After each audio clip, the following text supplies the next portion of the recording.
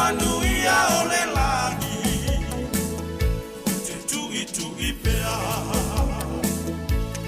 le fai totoa, se avanoa mo aku, le te I ua loka.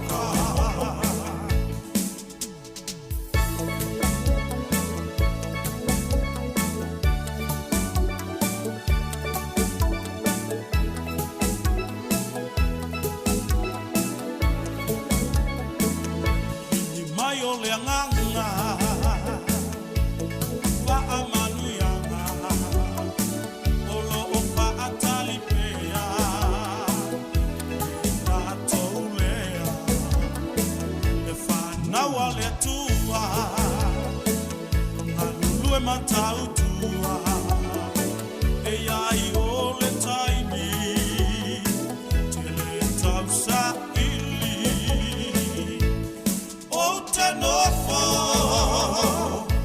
ma whaatali tali o le taimi o manuia o le lagi o te tui pea le fai totoa, se avanoa mo aku, le te I ua loka. O te nofo,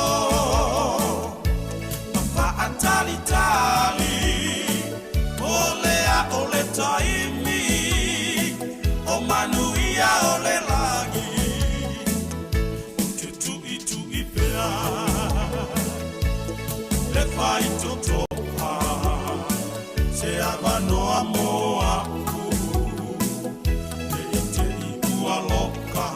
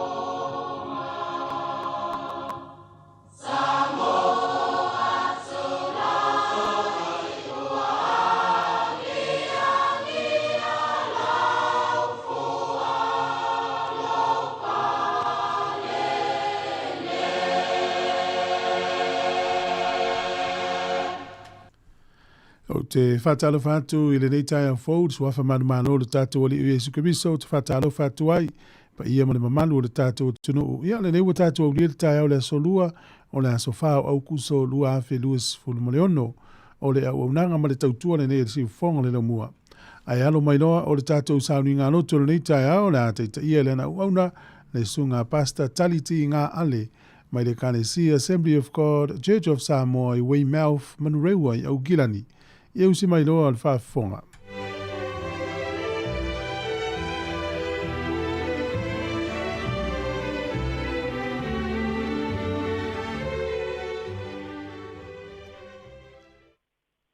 O te Whatalo whantu I se o tātou o tunu pele Sāmoa le nei tai fou. Na iau tu a sina. Si o lava ia luma whana witi. Whatalo whantu fo ile. Au whainga ruanga tu tofi le atua. Se o se whanta whai taulanga. Ia le atua o mwhaiona tātou tu e moa le nei lao lao. Tātou te whai taulanga whata siai luma o le atua. Whamonia tele le atua I lau tāpo inga. Nā tātou te talo. Awai whaamaoni le atua. O lena wala uina I tātou ia mafuta whatasi malona alo Yesu Keriso. A nganga pa ia e whaftai le nei aso fōwa e fua I mo I mātou e whaapopo yaso lo mātou wola. Awai le mawhai so mātou poto po so mātou malos. O na wha umi lo mātou wola. O na o lawo fio lava o loo iei le ola tului. Wha ure whalongo longo lo watu nuu. Ai sili o lau au na o le atau talangi a ina lau a fionga pa ia. Wa la tula mātou te talo, ia Yesu Keriso lo mātou ali I mo lo mātou faola. Amen. O le atau pepese I le pese o saunia.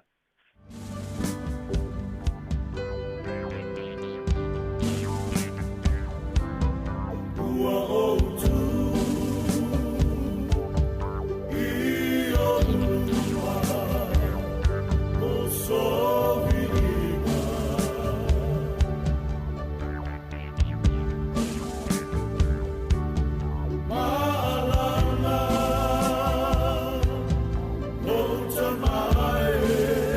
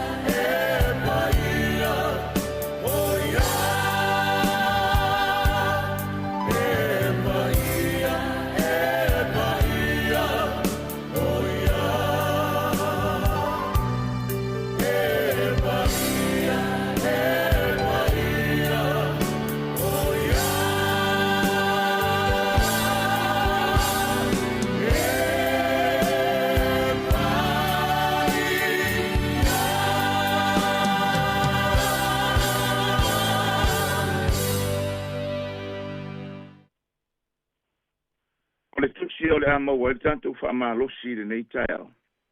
E mo mai le tusi a Paulo I a Kolose. E lona mata upu mua. A olona fai upu e se fula. Tasi lava se fai upu o te fia fai tawina. E fai lea ma whaamalosi au mo I tanto le nei tae au. E upu se fulu.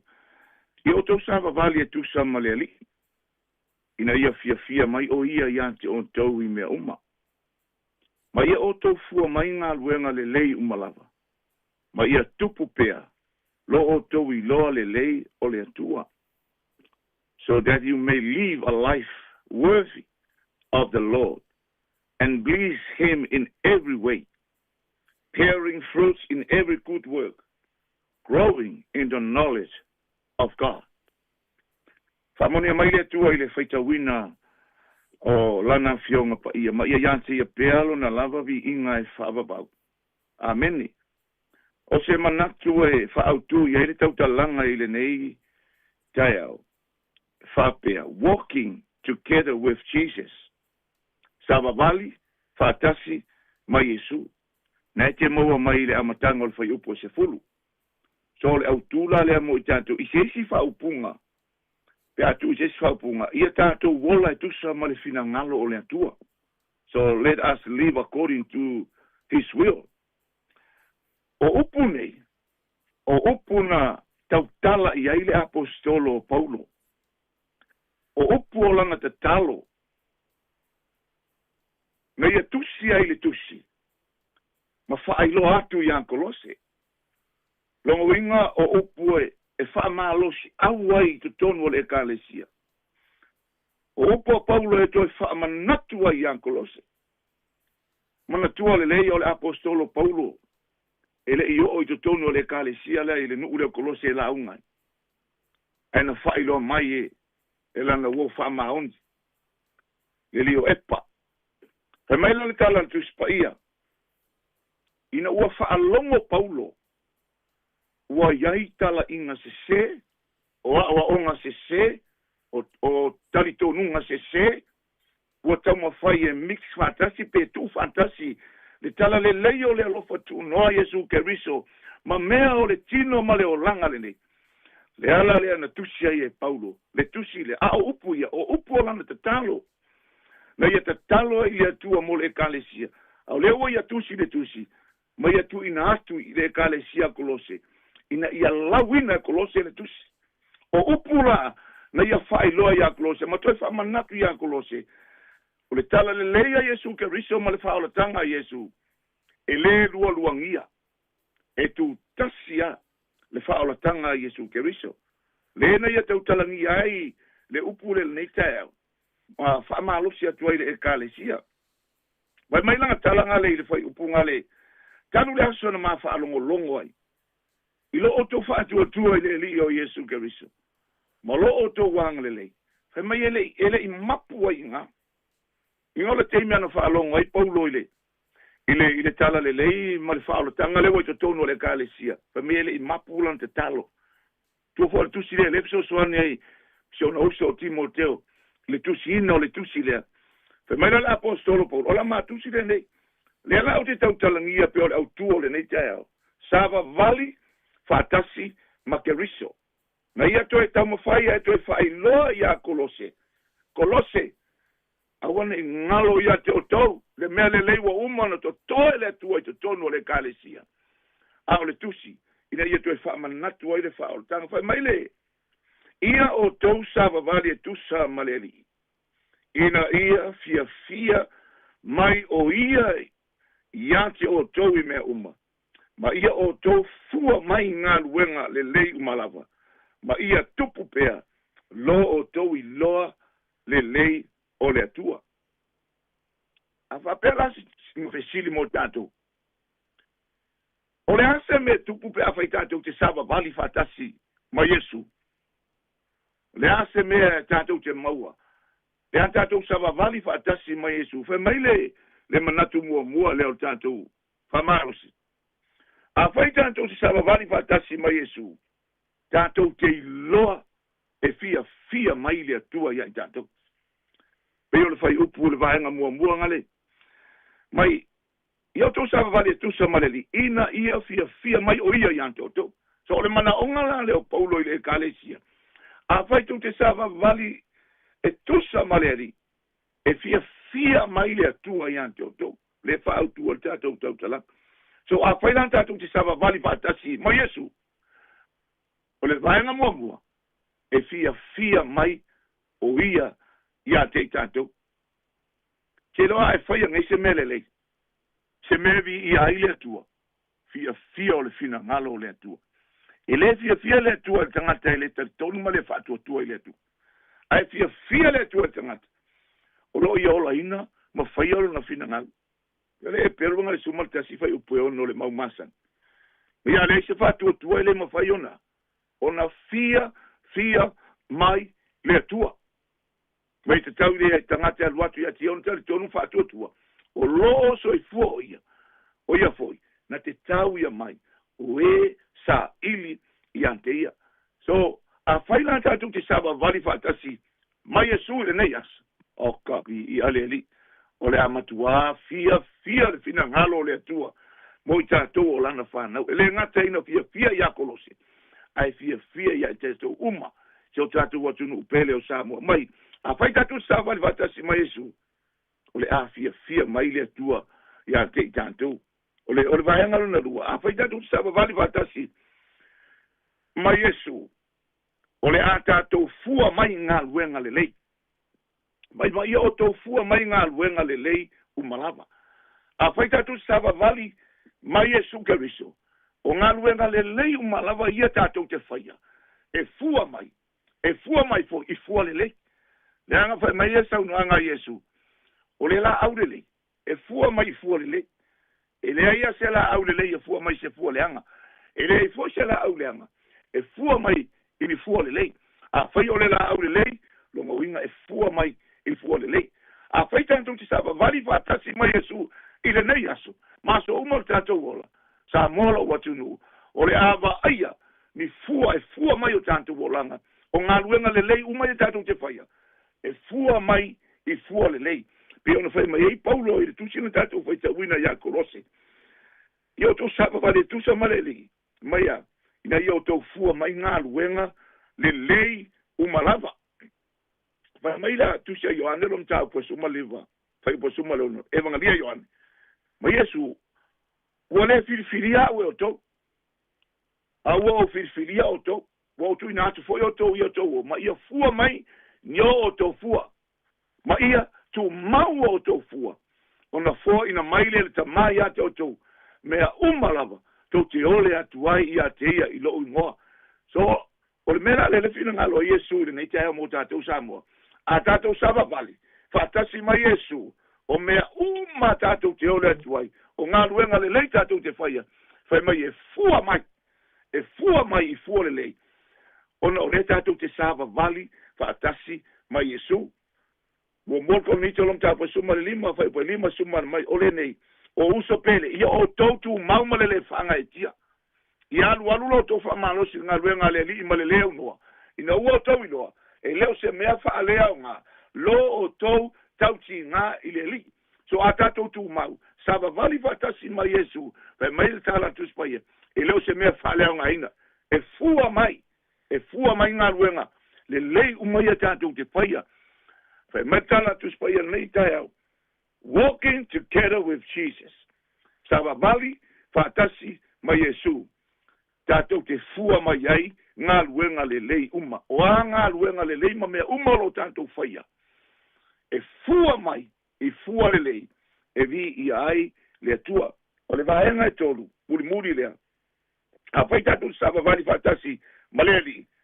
O le a tupu pea lo tātou i loa le lei o le atua. A whai tātou te sava vali whaatasi mai Yesu. O le a tupu pea lo tātou i loa le lei o le atua. Whai mai Paulo ia Kolose. Ia o tau sava vali e tusa ma le atua. O le a tupu ai pea, growing in the knowledge of God. O le a tupu pea, ma tupu pea, lo o tau i loa le lei o le atua. So o le tāua la le o le autua le nei te au. O lo wola ina o le fina ngalo o le atua. O lo tātou whaia o le mea o fina ngalo ai Yesu. o le tātou si tai mea lo fina ngalo le atua tātou te whaia. Te loi, o le amatua whaatupu ina ai e le nganga pa ia. Lona malama lama i lo fina ngalo mo tātou loto. Tātou te loa le ai le atua. O le au ngani le asa ta talo ai Paulo le kalesia i Kolose. Ia tupu pea lo o toi loa le o le atua. Pia ona iele fai upu e iwa na le mai. Ele i mapu. O le mata talo le no mato whalongo. Mata talo le i le atua. Ina ia i loa le tupu lo o toi loa le i le poto. A toa ma le mafau fau whale nganga. Te loa tātou ola ina le fina ngalo le atua. Ma tātou sāwa vali whaatasi ma keriso. Ile nei aso. Maso umar tātou ola. O le amatua au mai le nganga pa ia lea. Ile malama lama tele. Tātou te malama lama i pea.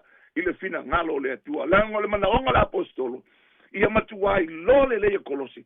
Leanga o le ua vava ai ma whaalongo Paulo. Ua amata ona watu tala inga se. A oa onga se. Tali tonunga se.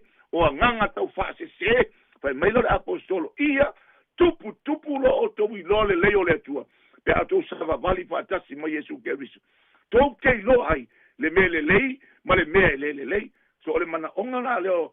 O Paulo le nei tai ao mo tātou se o atunu o Sāmoa. Ia tātou sava vali whaatasi ma Yesu. Pe ia tātou ola ina ma sava vali ma usi tai. Ile upu o le atua. Ona tātou mawaile o le malama lama tele mai le nganga paia. Na te wha malama lama i nei tātou e tuso o lona pina ngalo. O ala lava la upenga mga ruenga whala ve lave a satan. E le mawhaia e nā upenga. Ona toi tinei ala me le leilea. Ua to toe le nganga paia i lo fina ngalo mo tātou loto. Ma wha manatu mai ai Yesu ia i tātou. Ma tātou wola whatasi mai Yesu Keriso. Mai le manatu mua. O le afia mai le tua.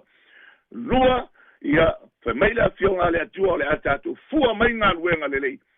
Tolu, o le atupu ai pea, lo tātou i loa le lei o le atua. O le whaamalosi lea Paulo ia Kolose, o le whaamalosi fo i lea Paulo mo tātou i le nei, tai au fau, ina i tātou sāva vali, whaatasi mai Yesu Keriso. Tātou te i loa le lei ai, le fina ngalo le atua. Ma whaamala malamaina ati ai ele nganga pa ia. Le whaola tanga yo tātou loto. O le upu lea le atua mo tātou le nei te au. Tau ina ia whaamanu ia tele le atua. Sāmoa watu nu pele le nei te au. Ia vela na upu. Ia whailea maoso le lei. Whaamalo si au. I lofina ngalo mo tātou loto. Wai paula vale o le mea. Wana o le upu le atua. Na te taita ia. Ma whaola ina ai o tātou nganga. Ma whailo mai ai tātou. Le fina ngalo moni o le atua. Pe o le manatu o le nei te au. Walking together with Jesus. Sava vali, whaatasi, mai Yesu. E fia mai ai o ia ai tātou. Tātou te fua mai ai ngā luenga le lei o malama. Ma tupu ai pea. Lo tātou i loa le lei o le atua. Ia whamanuia tele le atua i le nei te au. I le swafo Yesu. Tātou te talo. Fo yantu ia te oe le vi inga tama, ona o lau upu ile nei tai au. Wha malu si ai, fina ngalo mo mātou loto. E maise o le whaafonga anga se o watu nu pele o Sāmoa. O le upu o lo iei le mana, o le upu o le ola, o le upu o lo iei au whaamani yang. Whaamani wia i tiu te mawhaiva o ngā luenga mā onga, o le nei aso, o whea ngai ma se o mātou watu nu. Ia tele pea lo winga. Swafo Yesu le li o le ola male manuia. Ole mavala awatuai. Amene. Ba amene.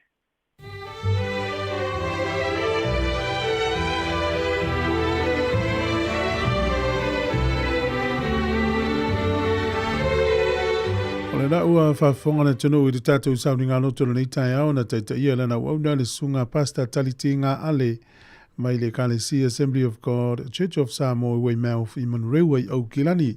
Ia, whai au masuia lau whaafonga, ia, maise le tātou o whangalonga nei, mole atuele nganga o le whaafutai tele lava, whaamalo tā pena, whaafutai mo le upu folfola le tua le ngatelia, te tālo whaamanuianga i o le te tālo fo i le ana tunu, whaamanuia atu lau sunga, ia manuia tele lava singa le nei aso, whaatupu tele ina pea, ia le whaunga mai le li, ia wālava le ngā luenga o ngā lulu ai mo le whalitua, ngata foi le no falo ia fa pelta po inga le Kalesi fa tai lava Ulus fu tolu minuti au te nei le fitu. A fonga le pese ma le vai pese le Christ line. Ia na whanga solo le o le tātou. Por kalame afa le fitu o por kalame o le ata o le tai au. Noi wha fonga ma si fonga lau mua le nei tai au tā lofa lava.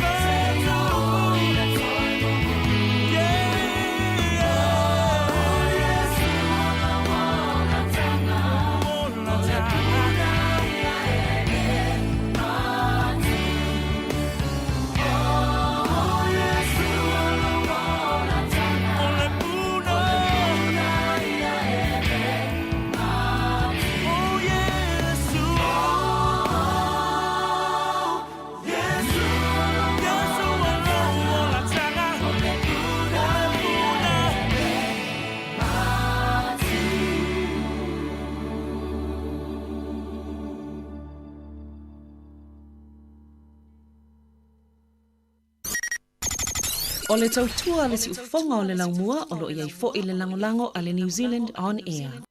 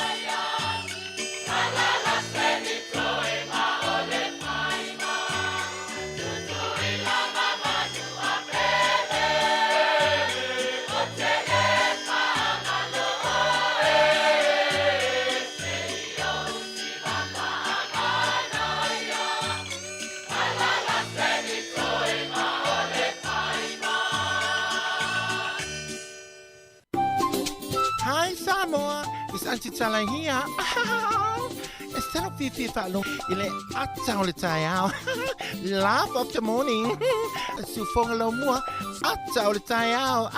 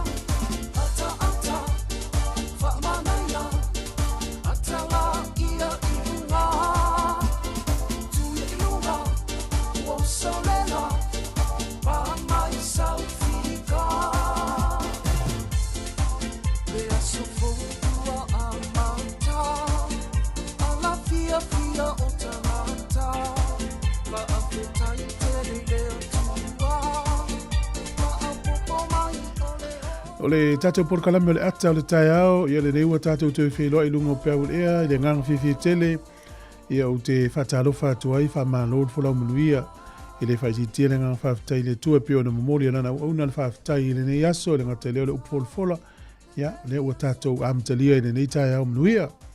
Malod so i fua, o mai a oe le nei taiao, e mese fo i le nai tu o le tatou ainga, o le tatou kalesia, o le tatou nuu, o le tatou tu malo, ma le tu nuu malalangi ono e mau mei whasalonga.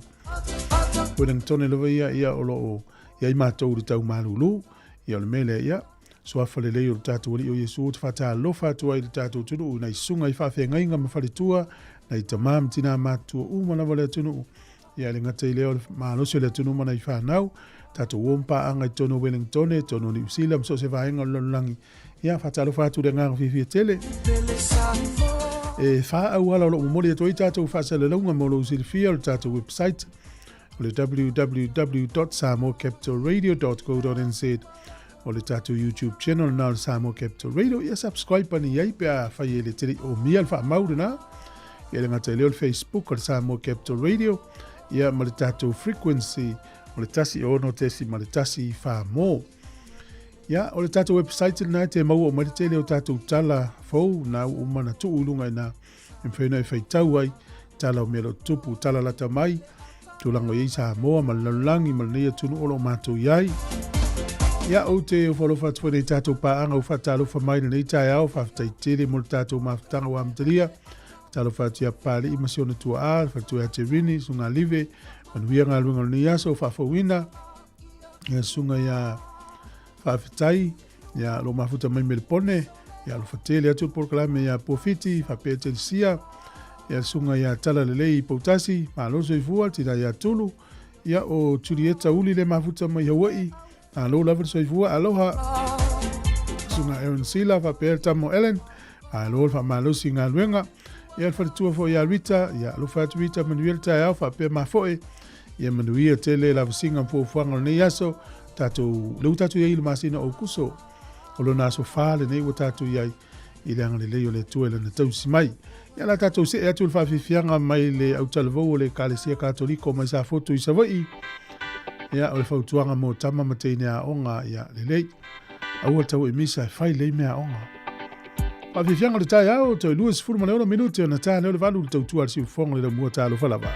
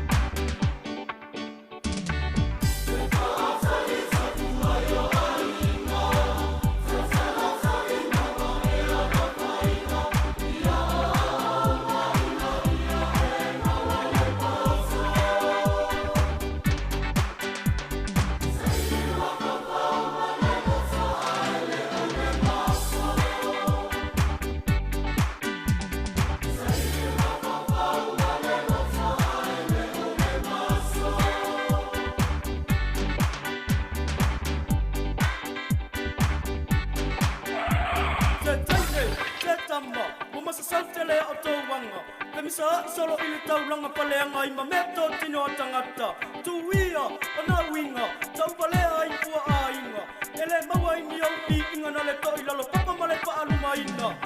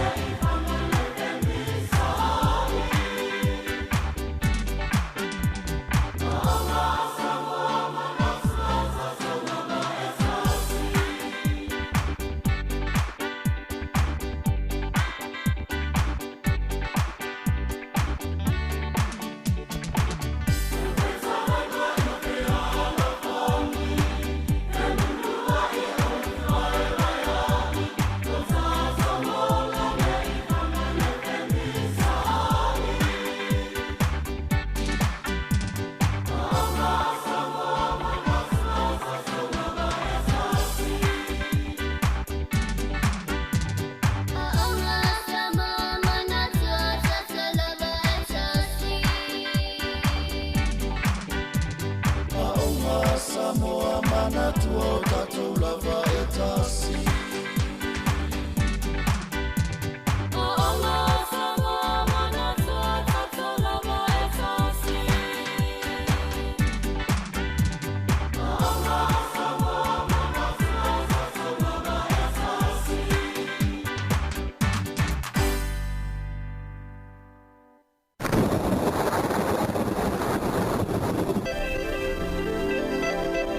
O le vave na toe sui o le tau o li i leo i li suinga i le nei aso, i ina i timu le nei aso. Langi le leile tau tae au mana stofi o le aso whareile wha malu malu maua oa, i ina i timu le aso tōna i mana aso sae langi le leile aso ngafua, toe wa ia na i timu i le aso lua asau, o le malu ulua le e le so e tolu.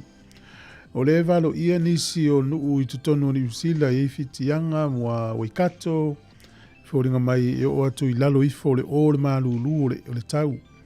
I se taimi po le stofi o le vaiaso le nei. Ia o le tūlanga na o le tau e pe o na sui mai. Ia o le alava ia le tūlanga o le tau e valo ia mamau. E ia i lava le suinga i le isi lua sifurwha i tūlao i luma. Mo la toi whangota le nei aso Wellingtone. O le na pe le tai le toru nei le vaveao sua le tai le tau le iwa i le tai o nei. Toi pe le tai le tea o le tolu i le afiafi on toi sua leo le tai na nei. Lua sifurwha minute te ai le iwa na nei le po. O polirua. Ia, leo whailo mai na sua le tai nei le tasi le vaveao, pe le tai le tali fitu i le tai o nei. Toi sua le tai luas fultonu minute te ai le tasi le awa uli. Una toi pe le te o le fitu na nei le fiafi. Ia le tala nao le tau, ma le tala o le tai. Ia mo tātou nei polirua, whapea le vaanga le tai Wellingtone.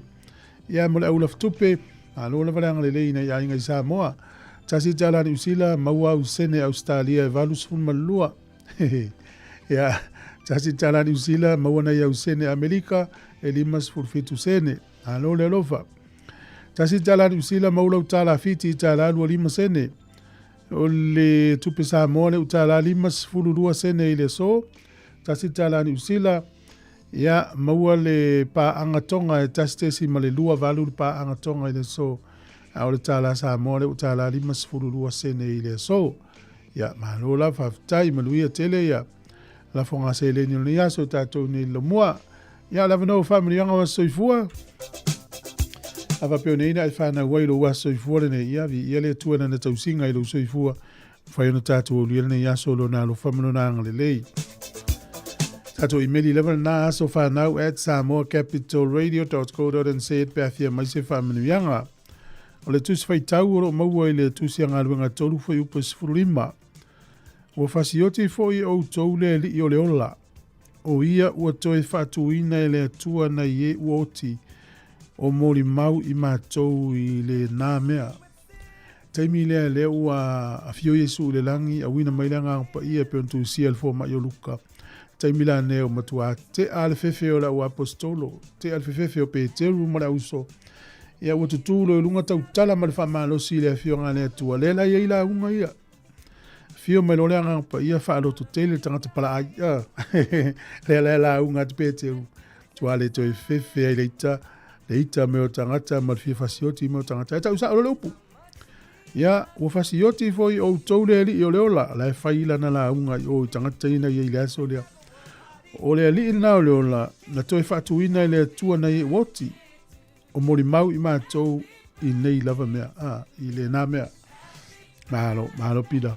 Ia le lei manuia lo wa soifua ia le pese nei whamanuia i uto was whanau ma le whaiwhai isi.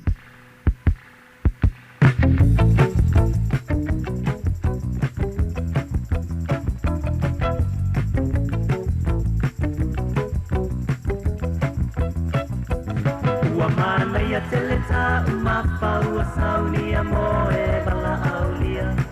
Te whaamana tua i lele aso tele ua aulia male manuia. Te tasi o le whanau ua whaai longa ina lona lua se fulu male tasi. Whaai loa mai o le tia pia i le tau whai pati.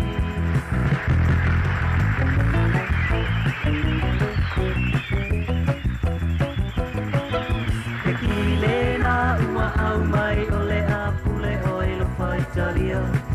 Tasi lava o le wha moe moe ia maua ai solu mana i manuia. Sa ilia ne sau wha ala i titi le la le le wa asa silau matete whai atua e misi.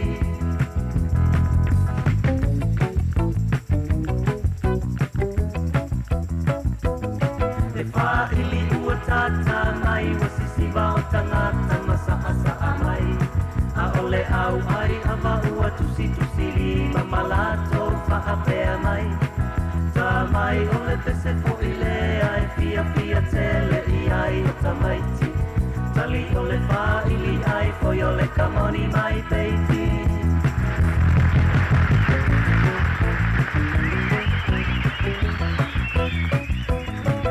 Ole mea mali e te fia atai lei tupa lea o tina.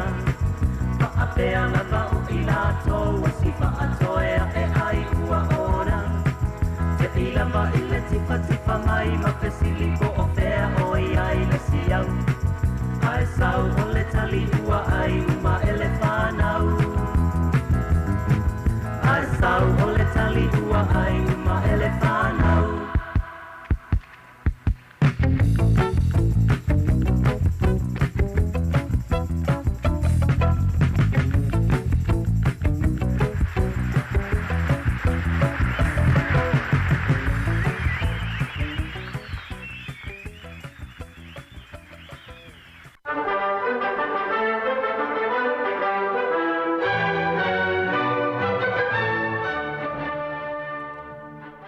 Ia tala falava o smel fa fonga ma mai foi nei tala mena tupu la langi nei aso tele o tau sanga mo vai i le aso fa o le masina le nei o kuso o le sol tau sanga e tasi ono iva tolu o le aso le nei na ngao sia i le tangata le swafa ia Dom Perignon le champagne e le utato lo champagne le fa o ngai e fa manatu ai ia pe fangu foile le lulu ia ese mono e fa pa mai fa foi pe amalo se au ia po ala vani fainga fa pena o le sona fausi ai pe nga si ai le tausanga te si iva o tasi ono iva sful tolu tasi ono iva tolu o le sol tausanga e tasi valu lima fa na fa o ngai e le nuuleo ia pani le la ia e fai maona tanga vai na mafua ia sa fa ngai nisi o va al malo ia pani ia le fua le ia le ata le la ai o le senaturi se fulu male lua na mata fa ngai e le vaenga le ta o le samurai warriors ia ta mo i mal fua pa e tu se le ata le la ia le uta to lo ave mtanga va ia pani temile o le sona na fa ngai te usanga te sivalu limas full fa o le sol te usanga e ta siva ta sfa na oso fa ia e sia mani te mile o le taua mua la langi le ule o Belgium o ina loa ia na oso fa ia i loa pe na tali atua i loa Mpeltania ia sia mani o le tausanga e tasi iwa fa se furu mo le fitu na fa avaya i le so i le tausanga le na le fa msinonga maua lunga le ule o Japani o le tausanga e tasi iwa luas furu mo le tolu e iai ia le awala le o se tano i la loo le motu i saute e valu tesi ma le 5 kilomita na mae ai le so le fausia le nuu lea o tira. Lea e koneti ai ma fiso o ta iai le awala o na foafi le va o kreime au fumakala i estete na umala le so i le awala lea po le tano tau sanga te siva lua tolu i le e valu tesi ma le 5 kilomita le umi. I le utato i no le fausia o ala ia i tele o tau sanga mawai e fa o ngā i le maa losi o na i tangata. Whaftai nei o na po wa tele masini e fisosani e fausia i ala whape nei. O le sol tau sanga e tasiva ono sifunu ma le 5. O le nuu leo Cook Islands, po le moto o Cook Islands, ki orana, ia na tuinatu ai e New Zealand, ia Cook Islands, ia e avea lava o se vaenga o New Zealand, ai ua fai lava ia na ia lava upu fai. O le sol tau sanga e tasiva ono sifunu ma le valu, uta alonga luna valu ia a le malo le tau pulenga Peltania. O le asole nei le tau sanga e tasiva fitu sifunu ma le fitu, na whaavai ai le Palestine leo Amerika, ia le vaenga o le matanga luenga o le mahalo si anga, ia bo le Department of Energy, ale mahalo Amerika le tau sanga tasiva fitu sifunu ma le fitu. O le sol tausanga te si iwa valus fulfa, o le li pese fo ile o Prince, o le pese ta o le Purple Rain, numere tasi le so, ia I pese al laulangi, ma e luas fulfava yaso o tutua I lava, ile numere mua le pese na Purple Rain, le so ile tausanga tasi iwa o lima, na pā ile maunga mū lea I matavanu, ia lea ntato iloa, tele na whaina umai ia nuu ia I le ala tele sa le aula ia le na sui ai no fuanga no fuai I le au waa masala mumu le so na pā te usanga te sihiva o lima o le whawaaina ina I tala o mena tupu laulangi ne yaso ia anuia tele le whawhunganga le tunu ia maise o lau mai momai whawtai tele Tos 10 minuti na tale le tu la valu le utapena mai tanto telefone minuti o fa fonga le ia to follow fa tu por kala me fam ni ya tu le tai ya onga tamaiti ya ile ngata ile ia o le unga lu ma lo fa la to yo ma nava ya ma lo lava le ma lo longa ni ya so ma le ma lo si wanga lu ngale fe fina nei fa talo fa tu le fion futialo to ya ti resa ya me se foi fa tu ya foi mama ya gilani lo fa tu fa fiau ya ngata ile ya o le sunga ya pasta tautua malo la verso ifua ya malo saulo malo mluirta yao ya lo fatu ma familia tu fe amnga lu ngol ne yaso I foi inisio afia I mai rutino ne ta yao ya mo pelo so ifua le mo lon sai o tu fa malo longa le tu este mi ati o mo la to lo ngalu luele e fe lo I matanga tai tai mi uma ya malo lon sai la to I au na mai tanga ta foi le pe yo la to I fa le tupe o pampensini ave taxi, ave pasi, ua inga luenga vo I ngā lurua I tua I le ilo atu le ngau singa o loa, ma ia ua unanga e whapena. Ia o tangata e whianga I ma tangata ia so, o mo whale o loa, supermarketi, ia, whale whalawa, bakeries, ia suisu ia winga o tangata. O le whailala utala, ia o la e kiwa tonu o le bakery na, le whale le whataui whalawa vevela le taia. Ma sau watu le silo matua na watu wa o te ngia ia le wanga ia ngā lulu e bakery. O le mafu anga na le fie lo matua. La tu lo matua whaari le wanga whema. Ia vai ai le sau I o le toi ngā pai fo le o le beef to tonu wa. Te le pula le tau ngā le mix le beef ma le cheese ia maisi mau mea na pesika leve. Mai vai le sau I to facility langa le ato tia ono ta la tau pai le fie lum tua na le lua fas povi tamai fas povi ni fa pena mo ton o le pai le ya le o le mavo o le manatu lum tua tau na silia tu le lua ia pe fa pena lu tau fe ngai manga luenga inisi o le ato fio sofi tono taxi ma pasi fa tio nga luenga na ave upa ave taxi ave pasi ya na nga luenga fa pena fe ngai mo tonu ya su e lava lon sa au tu le aso na mo pe ia sao silo matua tango ta te le tau ol pai ale na lua ta mai fas povila I tia fa pena I tono ol pai ia te ro to ya o mea malava e te maua pe tango sai li pe fa fina fai e se felo tau alu fa pai fa tau me sau pai e fai o il fali mai ya le meat e tango ol finga ya nei me nai e umanel ni tau sanga wo lo fai ya lo fatu ya si meona ma lo so ifua e mo tele ta ya ta to se atu nei fa vianga ma lo fe pese le RSA ya pus pisinga tua ya ta to no fa uli mai manga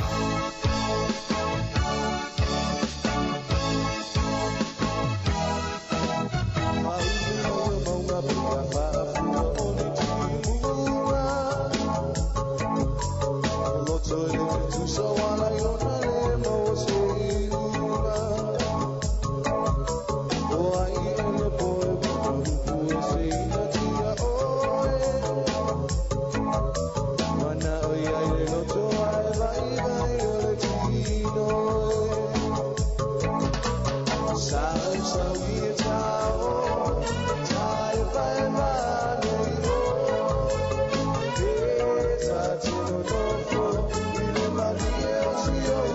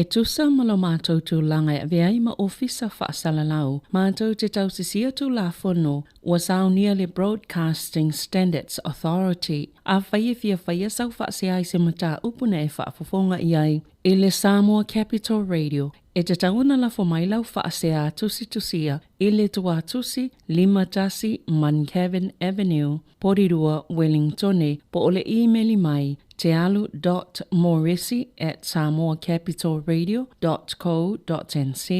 E te tauna whaia i te tono le lua se fulu aso whai ngā luenga, talu ona whaia le whaasala launga, a whai e le o whaamalieina oe i se whai onga ua tuina atu. E mawhai ona tuina sao lau whaasea i le te mana whanonga kai baho po le Broadcasting Standards Authority. E mawanisi whaamatalanga i le whaanga solonga e whaialoa i ai lau whaasea i le upenga ta whailangi bsa.govt.nz. Whaafetai.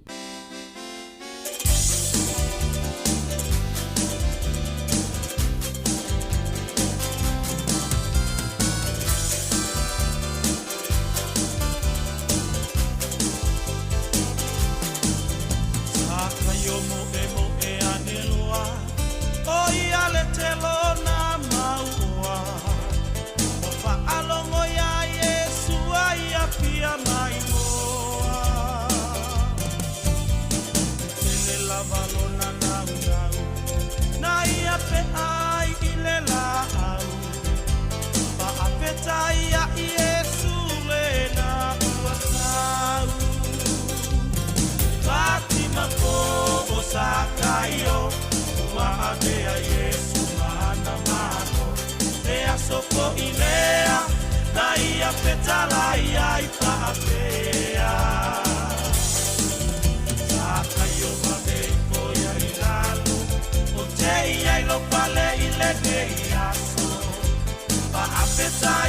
Yesu a etali ilo manao.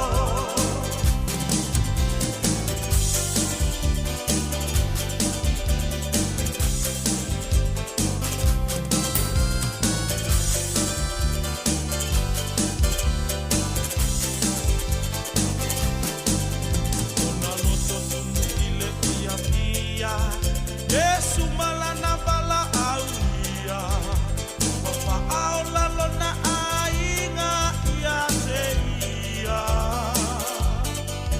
Nana oa ua tupa tupaina Itai faile tu ainga Wapoli oli tele lona ola nga wasuia ina Fatima pomo sakaio Wahapea Yesu mana mano E asoko ilea Na ia petala ia ipatea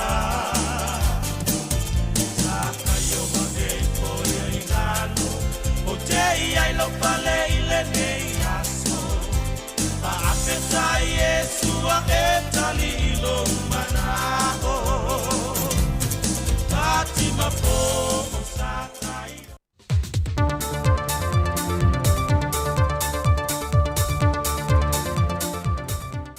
Asolua manuia lo tātua tunu ma lau whaafonga le isi fo ile nei whaopoponga o tala inisi o mea lo te tupu lo tātua tunu i Sāmoa o siba ye lau whaafonga. O lo whaatino pe leo mai au se tā lia mani usila, ia ngai o i ngai whaailoa aile whaamaoni lo lātou so tanga ma ngā lulue whaatasi ma leo o lo tātua tunu i Sāmoa. E na ua ngai whaatasi se lātou a se singa ma le sui komisino mtanga luenga o leo i Sāmoa, le ia taua Samuelu a whamasanga le motele i sana whai. E a sia mamata i tuwina le whaatinonga o lātou ngā ruenga, ma whaatara no whaafita auli malu i taulo o lātou whesanga i. E sa ili eini whesosoani ma le whainga paanga ma leo ni usila ma au se tālia, e whaamama aile a venga. I lea sia singan fo ina tue e sui o leo me au se tālia ma ni usila, ni afi mo li se tolu, mo ofisa o malo le malo i whangamalo, a sau mawaito muli. Whatase malfo ino ni sekio mea fale, e se tasi o fale i le ofisa au tui to CV, e whaamautu iei i lanto e suru wha ia tu mo feso swani, ma ia fiango sa wanga. O se asia singa ua whaamaro sia i le tūlanga wāwāla latol so tanga, o le whainga paanga a leo Sāmoa, ma leo ni usila ma au se tālia. Wa le ngata i le ofisa au tui a pia, e wa whao atu fo i le whesosoani i on ofisa le motele sala whai, e le whanau nonga na i e leina tutusa i le whaatinonga o nanga i motu e lua. Mai le whaamasinonga, o le wala unga le amatanga o le vaiasora nei o le mata opu lea, o lo o mōlia ini ali i se to tolu, e le maliwa o se tamai limas fultoutou sanga le matua o soi fua, e nofo mau i Amerika e na malanga mai Sāmoa se whaana lavelo na ainga, a e sa ta whaua ne se tasi o pō i le whale ainga ma le pā le tau mea sina hideaway.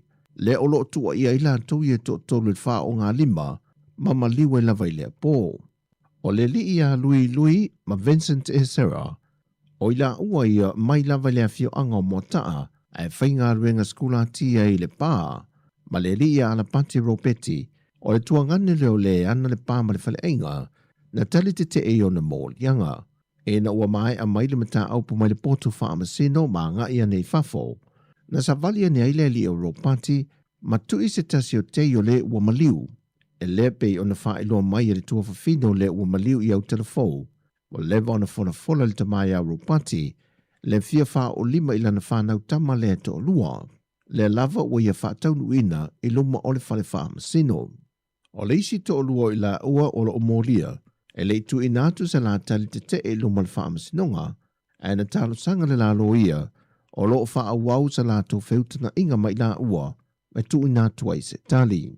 Na wha ai loa le tina maa fatia o le tua whawhine le o le ua maliu, wa mai a fwoi o na wha audu le la to tangi le ofisa o leo, e wha sanga e le wha o ngā lima lea na wha atino e ropati luma le wha le whaamasino, o mōdianga o le wha sio tangata wha moemoina, o lo o tua ia i la tau i e to tolu. O le so se fulma le fito le masina le nei, o le ato e wala awal nei mta au po iluma o le whamasinonga. Wa a mata le ta misang kiri kiti Sāmoa i le motu o polu, Le wa amatalia le malai vai lele, mo awe tolu se fuma le lua le wa mai arestala. Wa vai nei puru e wha, ma le wha moe, o awe valu pito e lunga le taamisanga upolu nei, ma awe valu pito e lunga ma le moto tele sa la fai, o le asa o atu le sa ilinga siampini, mo le vai aso mea sina Sāmoa, le wa suyai i le te wila pe o le masani e tausanga te tasi. O le fionga le minister mtanga luengo tupe maua, le fionga paunga toi matavo i tala le lei paunga, sa fai masui o le malo e sa unoa le tala alo iai, le ata amilisanga kirkiti Sāmoa. O le pepo whamtalanga mai i le uni le kapiliki le atunu o lo tu ina mai eise tāno sanga le martelo le atunu e nisi o whamtalanga le sa o lo tu ina ilunga, e le mafua anga o le maliu e sa tasi o alo ta alo le atunu i le ta alonga le asoto nai umawai. Ma o wa whaamanino mai e le pepo whamtalanga, e wi i se vivesi na tula i mai le vao tamata a alo, ai o su esu enga o lo whaanga solo pea, o lo maa wai o se maioso, mai sa le i mawhai o na whaasau ina lo na soi fua. Peita i o lo wha wau pe i esu esu enga matanga luengo leo le mata upu, ma te talo atu pe lava i le atunu usa mai mo ina le ata alonga, e na ia feso soani e tu i natu niata na po ina, e langolango aia latu so esu enga. O tala fowia, whaamalia le tuele ni yaso i ngā ruenga le awhenga iei malo tātua tunu, whaasoi foia.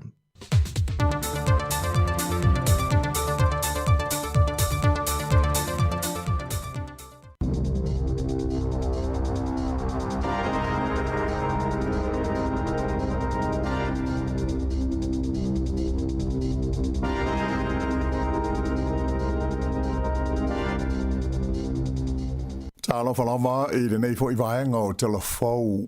Ua tu uina mai se la pata inga a whaalapo putonga au tū taule soi fua malolo ina o ne uro le tino a e whaapea ma le whai ai o le tangata soi fua. E winga lea i le ai o se tupe, mo ni awa noa e whai ngā luenga ai, i e tangata e i umai a o onga whaapitoa mo ia i tu a inga o ngase i tu tonu o New Zealand. Ua whaalia ai e le whaalapo putonga e ta ua o le Neurology Alliance, ia le manatu, e te tau i le malo o na whaatupe i a nisi awa noa whaapopo se lua i te usanga te itasi, mo le au whainga luenga whaapitoa, o le matata le nei o le Neurology i whale mai o le malo. O le Neurology Alliance, o lo au fia ai te tonu, i a whaalapo putonga i lua se fulu la whaai e New Zealand, whaapitoa mō ngase whainga tae pei o le stroke, o le dementia, Parkinson, whaapea le epilepsy po o le mai liu. O lea fwoi whaalapo tonga o lo tū malosi, mō le soi fua le leo tangata e tusa ma le tasi ma le awha miliona o New Zealand, e a fia i ia i tu a inga o ngase. Whaelo mai le teitei whono o le Neurology Alliance o Rich Eastern, o le uti ma le toa ngao la uwhai ngā ruenga whaapitoa mo ia i tu a inga o ngase, o lo o te le lava se a whaina ai, o le nei au nanga i le teimi nei. Ta ua le teitei whono o tau sanga uma, e toa lima la whai o tangata to mai whaapitoa nei e ta ua neurologist, e awa o ina mo lea matata, ai e nā o le toa tolu o i la tau, e maua la vanoa e ngarulue ai i le au nanga le soifua malolo ina New Zealand. O lona winga o leisi to lua a lea ngai i fale mai tu ma oti e whai ngarue ngai, ua a ngai atu i atunu ui whaafo e su e ngarue ngai ai, mai o se tūlanga le manuia tele lea mo le soifua malolo ina o New Zealand. Na wha mawhaina mai fo i te i whono, o le lātou whautuanga i le malo New Zealand, a whai ua awa o ina tangata e to lima i le tausanga, o lona winga e te tau fo i ana tā ofi uma lea to lima i te tonu le tino o, ina ia mauti noa, e so longa le leia i pēa le au nanga lea, mo ia i tu a inga o ngase, a nga ia tu i le lumana ai. O le taimi nei e tu sa maleonos furumwalu, le a whai o neurologist o loo iei nei te tonu o New Zealand, e au fi ai la tau o lo ngā rue full time, whapea fo i maisi e whai ngā ruenga part time.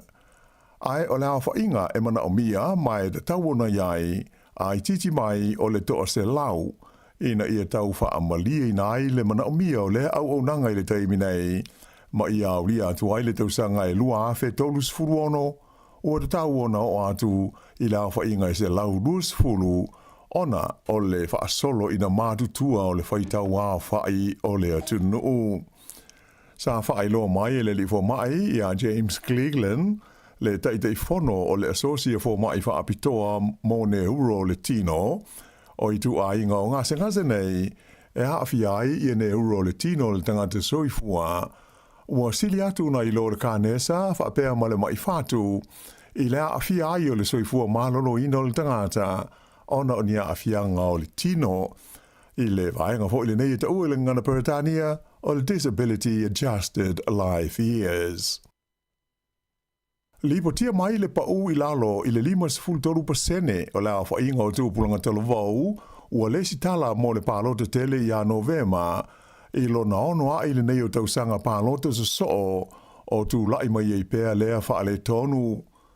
Wha ai lo mai le komisi o whai ngā pālota, o lo o tau mawhaila tau e una i mālosi tangata ua atoa tausanga i tau ai o na pālota, ina ia lesi tala mo le pālota tele o lo o loma nei. Whape nā fo i le tāla i ngā whai pūle mawaenga wha o whai SS o lo whai e le nei taimi, ina ia si tia la wha inga o talavau e le stala mō le pālota. O le tausanga nua awhis fumaltasi, e o ana i le whaai unga o Iuni, ua o i le 7% la wha inga o talavau i le vālis fulvalu ma le luas fulfatu sanga le matutua na le si tala ai mō le pālota.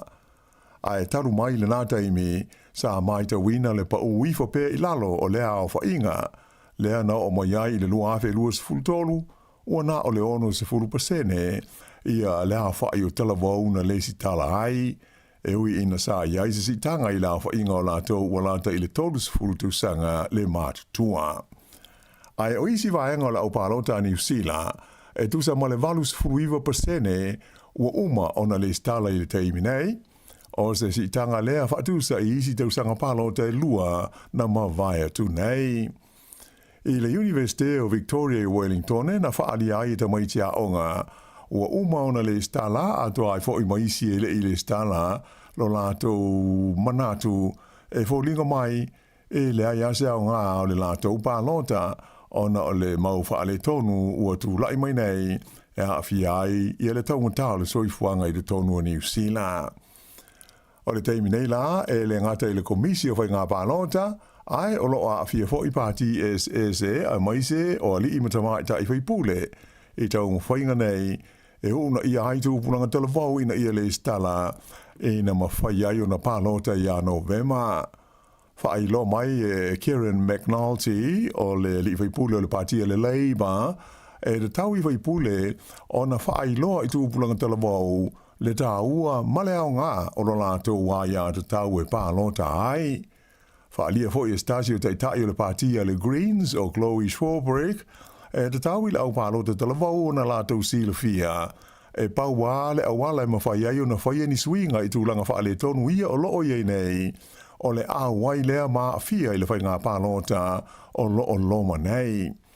O le vaeruanga o le pōlea so luas furulima o ke topa, e tāpuni alo i ai, ia le lista la ina o swafa o tangata uma mo le pālota i le aso fitu o Novema. E sili atu i le 2 miliona tā la ia le vai ngā tupe o le a whaalu le malo New Zealand, e whaalau tele ina i le polo kalame mo le awa o ina o whaia onga i tu tonu o potua onga ma whai ngā luenga ai. O le tau atoa o le Paul Kalame pei o na whailo mai ele minstawa onga Erika Stanford e luas fultasi tesi mo le 5 miliona tā la i te tonu o tausanga i 5. O le afisosani fo o e maua ai pēa i ni whaia onga mo a onga ia e whainga tau na maua ni whaia onga e ngālu lue ai.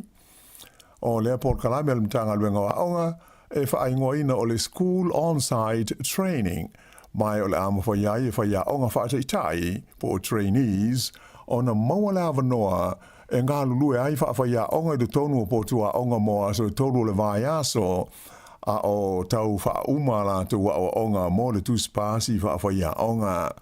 se lau fas fulmo le fitu, i le awha inga o lātou nā o fia i lea por kalame, i le tausanga lua awhe luas fulfaa. Ai o le tausanga le nei lua awhe luas fuluono, o le ua o i le 5 se lau luas fulvalu, le awha i o lātou ua fia ai. O le whaalau tele na atu o le nei polo kalame, o le amawai awa noa e ono se lau ono se furu mo le tausanga fōu, ai si tia i le fitu se lau mane wha i le tausanga e a mata atu i le lua awhe luas fulu walu. Ta ua fo i le minstawa onga, o mawhai o na whaatulanga le nei polo kalame, ina ia mawai whaia onga, moa onga o pito sili o na mo mie ni whaia onga i tu es o le tunu. E a mata atu i le tausanga fōu, lua awhe luas fulu fitu, o na maua i lātou o le a hawa uina i le polo kalame, ale mtanga luenga, i ale vanga tupe, tu se luas furu afe, a ono se lau ono se furu tala, e fe so niai i le tau o le awa onga, a ae whape ai ma le tau singa ma sani. E iai se leo ua mōlia i le tulafono i le tau fia wha malosi leo se tangata ma whaia i aini winga mani a mionga mātanga. O stasi le nei o le toa se fulu o leo, ua whaia i ai mōrianga i luma o le whaamsnonga, ina ua umani suesuenga sa whaia ia i lātou, e le vaenga whaapitoa, e suesue ina a mionga ma whainga soli tulafono a lea fo i matanga luenga. O isi o loa fia ua whaia i ai mōrianga, e a fia ai tulafono mea taua penga malosi po whana, ai o nisi foi o mōrianga e masolomi ai le umia o ni waila au whaasaina, ato mo isi soli tulafono, e au fia ai le whaalenga ina leo ni meto tino, atoa ma le tau wha matau. Wha ilo mo i fo ili mtanga luenga leo, e taru mai le masino me o le tausanga le nei, e tusa mo le fase fulu la whai, o le au whainga luenga na whaia i aisu e suenga, a le vaenga wha apito le nei mo sa iri linga, e ta ua o le National Integrity Unit, lea sa wha avai ne le tausanga lua afe luas fulu, ina e wha malo si ai puipuinga e wha sanga i winga ma whainga soli tulafono, e a fia ai i lātou o lo ngā lue i le tausinga o le tulafono. E mata upu tau i whainga whaiva, e lua tausanga ia ua wha au popo i le sā, mo le wha ngota ina leo le pāua a tō maisi whingota mai le ngā teifale i le Hauraki Gulf. O le neisa e au fiai, ma le whata amilo i le motu o Waiheke, a e whapena ma le Umupuia Beach i au ki lani sa sae. Whailo mai le minsta o Sami ma whainga whaiva ia Shane Jones, o le toe wha au popo ina o le sāle nei, sa whaatar sanga ina lea le whaarapu tonga o tangata Maori, e au fiai le Ngāti Tamatea Treaty Settlement Trust, ina i whasoaswani, i le toe tau whaatupula ia lea o whingota, i ia o ngā Sami o New Zealand. Nā sio mia e leo se whale i le pitanu e ngoa o Highbury, i le ai o Palmerston North, i le asunga fua, i a lātou sa ilinga mo se uru ngāli i na fia maua. Peita aisa whailo mai e whapea, na maua ai i sa ilinga i a se tangata ua maliu, i le vaenga i ngoa o le Wilson Crescent, mai ua whaanga solo ai nei suenga a leo. Pe tusa o le tūlae lua i le awa uni le asunga fua nā fi, sa vai ai se loli toso ta vale, o ave se mai i le no whanga na mawai le tino maliu le nei, ia se ta vale la ititi lanu pae, ai whape hoi na moli mawina le taunua tu iai, o se ta vale ave maliu, whaali ai leo ele ai se mea e ono whaapopole na ai tangata i le vaenga o Palmerston North, i lo lātou saunga le mu, ai sa whautua ina pēle tunu ina ia tau mamau e se mai, ma le pitanu o lo whai ai lātou suenga, i le mafuanga o lea whaalave. O lo tūlanga le lei pēa i le vaenga tau whemalanga inga New Zealand e ui i le tau i sa e tu tonu, ai whaapea ai ma le tau ngata o le suau ma le pensini whaalava o malo. Nā whailo mai le whaatonu o le sosi o company tau whemalanga inga New Zealand ia Julie White, sa ia se si tanga i se 42% i le whai o pāsese ma tangata malanga i le masina o Uni na mawai atu nei, pe a whaatusa lea I le taimi tasi le tausanga o mawai lua fe lua sifuru lima. Na ia ta wai o manino ia faa ma maunga o tangata New Zealand e fia tele e malanga ma fe balanga ai anga ai I isi fo ia tunu o le larangi. Ta wai e white o le totele au tangata o fatu langa ia la tau fufuanga whai o le tusanga e le tau lava o na malanga I fafo. A o a whai na ia vanoa mo malanga atu a nga ai isa sa e tu tonu o na o le taua ai fōringa mai nei vai taimi to tele tangata New Zealand ua ui atu I atu nuu e pei o Singapore ma malanga atu ai I le atu Europa ai ua le o toi oso atu ai I Dubai e pei o na Sāmoa sani ai. Ua I loa fo le to tele o tangata e fia malanga atu I Singapore le a lea o whaapopo ai ni malanga a le company o le Singapore Airlines whapea ai ma le Air New Zealand e anga I atu I le atu nuu mai I New Zealand ei. O mata I tui na male to toa e saia nisi le teimi nei, ia le maunga o ruapehu, taruai ua wha te tele ni ngā yoinga I le taele o le nei maunga mū. Wha ilo mai e saia nisi, ua mai tauina se tūlanga ngolo ma le taa lili o le o ngā de tonu o le maunga mū le nei o ruapehu, mai o wha mawina I se tūlanga wha atupula ia pea ia winga I le teimi nei. Whailo mai ai e le li isusu e mō maunga mū, Michael Rosenberg, a tonu o nei winga o se lapta inga lea po o se whailo mua lea I le ono whaade tele, ia pe o le pāfo I o le maunga mū I le o ngā tonu o le motu I mātu o New Zealand. Whaali ai e le li isae nisi na amata mai lea so luas fulua Julai, o na mai tawina le whaade tele pe o tūlanga nei I le maunga lei ruapehu, mai ua oa I se tūlanga sa le I o iai mua I te tonu o le lua tausanga ua mawai. Pei ta ina ia ta ua, o ia tūlanga e le whaapea ai o le apa le maunga mū, ai a tonu pe o se whaailo e lapata I ai le ono o I se tūlanga whaapea I se taimi e le o mamao. O lea ua te puni alo ia ta alonga malo le tau pulenga e pei o na sātali malo ai le ai o Glasgow I si kotilani I le lua vai aso o mawai. O nafi lea sa whaiail sauninga alo ia na te puni ai ia ta alonga a malo le tau pulenga. Wha mau maunga alo ia mai ta alonga na whaali ai e ono se laufitu se furfa la whai atoa o pine SS na malo ai ia tangata ta alo mai e tunu e toru se furuono I ta alonga sa tau wai I la tau. O New Zealand ia e toru se furuono la whai ono pine na mawai ia ta alonga se furu pine aulo, se furu wha pine si liva ma apa me mea se furu mare lua ma tūlanga ono ai New Zealand le wha asalonga o tunu u I la whai o pine na maua. Au se talia le sa tūlanga mua so o tu iai Engelani, Kanata, initia whapea ai ma si kōti lani. Na aupito maurunga ia le tūlanga o Sāmoa ia tunu o le Pasifika. E tasi ia le pine auro ma le pine si liwai tasi, so o atu iai fiti e tasi le auro, tasi le pine apa me mea. Ia, o le whaai ungalana o telefou.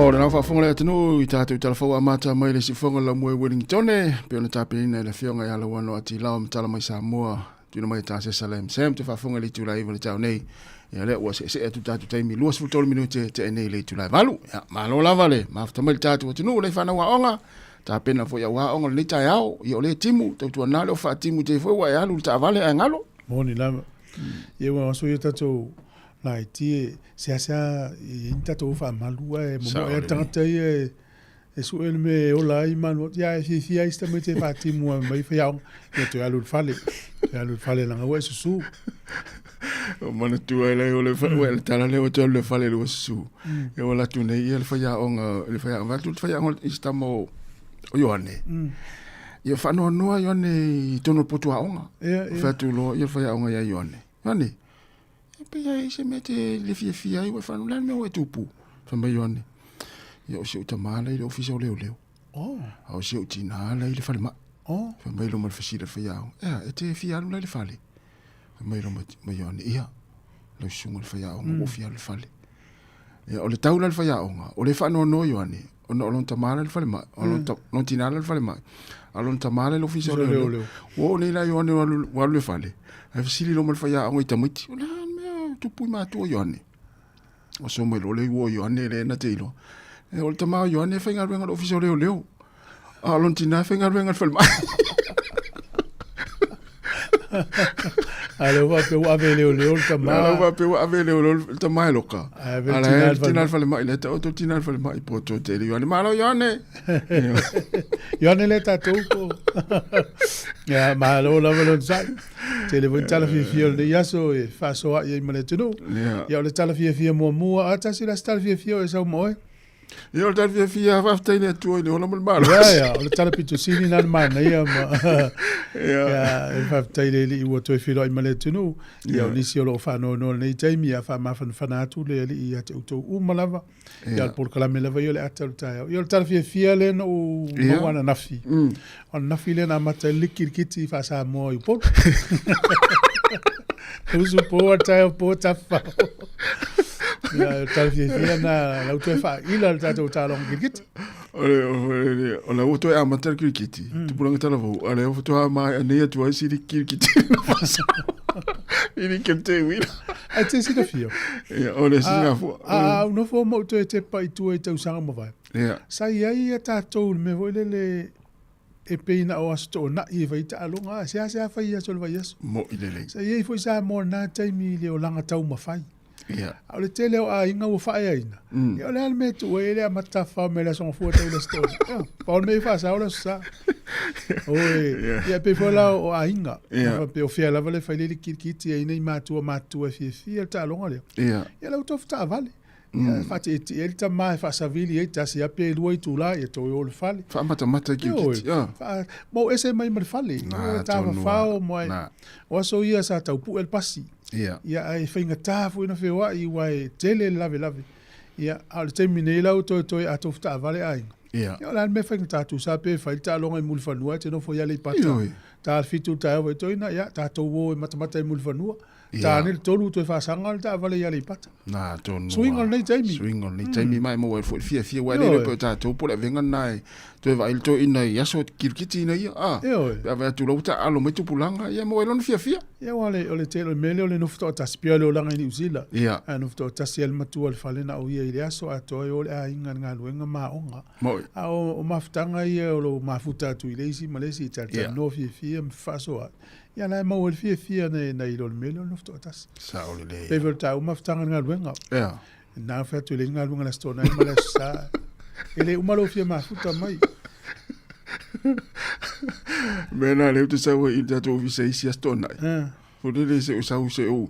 Pole ale se nga ma fa sanga i maltangata malo usau no fo i mo u fole ma fai ia isi vai nga fole. Ape a te le ale se nga. E si le tu lo fia na stona. Nei lo aso vai aso. A usu mena so fu. O tele o meu lave solo. Te fa tontonu o tu isi meu fe lava sai solo i dato. Io le ma ne fenga te fai ai. Ai se me tele fi la inga ia te va ma il tato office te no fo. Ia fe a te vai ma il office nei se. Ma ne ma van. Ja, se po kala me tu fo le mo na tal taiao. O vo ne ia so fa po mai le tu ai. Fa manga lo lesi ma lo fa lesi manga lesi. Sa. O le nei tal fo mo le nei vai te so fo ngo tatu ia ia o ngantu tau imisanis. Te ia le maliu fa fose. Te ia le lo por ali si vai nga tu polisi 5 minutos mo. Sa o le ia. Ia la wa tu la pa oni pe fe tu le mai. Ia la te fia. Ia mo. Al mena le te alu la tu te misa mo to ai nga ia le matuale. Ia Emmanuel ni tai au. Fai fia nga luenga mata tu mafuta fia. Ile tau tu se fonga la mo fa tal fatu ya Paulo feto ai. Manuia lava ni tai fa after tele lava le mafuta mai. Ia Simeone Swena, ia malo lava fa after tele lava. Ia Lupe Malinowski mai Brisbane Australia, ia tiro te uli, ia mai Las Vegas, Amerika. Con fesi paione, fatalo fatu le sunga ia fatua ia Elena Tupuse, ia o Erika Maoe, manuia lava nei tai au, ia o le fionga se Yuli, a si Tāsua, manuia nei tai au o Kalangolango, ia Fatalfatu, manuia nei tai au Maima, ia manuia ngā luenga, ia Barikat, ia ma le Fatalfatu ia, oi ni siria, o kasto atiro tātou, ia senga le sulu a peni, ia malo lava, te tere lava le mafuta mai, ia maristanga terale, ia whaafitai, a Mosa, Alan Salmona, manuia ngā luenga le tai au.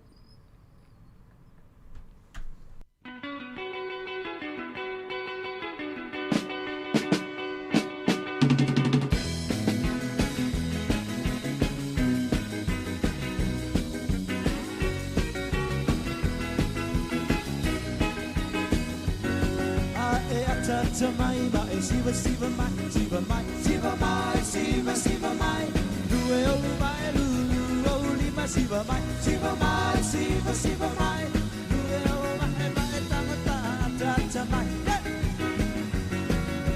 ata mai, ata mai, ata mai.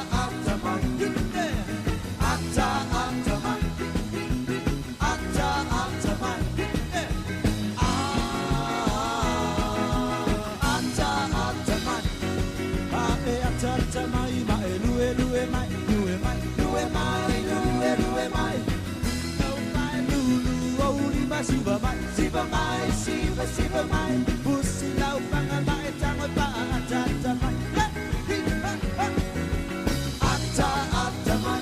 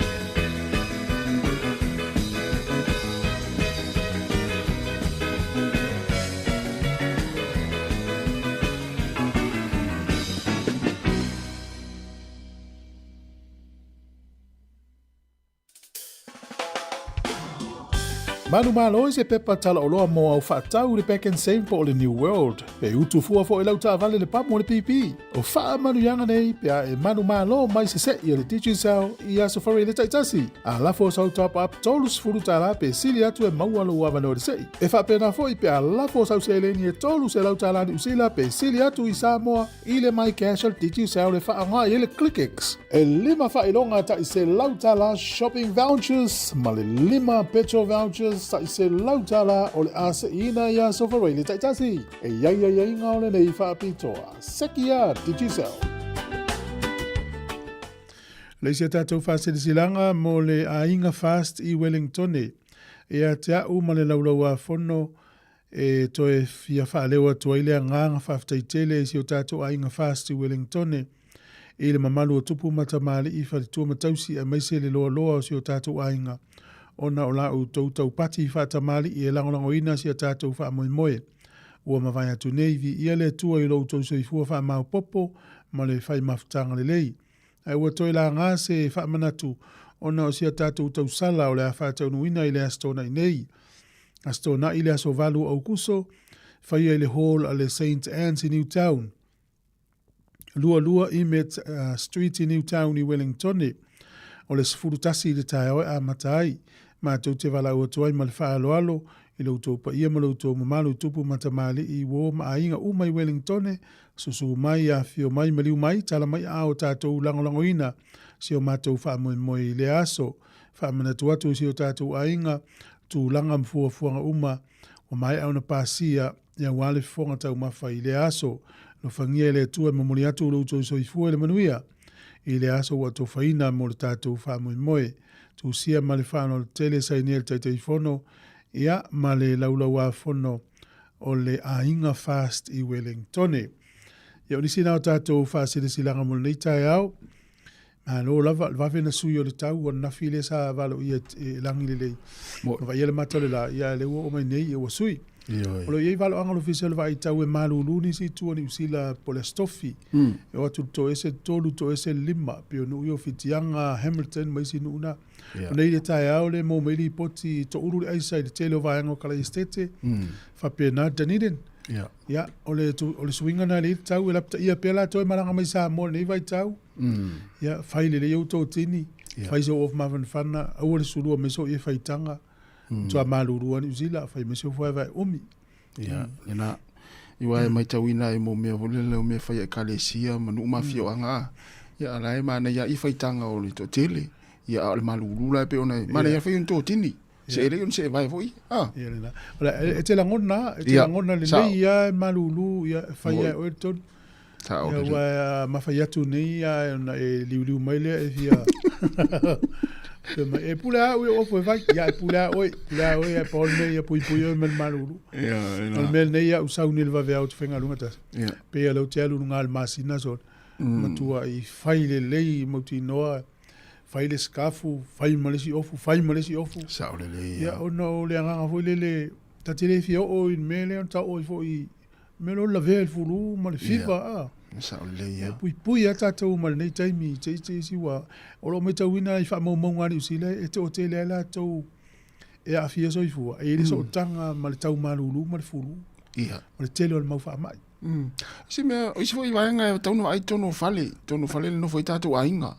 Ia wai ia me o hit pump fo ia le fa ma fan ai ia o isi matua ki e fo le ma walunga ia te fa longo ina le velo tutun e tu so te le lo fal ala la meto te la tua ki la no fa ma ma le tamuti wa ese tanga te tonui e tanga ta fo le matu tu tele e o to na tu pulanga fo le tu te ma na o fa tu ma li mai fafo na mai la ia so na ki lunga ia ma fan ia ele tu sai la mana tanga te matu ia esa wai o le si voi mena la umana ki ia tape lo pe mo po na tonua ia le se panga ia sautas ele se panga o le si vai nga mane o le fang po vai vela ia kin mai le fang po vai vela ai pulpulo mo ia fu tu ton o te la ngona ma fan na mana ia ia o lau sila fia e tātou o lewa nei New Zealand mo nātou e malanga mai. Whai tete lau tau malanga mai nei o le maluru tau. Ia mo tātou fai malanga i Sāmoa no le maluru. Au a le ula wale se sile vela o la i Sāmoa.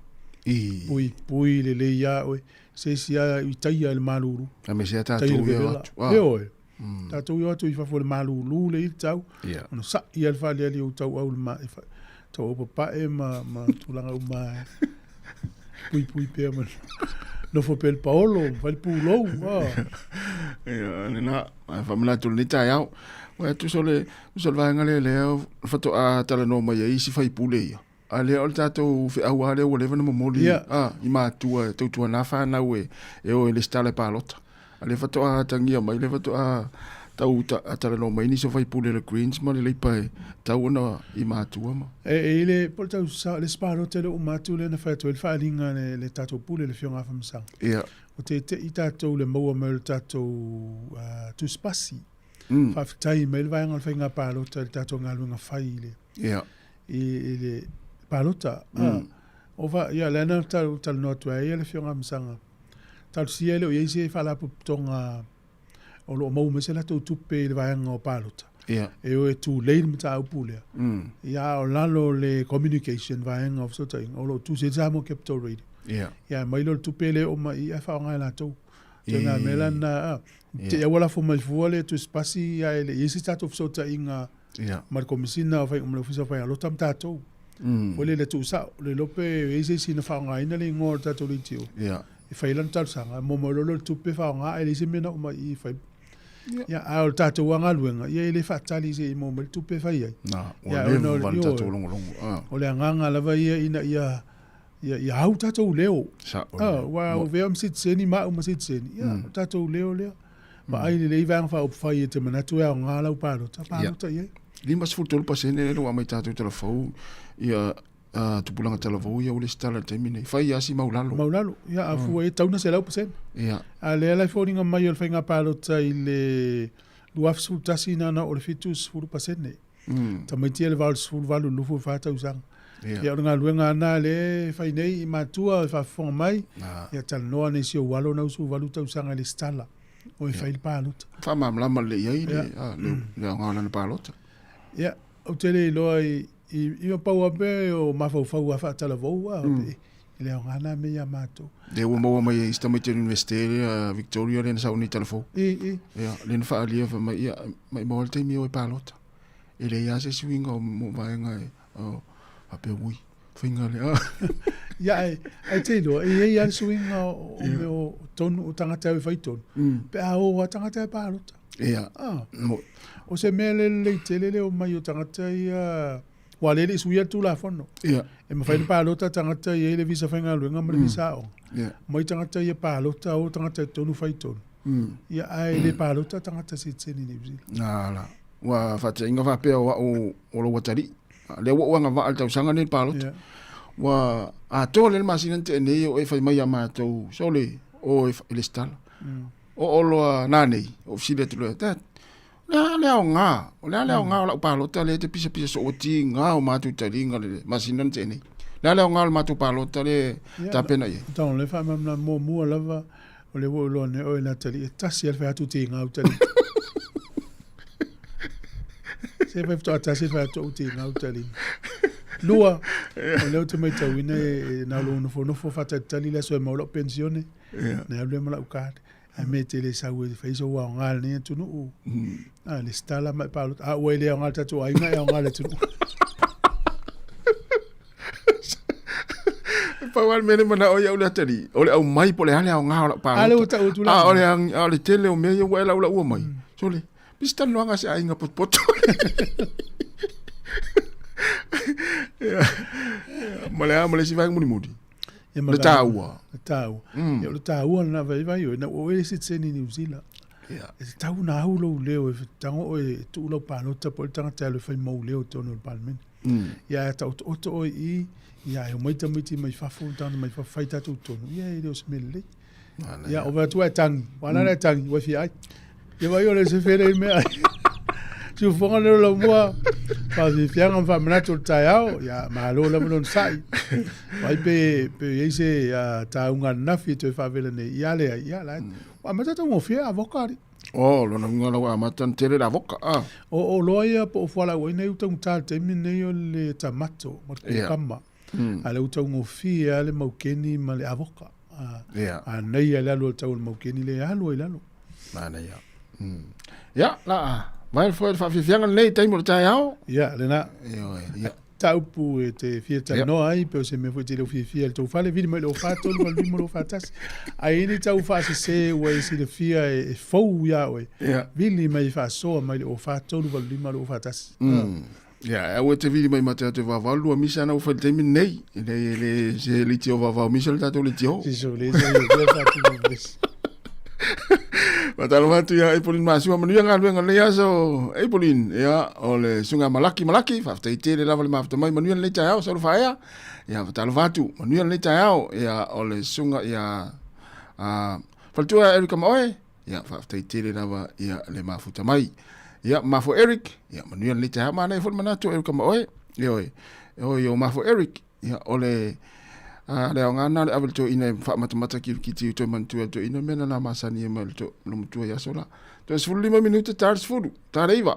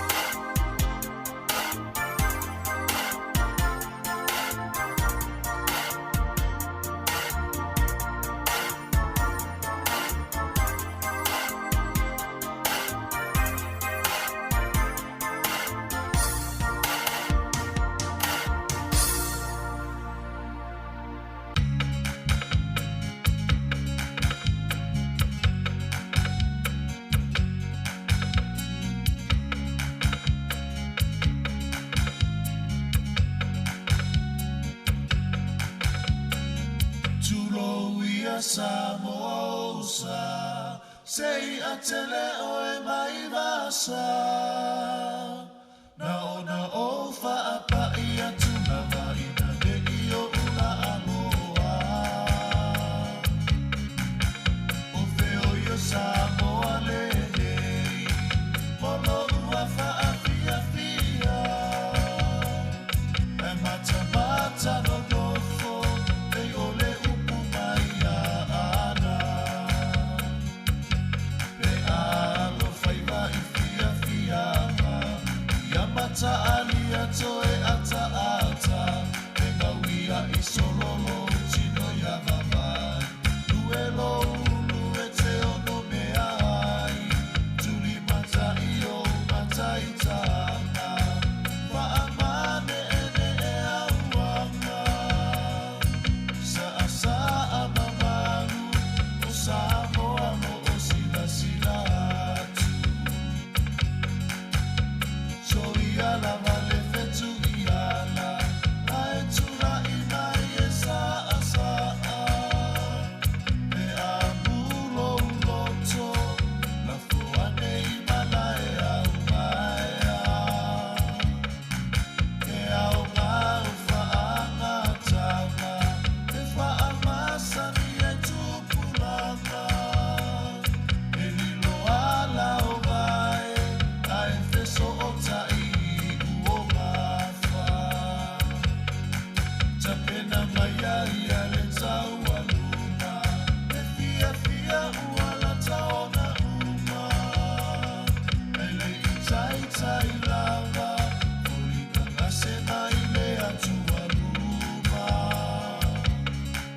O moli atu o le whaangaro Le tāpua inga le wheeko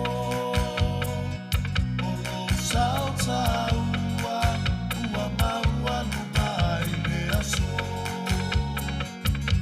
Pe alo whaiva i fia fia Ia mata alia toe ata ata E gauia i sololo tino ia vavai Luelo ulu e te ono mea ai Tuli mata i o mata i tanga Whaamane ene e auanga Saa mamaru o Sāmoa mo o sila sila atu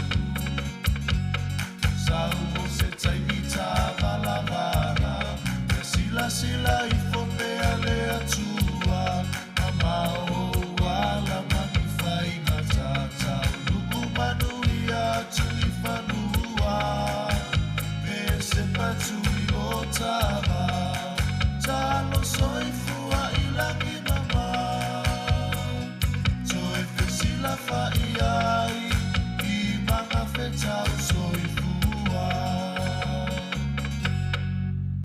Whawhiawhianga le taimi o le tai au, ina ua toi 5 minuta na tāle o le tula iwa. Pokalami le ata le tai au, ia, toi whamalo atu le taimi.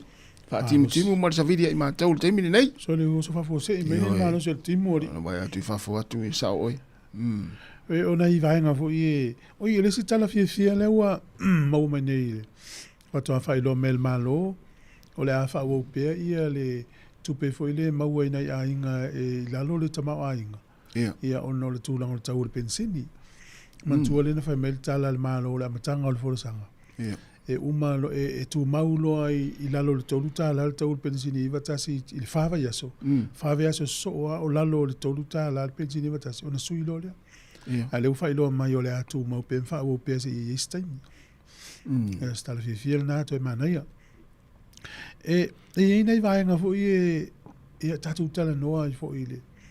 O ta te ilo ta whai tau atu nei. Mantua i ele taimi e sa wei tala mai tai a tātou Wellington. O se tangata na maua i le Sami po fiala. A le futu ata whai tau atu e eisi ali i o le tangata lea o le whai a onga. O le lua fe lua tolu ia pe vila la sos furu iva. Ka tala vou a se li whai a onga lufu lima tau sang. Ai na o mani ana o le taimile o le sama a. Na o mani ana o se kona seti na whai a i tai. I lungo le wafu i le... Poli mele masini whai. Yo, me fui masini whai i e kona seti i tai.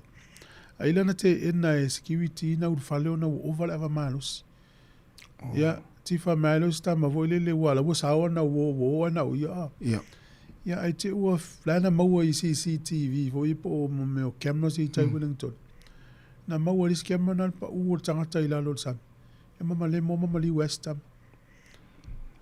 yo ole vaenga le tele na tele no mo tatou e fou mai Wellington e me se pe o le po o le tele o si vaenga le sa vali tangata e lungo le ua fu le ini pa pui ai tangata so fai te tele al to tasi a fai te fou mai nei a fai te sa vali le au ia la mani no ala vai o le pola ia au ai te fata mala le lo fo ia au ia fa tau mamao malungo ina lungo le o le sami wa ele tasi la tangata wa mo fa pe ma fiel so fu i tai tatu Wellington e lungo matafang ya su ana yo to tele a ma li fa pe tu lo wa le tai au le la malosi o le la umala le ta pe mo tatu telefoni la va tu le lungo le ta video na i tai ai Wellington e to si la i fo linga na Wellington i le au ya pe o si ina le na mo le tala ya mo tatu e o ta fa tai i le po alo ese mai lungo le wafu mal vai ngai le vai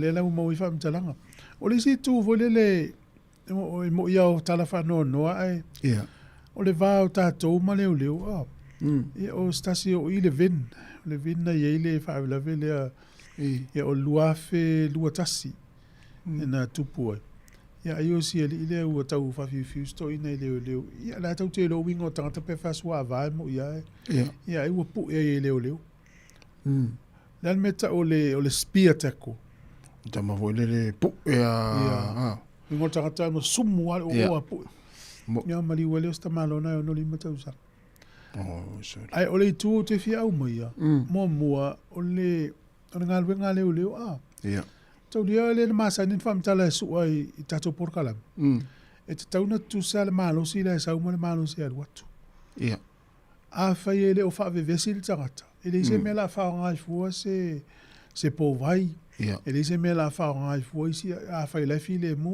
mu fo tali to le o me to vai America o se tangata file mu a fa ngai le o penga ele fe tau malo si tele force le al watu fa pena foi la ele tu la fo no ni sila ya tele lo pole alfa vesi sto ina ya wa pu leo ya mamali west ai ole tala to ina le ta sia nga fo mo tato uma wa longo no sto ina ma fu mai ona le tele o taimi na fainga luenga ile mele ole fa nga ino iliafi ole le sona le mai le si tu o pui nga tato e fa itete lava o vaenga ya faina tato mata tato talinga tato nifo wa ya lo waso ya tele ala fai te lo la tu fu wa o la tu langa le iliafi e sa o le talana o te fa ma ni ia tanga tama tu Sāmoa mai se la fatama tele o tama wa afia ngase le ma fu ma ya sola o iliafi o ilila au ia e o mal terminei wa afia ngase na afsi le tu fa mai ia taimilana o ilia le ini vaenga pe yo me puni talinga e ka vai talinga ya e o mal termine ya tele ya le moli mau mele tinu e o le matua to tele ona itama afia ngasa ole mal ole tasina vaenga le o malo si le health and safety ni sila i le pui ngol sa ngole mu male so ifua o tangata itono folfenga tawana i me fa nga tangata pui e ya fofonga o le isu mole ngutu o talinga ne fa nga uma mena wa waso ete le to fenga luenga ya la sa ngale mu ala fa longo e pe sa ngale mu la va ai mala mana so nga fa pena pe volta to ngal luenga ya ele so na fa le te le ya spika ma me fa longo wa ya waso asa was ye te ua tai te sina sign language pe ta ua la ta ta matua ala te fiu te ya ma fu me ono i la to ngal luenga tau papa vo le ya Fai ala papa se mo na fai ala tau wanga e chato ati no e katal no le pasi al mato i tu malo pe e listo ina na ta albe pastas se fa tu pe atala no so tu so le no fo vatin foetas atal no tu ale la ngona tan no ngal pas ai tau mai sale longa falta no ngana Ewe, o le leo te leo te malo, beata. Ewe, o so me leo. O le mafua. E le ngai le valo. E lo se iria fila na le anga, il falo ngosto ina.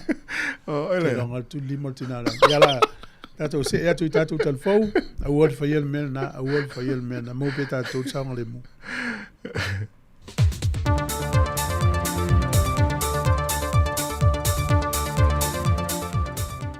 A so lua manuia lo tātua tunu ma lau whaafonga le isi fo ile nei wha o popongo tala inisio mea lo te tupu lo tātua tunu i Sāmoa o si mai e lau whaafonga. O lo whaatino pe leo mai au se tā lia mani usila, ia ngā yoi ngai whaailoa aile wha maoni lo lātou so tanga ma ngā lulue whaatasi ma leo o lo tātua tunu i Sāmoa. E na ua ngai whaatasi se lātou wa se singa ma le sui komisino na tanga luenga o leo i Sāmoa le ia taua Samuelu a whamasanga le motele i sana whai. E a sia mamata i tuwina le whaatinonga o lātou ngā ruenga, ma whaatara no whaafita auli malu i tauolo o lātou whesanga e. E sa ili eini whesosoani ma le whainga paanga ma leo ni usila ma au sa tālia, e whaamama aile a venga. I lea sia singan fo ina tue e sui o leo me au sa tālia ma ni usila, ni afi mo li se tolu, mo ofisa o malo le malo i whangamalo, a sau mawaito muli. Whatase malfo ino ni sekio mea fale, e se tasi o fale i le ofisa au tui tua sivi, e whaamautu iei i lanto e suru wha ia tu mo fesoa swani, ma ia fianga o sa wanga. O se asia singa ua whaamaro sia i le tūlanga wāwāla lata o le sotanga, o le whainga paanga a leo Sāmoa, ma leo ni usila ma au se tālia. Wa le ngata i le ofisa au tui ia pia, e wa whao atu fo i le whesosoani i on ofisa le motele sana whai, e le whanau nonga na i leina tutusa i le whaatinonga o nanga i motu e lua. Mai le whaamasinonga, o le wala unga le amatanga o le vaiasora nei o le mata opulea, o lo o molia ini ali i se to tolu, e le maliwe o se tamaa limas fultoutou sanga le matua le soifua, e nofo mau i Amerika e na malanga mai Sāmoa se whaanavelawelo na ainga, ai sa ta whaua ne se tasi o pō i le whale ainga ma le pā le tau mea sina hideaway. Le o lo tua ia ila tau i e to tolu le wha o ngā lima, ma maliwe lava i lea pō. O le li ia lui ma Vincent e Sarah, o ila ua ia mai lava lea fio anga o motaa, ai whainga ruenga skula tia i le pā, ma le li ia ala pati ropeti, o le tua ngane leo le ana le pā ma le whale ainga, na tali te e o na mō lianga. E na ua mai a mai le mata aupu mai le potu whaamasino ma ngā ia nei whafo. Na sa valia ne aile li Europati, ma tu i se tasi o te o le ua maliu. E le pei o na whaeloa mai e le tua whawhino le ua maliu i au telefou. Wa lewa o na fola le tamai a Europati, le fia wha o lima ila na whanau tama le to lua. Le lava ua ia whaataunu ina i luma o le whale whaamasino. O le isi to lua ila ua o lo omolia, e le tu inatu sa la tali te e luma le whaamasinonga, e na talo sanga le la loia, o loo wha awau sa la tō whiutana inga mai la ua, me tu inatu ai se tali. Na wha ai loa le tina maa whatia o le tua whawhine le o le ua maliu, wa mai a whai o na wha audu le la tō tangi le ofisa o leo, e wha asanga e le wha o ngā lima lea na wha atino e ropati luma le whale whaamasino, o mōdi anga o le wha sio tangata wha moemoina, o loo tua ia i la tau i e to tolu. O le so se fulma le fito le maasina le nei, o le ato e wala awal nei mta au pui luma o le whaamasinonga.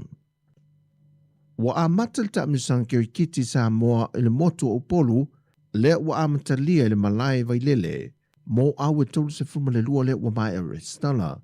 Wa vai nei puru e wha, ma le wha moe, o au e valu pito i lungo le taamisanga i upolu nei, ma awe valu pito e lunga ma le moto tele sa la whai, o le asa o atu le sa ilinga siampini, mo le vai aso mea sina Sāmoa, le wasui ai i le te wila pe o le masani e tausanga te tasi.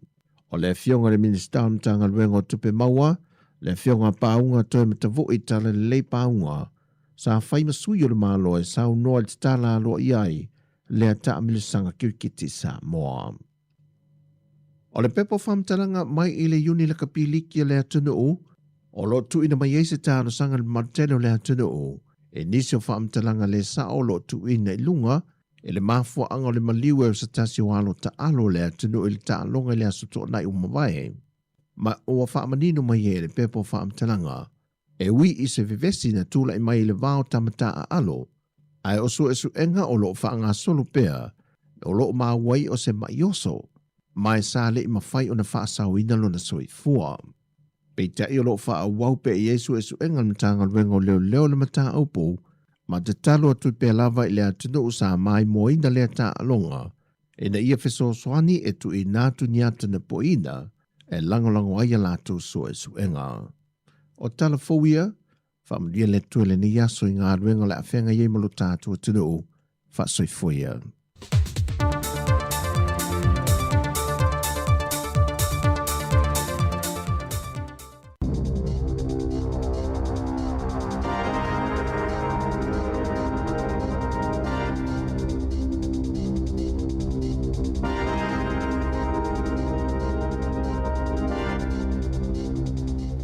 Alofa lava I le nei fo I vaenga o telefou. Ua whaato ese le li pāle mia ona oni la fonga na ia whaia I le au whai businessi I le ai o Rotorua I le vai asu taluai. Whaai lo mai e whapea na pau ia te ia ona ia tā ua ia le tele o whaafi tauli o lo whengai ma le au whai businessi la Haiti o New Zealand. O le song fuala nafi le na whaali ai e tu isi nave maunu mutotua Christopher Larkson ua ia mauti noa, e tele business la Haiti o lo whea ngai nei ma whaafi tauli, mai ua ia wha maua na lo ai e tusa o na saunua ngai le vai aso taluai. Ta ua fo I le pāle mia, ua uma o na ia tara noa ele main star le vai fafo, wawasa mana ia Winston Peters, e tusa o na ia fo I saunua ngai whaailonga lanu ma whaailonga tangata, na whaia I le vai aso o na te nei. Ai o le fono ala ufai o loi Rotorua le vai aso taruai, na whaalia ai le whaatonu o le whaapo tonga o Melanie Short I le pāle mia. E do tele la ufai businessi o lo lato fisilingia pēr bo le ale umi o le a whenga iai I lato ma le mau lunga o le tau o le whaafoi na o lato businessi. O le talian iai o le pāle mia na ia ta uai, o nisi o businessi e iai le manatu o le malo o lo lato matua e sanga wha lango pea iai. Pei taila na ta ue Laksen I le asungfua nafi na sasi o ia I le alafonga mai sa le tau o na ia whaia ia wha upunga. Ua tau fia uma ia malanga wha atu langa ina mo le so a waa o le kompania le Inter-Islander le va Wellington ma Picton ona oni matangi malolosi ato ai mauma maurulunga o pei ona valo ia mai le ofisa o le tau. Whailo mai se whaase launga le kompani o le saunga le mua pa se fe malangai whapea maona au waa o lo ave iai le wha mua I le whaai unga o whaia tau fi ai ma le whaatau nuina ia malanga wha a le Inter-Islander I le vai nuu o le Cook Strait I le so. O pasese uma lo a fia o lo o fa so tai tu sa o le company mo fu fuanga le taimi me foi ai na to fa to nu ala to foi nga malanga o le taxi company va le Blue Bridge o fa be na fo yo na ta fia uma la to foi nga malanga fa tu langa ina mo le so se vang na ai le malanga o le lua le va o mai Wellington ma le malanga o le a fo le lua o le va o na le la mai Picton I Wellington Fa pe fo I ona tau fia isi malanga le Blue Bridge o lo fa atulanga mo le lua le vavao le so lulu mai Wellington I Picton ai fa pe le malanga o le afo le lua mai Picton I le lau mua. O ia fufuanga o faia ona o lo valo ia mai le mutua fa le tonu lava o le tulanga o le tau I le vai nuu e le ngata I matangi malolosi ai o ngalu mauma maurulunga e a fia ai I ngata I fale o le lau mua ma le wha solo tuai I le Wairarapa I le so. Ua tu uina mai se la pata inga a whaalapo putonga au tū tauru soi fua malolo ina o ne uro le tino a wha pēr ma le whai ai o le tangata soi fua. E winga lea I le ai o se tūpe, mo ni awa noa e whai ngā luenga ai, ia tangata e I umai a o onga wha apitoa mo ia I tu a inga o ngase I tu tonu o New Zealand. Ua whaalia ai e le whaalapo putonga e ta ua o le Neurology Alliance, ia le manatu e te tau I le malo o na whaatupe I nisi awanoa whaapopo se lua I te usanga te itase mo le au whainga luenga whaapitoa o le matata le nei o le neurology I whale mai o le malo. O le Neurology Alliance o lo au fia I te tonu I a whaalapo tonga I lua se fulu la whaai New Zealand whaapitoa mo ngā se whainga tae pe o le stroke, o le dementia, Parkinson, whaapea le epilepsy po o le mai liu.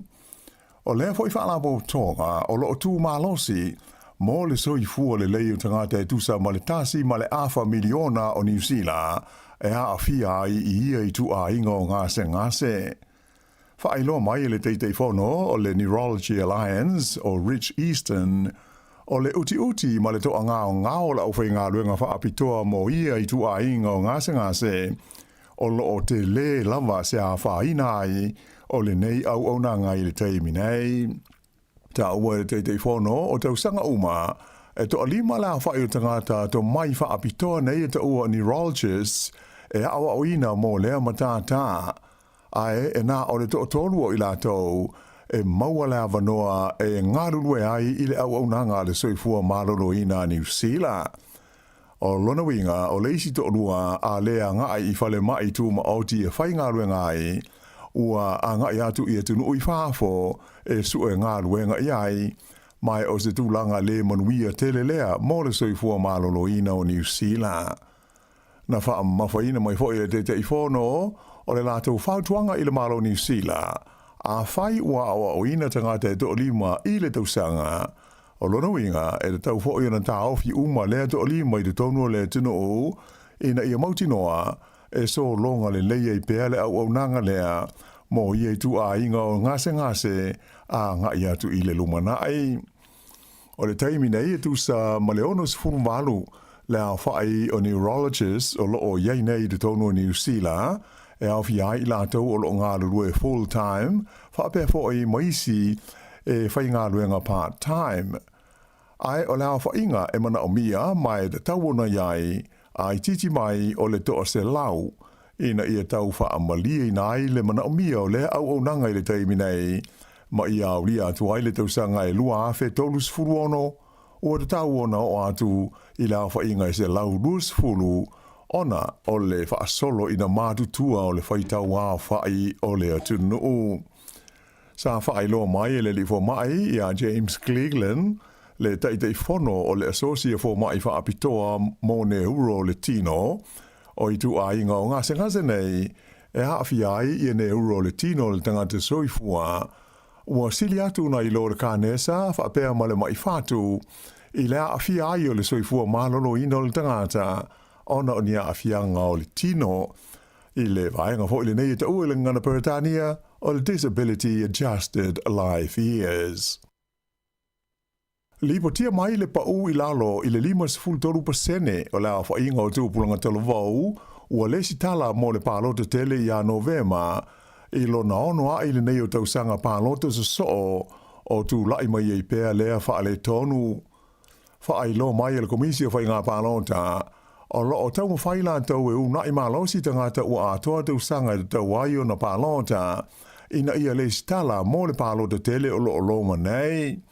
Whape nā fo I le tāra inga whai pule mawaenga wha whai e o lo whai e le nei taimi ina ia si tia la wha inga o talavau e le stala mo le pālota. O le tausanga nua awhis fu maltasi e o ana I le whaai unga o Iuni ua o I le fitu se 4% la wha inga o talavau I le valis fulvalu ma le luas fulfatu sanga le matutua na le si tala ai mo le pālota. Ai taru mai le nā taimi sa mai ta wina le pa ui fo pe I lalo o lea o whainga. Lea na o mai ai le lua awhe luas fultolu, ua na o le ono se 4% ia lea whai o talavau na lesi tala ai, e ui ina sa iai se si tanga I la whainga o lato ua lata I le tolus fultu sanga le mātutua. Ai o isi vaenga o la o pālota New Zealand, e tusa ma le valus 4% ua uma o na lesi tala I le teimi nei, o se si tanga lea whaatusa I isi tausanga pālota e lua na mawai atu nei. I le University o Victoria I Wellington na whaali ai ta maitia onga ua uma ona le stala ato ai fo i maisi i le stala lo lato manatu e fo linga mai e le ai ase au ngā o le lato palota ona o le mau wha le tonu ua tu lai mai nei e hawhi ai i le taunga tau le soifuanga i le tonu o New Zealand. O le teimi nei la e le ngata i le komisi o whai ngā palota ai o loa a fia fo i pāti SSA a maise o li i matamai ta i whai pule i tau mwhainga nei e una i haitu upulanga televau ina ia le stala e na mawhai ai o na palota i a Novema. Whai lo mai e Kieran McNulty o le li whai pule o le pāti le Labour e le tau i whai pule o na whai loa i tu upulanga televau le tā ua male au ngā o lo lato waia te tau e palota ai. Whaalia fo i estasi o taitai o le pātia le Greens o Chloe Schwarbrick e te tau i le au palota televau o na lato sila fia e pau wā le awala e mawhai ai o na whai ni swinga i tūlanga whaale tonu ia o loo iei nei o le awai lea maa fia i le whai ngā palota o loo loma nei. O le vaeruanga o le pōlea so luas furulima o ke topa e tāpuni alo ai ia le lista la ina o swafa o tangata uma mo le palota i le aso fitu o Novema. E sili atu i le 2 miliona tā la ia le vai ngā tupe o le a whaalu le malo New Zealand e whaalau tele ina i le polo kalame mo le awa o ina o whaia onga i tu tonu o potua onga ma whai ngā luenga ai. O le tau atoa o le polo kalame pei o na whaailo mai le minstawa onga Erika Stanford e luas fultasi tesi mo le 5 miliona tā la i te tonu o tausanga i 5. O le afisosani fo o e maua ai pēa i ni whaia onga mo a onga ia e whainga tau na maua ni whaia onga e ngālu lue ai. O le polo kalame al mtanga luenga wa onga e whaingoa ina o le school on-site training mai o le ama whaiai e whaia onga whaataitai po o trainees o na maua le avanoa e ngā lulue ai whaia onga i te tonu o potua onga moa so tolu le vai aso a o tau wha umala tu wa o onga mo le tu spasi whaia onga. Se lau whaas fulmo le fitu i le awha inga o la tau na o fia i lea por kalame i le tausanga lua afe luas fulwha. Ai o le tausanga le nei lua afe luas fuluono o le ua o i le 5 se lau luas fulwalu le awha i o la tau ua fia ai. O le whaalau tele ina atu o le nei polo kalame, o le ama waia wanoa e ono se lau ono se furu mo le tausanga fōu, ai si tia i le fitu se lau manewha i le tausanga e a mata atu i le lua afe luas fulu walu. Ta ua fo i le minstawa onga, o mawhai o na whaatulanga le nei polo kalame, ina ia mau ai whaia onga, moa onga o pito sili o na mo mie ni whaia onga i tu es o le tunu. E a mata atu i le tausanga fōu, lua afe luas fulfitu, o na maua i la tau o le a hawa o ina i le polo kalame, a le mtanga luenga, i a le vai ngā tupe, tu se luas fulu afe, a ono se lau ono se fulu tala, e fe so niai i le tau o le awa onga, a ae whapea ai ma le tau singa ma sani. E iai se leo ua mōlia i le tulafono i le tau fia whaamalosi leo se tangata ma whaia iai ni winga mani a mionga mātanga. O stasi le nei o le toa se fulu o leo ua whaia iai mōlianga i luma o le whaamsnonga ina ua umani suenga sa whaia ia i la tau e le vaenga whaapitoa e ina a mionga ma whainga so li tulafono a lea fo i matanga luenga. O isi o loa fia ua whaia iai mōlianga e a fia ai tu la fono me tawa penga malosi po fana ai onisi foi o morianga e masolo mi ai le umio ni vai la au fa saina ato mo isi soli tu la fono e a fia ai le fa alengaina leo ni metotino ato a male tau fa matau fa ai lo mo foi le mtanga luenga leo e taru mai le masino me o le tausanga le nei e tu so mo le fase fulu la fa ai ole au fa luenga no foi ia suenga ale vaenga whaapitole nei mo sa irilinga e ta ua o le National Integrity Unit lea sa whaavai ne le tausanga lua afe luas furu ina e whaamalo si ai puipuinga e whaasanga i winga ma whainga soli tulafono e a fia ai i la tau o lo ngā lue i le tausinga o le tulafono. E mata upu tau I whainga whaiva, e lua tau sanga ia ua whaaupopo I le sā, mo le wha ngota ina leo le pāua a tō maisi whingota mai le ngā teifale I le Hauraki Gulf. O le neisa e au fiai, ma le whata amilo I le motu o Waiheke, a e whapena ma le Umupuia Beach I au ki lani sa sae. Whailo mai le minsta o Sami ma whainga whaiva ia Shane Jones, o le toe whaaupopo ina o le sāle nei, sa whaatāra sanga ina lea le whaarapo tonga o tangata Maori, e au fiai le Ngāti Tamatea Treaty Settlement Trust, ina I whasoswani, I le toe tau whaatupula ia lea o whingota I ia o ngā Sami o New Zealand. Nā sio mia leo se whale I le pitanu o ingoa o Highbury, I le ai o Palmerston North, I le asonga fua, I a lātou sa ilinga mo se uru ngā li I na fia maua. Pei ta aisa whailo mai e whapea, na maua ai I a sa ilinga I a se tangata ua maliu, I le vaenga ingoa o le Wilson Crescent, mai ua whaanga solo ai nei su e suenga a leo. Pe tusa o le tūlae lua I le awa uni le asonga fua nā fi, sa vai ai se loli toso ta vale o ave se mai I le no whanga na mawai le tino maliu le nei ia se ta vale la ititi lanu pae ai whaapea fo una moli mawina le taunua tu iai o se ta vale ave maliu whaali ai leo ele ai se mea e ono whaapopole na ai tangata I le vaenga o Palmerston North ilo lato saunga le mu ai sa whautua ina pele tunu o ina ia tau mamau e se mai ma le pitonu o lo whai ai ala tu suenga I le mafuanga o lea whaalave. O lo o tūlanga le lei pēa I le vaenga tau whai malanga inga New Zealand e ui I le tau e sa e tu tonu ai whaapea ai ma le tau ngata o le suau ma le pensini whaalava o malo. Nā whai lo mai le whaatonu o le sosi o company tau whai malanga inga New Zealand ia Julie White sa ia ise si tanga I se 42% I la whai o pāsese ma tangata malanga I le masina o uni na mawai atu nei. Pea whaatusa lea I le taimia tāsi I le tausanga o mawai lua awhi lua sifuru lima. Na ia tā uai ua manino ia wha maa maunga o tangata New Zealand e fia tele e malanga ma whe malanga ai I isi fo I tunu o le larolangi. Ta ua ia White o le totele ao tangata ua whaatulanga ia lātou fufuanga whai o le tusanga e te tau lava o na malanga I whafo. A o a whai na ia wanoa mo malanga atu a ngā I isa sa e tu tonu o na o le taua ai whoringa mai nei vai taimi totele tangata New Zealand ua ui atu I atunu e pei o Singapore ma malanga atu ai I le atu Europa ai ua le o toi oso atu ai I Dubai pe o na sa masani ai. Ua I loa fo I le tele o tangata I fia malanga atu I Singapore, le a lea o whaapopo ai ni malanga a le company o le Singapore Airlines, whapea ai ma le Air New Zealand, e anga I atu I lea atu no mai I New Zealand ei.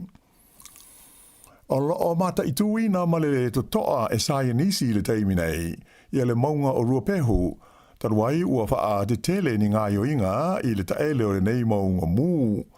Whailo mai e sae nisi ua mai tauina se tūlanga ngolo ma le taalili o le o ngā de tonu o le maunga mū le nei o ruapehu. Mai ua wha mawina I se tūlanga a wha atupula ia pea ia winga I le teimi nei. Whailo mai ai e le I susu e mō maunga mū Michael Rosenberg a tonu o nei winga o se lapta inga lea po o se whailo mua lea I le ono whaadetele, ia pe o le pā fo I le maunga mū I le o ngā tonu o le motu I mātu o New Zealand. Whaali ai e le li isae nisi na amata mai le aso luas fulua I ulai, o na mai tauina le whaadetele pe o tūlanga nei I le maunga le ruapehu, mai ua o ai se tūlanga sa le I o I mua, I te tonu o le lua tausanga o mawai. Pei taina ia tā ua, o ia tūlanga, e le whaapea ai o le apa le maunga mū, ai atonu pe o se whaailo e lapata I ai le ono o I se tūlanga whaapea I se taimi e le o mamao. O lea ua te puni alo ia tā alonga malo le tau pulenga e pe o na sātali malo ai le ai o Glasgow I si kotilani I le lua vai aso o mawai. O nafi lea sa fa yail sa uninga alo ia na tapuni ai ia ta longa a malo le tau pulenga. Fa mau maunga alo ia mai ta longa na fa ali ai e ono se lau fitu se furfa la fa i atoa o pine na malo ai ia tangata ta alo mai e tunu e toru se furuono i ta longa sa tau ai i la tau. O New Zealand ia e toru se furuono la fa i ono pine na mawai ia ta longa se fulu pine aulo, se fulu fa pine si liva ma apa me mea se fulu male lua ma tu langa ono ai New Zealand le fa salonga o tunu u i le fa i o pine na maua. Australia le sa tu langa muamua so o tu iai Engelani, Kanata, initia fa pe ai ma si ko ti lani. Na aupito maulunga i le tulanga o Sāmoa i tunu o le Pasifika. E tasi i le pine auro ma le pine si liwa tasi, so atu iai fiti e tasi le auro tasi le pine apa me mea. Ia, o le whaai ungalana o telefou.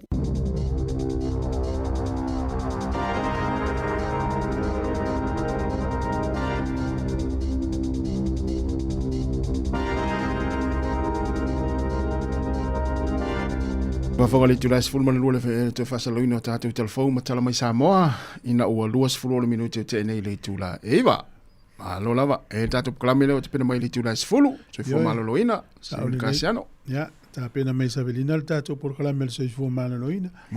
Ia wai a tātou vai nei le wonanga wha so i fua maloloina. O le tele i o matata ese. Ia. Ia o le toto mawalunga, o le suka, o le fatunga, o fatu, to i ngase ese. Ia tofu al tangata o umana o ina ilea to mai, malea to mai. Ia o ila tau nā lea wa wai mai whaaso atu latu to mai o ina. Ina ia sile fia i tātou. Ia e whai alata ia fo imol mau o nei au nanga so i fua manolo ina. O le tele o isi au nanga ina mo i fo ina ta ia mea o ngā, ia e fo i wha o ngā. Ia e pe veo tele o e wha pēnā o e malta o tele o tato o whainga alua. O le ani langona e o mai ate o e pēr ua te vai lau fo mai fa me lo fo mai si aki le maulunga o lo toto. A te o si aki atu, vai atu fo mai matua off o fo mai le vavena, le maulunga le oso lunga lo toto. O le ani langona o mai ate. Oso lunga po le alu ilalo. Maulunga. O langona o mai au tau faisa unga luenga. Tau no faisa unga luenga. O le e lata mai nei fo le taimi na o alo e faila o siaki fo ilea ina ua mana ia tata no fo ia msanga al por kalame lea e fata wina so i fua mana lo ina me se vini. Ia na o alo ala faila o siaki. Ia e mata no la mal foma. Ia e famtala mai la foma i mo ufsili fo ia. Ia. O tātou Pasifika Maori. E wafe tele na afia tātou ngase leo le toto mawalunga ma le masuka.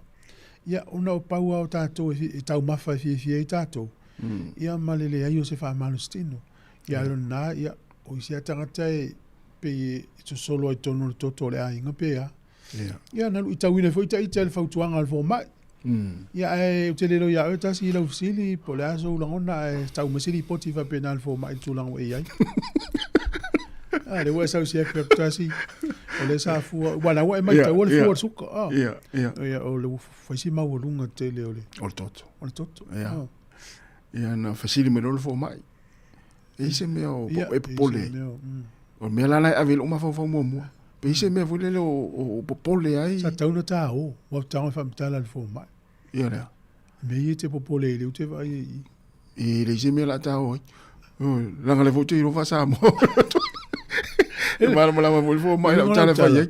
Na wa alto atas ina naisi mea le ta uisi mea ole nganga fo mai ta watu mea uma fua mai le ole ton fitinga awa atao te fa mtala uma tala ngalo so fo lus fo ta sa fa.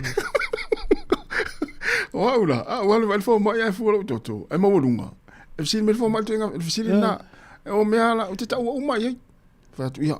Ia nei vai nga le uma fu ai ona le ia te wa ia le mafua ia ulangona vule le lo fa no ia fa melo fo mai o ia ta ona fa mo lo so fo malo ina mai ola fi ia pio vai ngana te popole ia ta ul fo mai na fa no ia o tongo le o fa lo tele o fa no le mo lo ave me langa le mana fo mai ta o tu me le fa no ia le ia okay wa no so nga ta le fa o mo fo mai o mi ai fo Na, ole fia. Ole fia. Fa mo se fu malo ina. Ya, le na ta volta te por kalamena nei. No mata na file por kalamele ole the chase. Eu fa fonga mele tunu ini si. Fia por kalamena sa ole lima le fia. Ya. Ai te wo mai le fesili, ma na le fesili na fesili fa mai. Po ile tangata ole economist. Tangata ile to mai fa to me tau tamau ainga. Ole ngol tangata so fa ya John Maynard Keynes. Ole tangata le ole pele tania. Ole ngelani na fa na ile tau sanga e tasi valu tolu na fa na ile tangata le. Tasi valu tolu. Te lola na valo ia ele tangata le tau sanga e tasi tolu o. Yeah. E o mai le tau sanga e lua afe tolu o. Ole a matana pupu i tu la e whainga luenga i tangata. Le la se lau ni tau sanga o le valo le valo anga la se lau tau sanga talu na valo ia le tamaloa economist le a England. Ia le talana. Ai vai le termine. Le wa matana inga luenga uta I faso whainga luenga.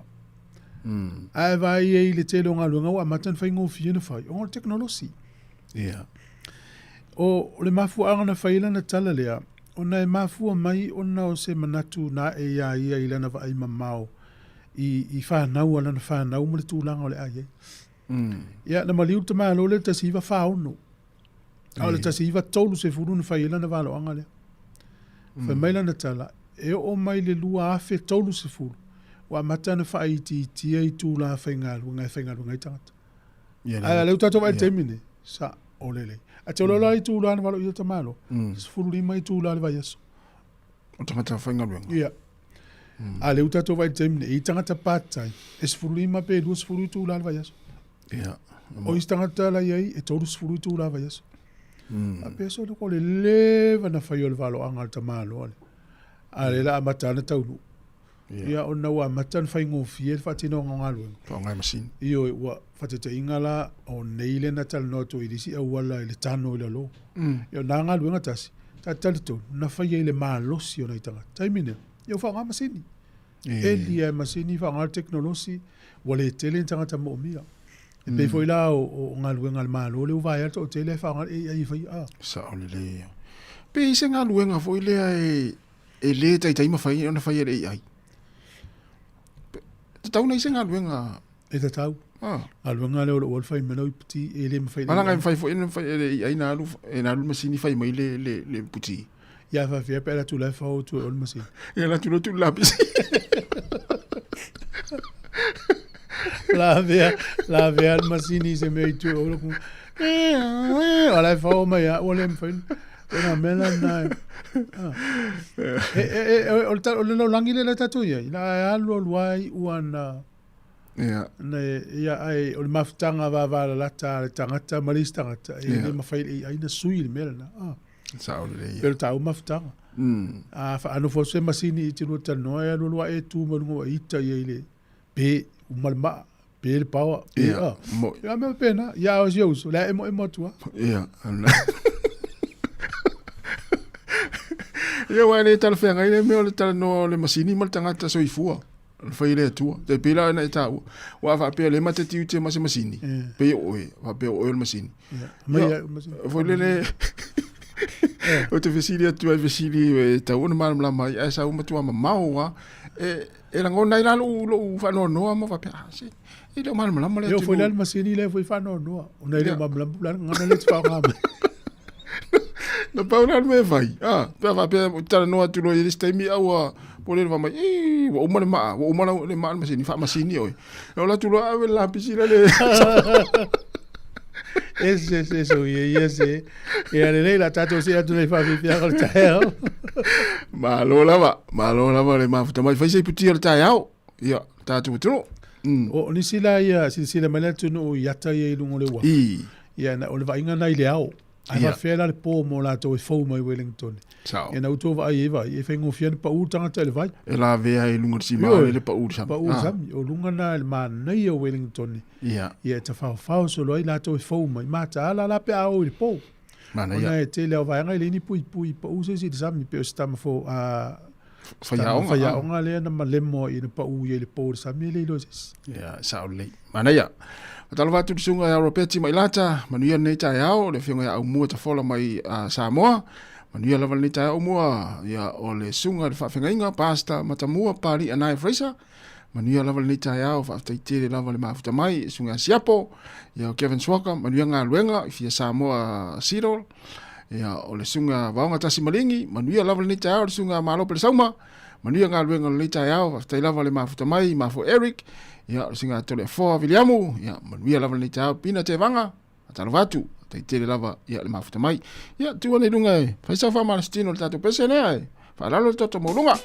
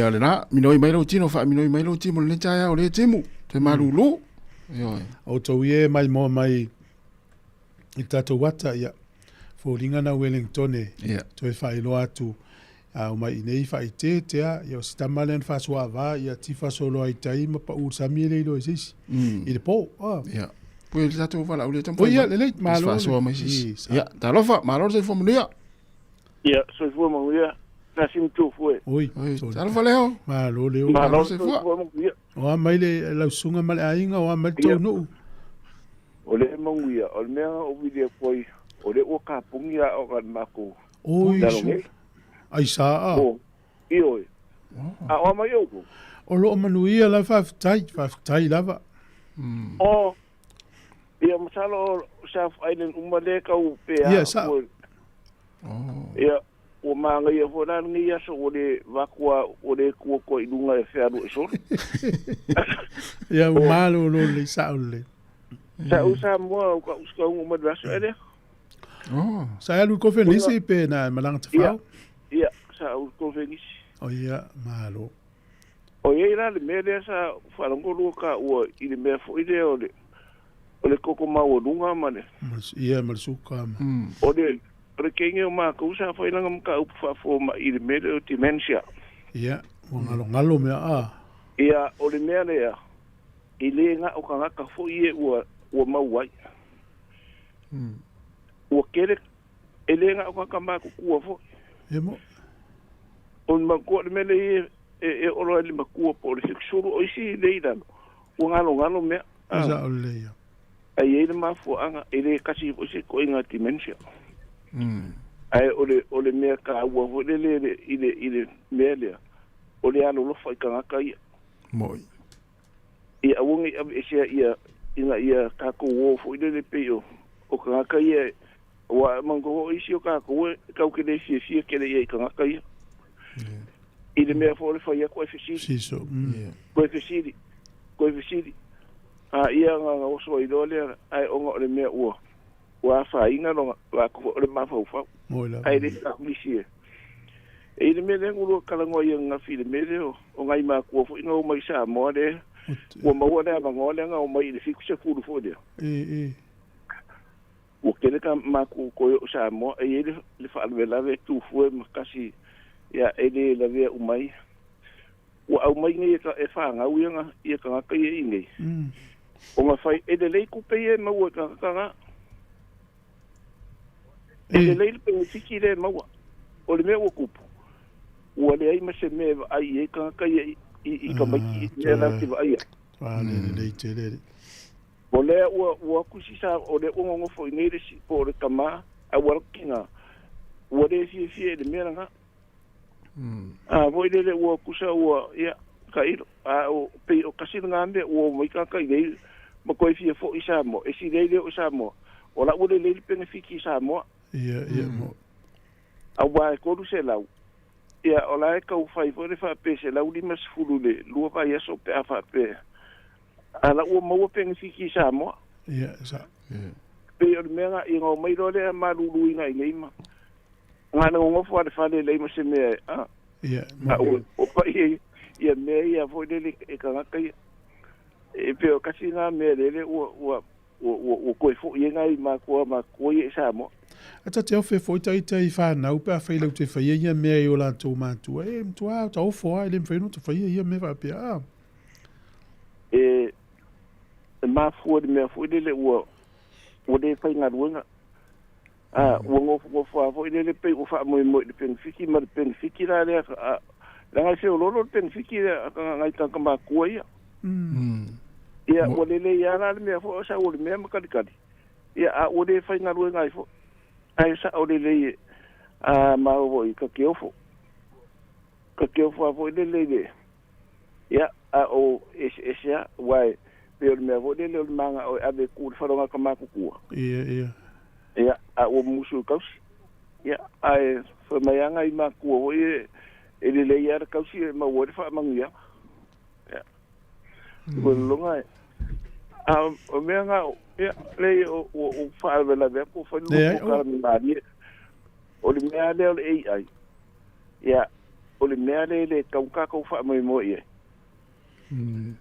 e kere nga fa se nga ia nga sa o le o wa le mea o le nga fa irkanga ia mo le ia fo le ai le nga le nga kere fa ia umangi me manga o ka ko o nga lu nga fo fa pe o mea o le kisema palama ele ma fa ai ia sa lo mo pau yo nga ruenga le ka kiro e fo le ke minga e uminga ma wainga ka a le kere o nga ruenga fo ie le fa nga ngi e machine ya e nga le fa ko ese nga ka fa nga ruenga ko su nga ka fa nga ruenga fa ko fele ia ma ko le la ka pung e o ina le fa ko fe sa lo ko nga ma ko mai ya o alu me a le la ka pung ko su nga ka ia le la alu ko fo i le vai nga le la se ma fo anga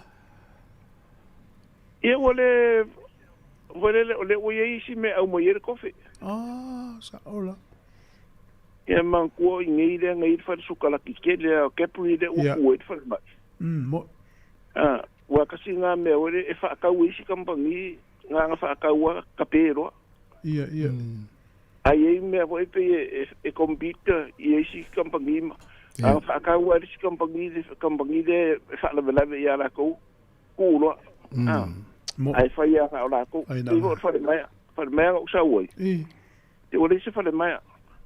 Ai ia me nga u fa ye de mai ka wo fie. Ai de la o uma o fa si le van kapungi ia de fa le fa ngo de mai. O ye si me la u fa ye. O nga o ke le o kambangi o la ko fa ye me o fa ye. O me le ave o me i a pangi fa ye. Sa o fa ngalo railway o ke ngo fo ngi o le railway. O le ko fa se me le wekenui o train. O ngo fo ma ave i a pangi. Ai au mai ne ka o le la pisi e ngi sila. O le mkwale le ia le mango e o fo le fa le pusa isa 6 o'clock. E fa le ke kele ngi ia o ave i a pangi. A wa pe kula e kala e le kula ka fa nga. Tau mo fiele le pa sa. Ia, se fa u kala e. Luinga la e make money ka fa pisi si ai o ke ka. O ia fa nga lu. Ia. Malo. Ia, e sa wa o lu le la lo langi le la ka ko ia. E kele suinga. E mo. Ia ai nga si o ka ko ka penga ma sa u. Sa o le. Ka de do de aso ma de ku aso o mai de le sino. Ma ia le loia nga yo ia ma ne lo fa so e fam tala mai me ia le lo ma to e fo mai New Zealand ia te lo instala ia na si le fie o to leva ia a wo le ia lo fatele atu o kala me ni aso lo fa o lo sili va mo le o te le ia o la company va le sa malanga ia na mo se pa u oi se kasi nga me nga o la ko ngele te sta o lu de contes o le kaunga o fie o le kero pasi nga ma kaunga ka iru afe le aruma e afe o se lau le mea o aluai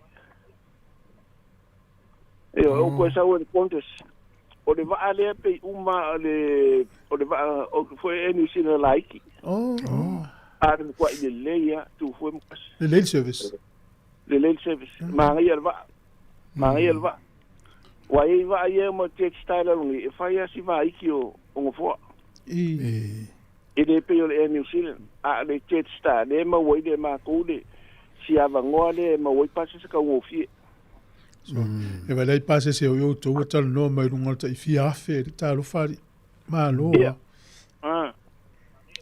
anga fa pe vo isa mo ska ko va de le ia fa o ke fa ia ko nei ko fa ia ulo ka pa ko fuala eu que lá nele tem mesmo e passa esse tá ilu se lo mo tu pure alu lo se lo mo tu pure sa wa tua ta ngo fia o le si la me le tu fu mo ta si le o mango ko ki o le sa mo la o passport ia la mentu sa o fe alu il passport ni si da nga uma ya iungi ai nga o walu le lu ka usa ka luai o la ku fa passport sa mo ia o fa ia le me ho le la o sa mo ke ru passport ni si da o sa o ile passport sa mo a usa o sa passport ni si da o ke lu an mala va dit so a le ka ya o le ngo fa american ele stamping na o passport sa mo termina ele interest termina tau no o sa mo so ia o ka mimika fa pe ka ika o le o sa o lo ko anga vili mai no le kenga I o kirangi ale va de o de la fa american sa ka unga aero stem lo fa lo visa airport e le ma fa inga e fa lo kapa mai lo passport ni usira le o ka fa ve o passport nga fa american e vai le fa ko expired passport ko a era ku o nga fa lo le oi a vili mai lo I usira kala nga ku kenye fa american e kala nga mai o si kenye sa mo nga o kala nga mai ya o fa ku maro so fa mai ai o le sa ka un aero stem lo passport ale la ku er ke de fon ku mai lau email foi le kenga au ka ko ku kenga de fai mai lo ke wa le anu ai ka ku nga ma oi o ke sau ia ki dangi ku ku passport ho le ai ki mo ke fai mai sa le ka nga sau sa tau polo ka e ale ala de sau fa fio le wo uni sida o e o tangata ni usila wo ki e o fa pepe ale o fa pui ale wo ya nga bu al kenga ne ai o pure sau kenga fai mai stem no ko ya lu anu e fai le visa lo passport Sāmoa sa ka ua fo le ua ka kele o iro fo le mele mo o le passport Sāmoa me fai ngo ngi le one way ai mana tual tu spo New Zealand ile extension stamp na fai le ofisa consula o kilani mar kom sina I se la uno sfutala en fai na tonge le one way fa al passport New Zealand o le ana le umi e longa expire lo tu spo la okay ia ale se le matal no tu ai le ma fai na alu passport New Zealand se one way tau ana tongi le fu fia mas no ho fa penga o ke ko nger o mo sa u passport New Zealand e den fai na mera nga fai passport Sāmoa ia ma o mo de nga de passport New Zealand ia wala ki onu le le sa mom New Zealand ana malanga la inu Asia po nu la Middle East e masalo salo plama wa lua yo passport pa pe o se suyo el vanga foi le la tu fa la ai Iren o fia foi de o sau do American sa de kao sau pa o kano fai ya o le sa o New Zealand yes I have time al fazo leo o de lei alo teleatu alo faku ale mana yo talonga mastamale o le tele o meta ua ina famitala mai vai ta fatete inga ava pele o lo passport Sāmoa lo o mile stamp lo tu sfola a lo te moto za oi e su ele official immigration po ye le stamp le aso no tau no ava pele le stamp masal salo pero la tu va fai la pena uso la tu il passport Sāmoa yo por passport New Zealand foi tau dia tau na ele stamp le aso no tau no le aso fa o kuso do afil wono au to foi mele la so sfurlima o kuso na vai to le officer su e o le aso le tau no mo le aso le la to ya lu fai ngo vinga luenga ai le ai se stamp au suilo tu sfolau na le sitting ai tata le na sau se fa container po le ale mena sola mai ai tu lo ua o le mo tato e malanga Sāmoa wa I me fe o fa masinonga po ni maliwe o ai ele do le aso umai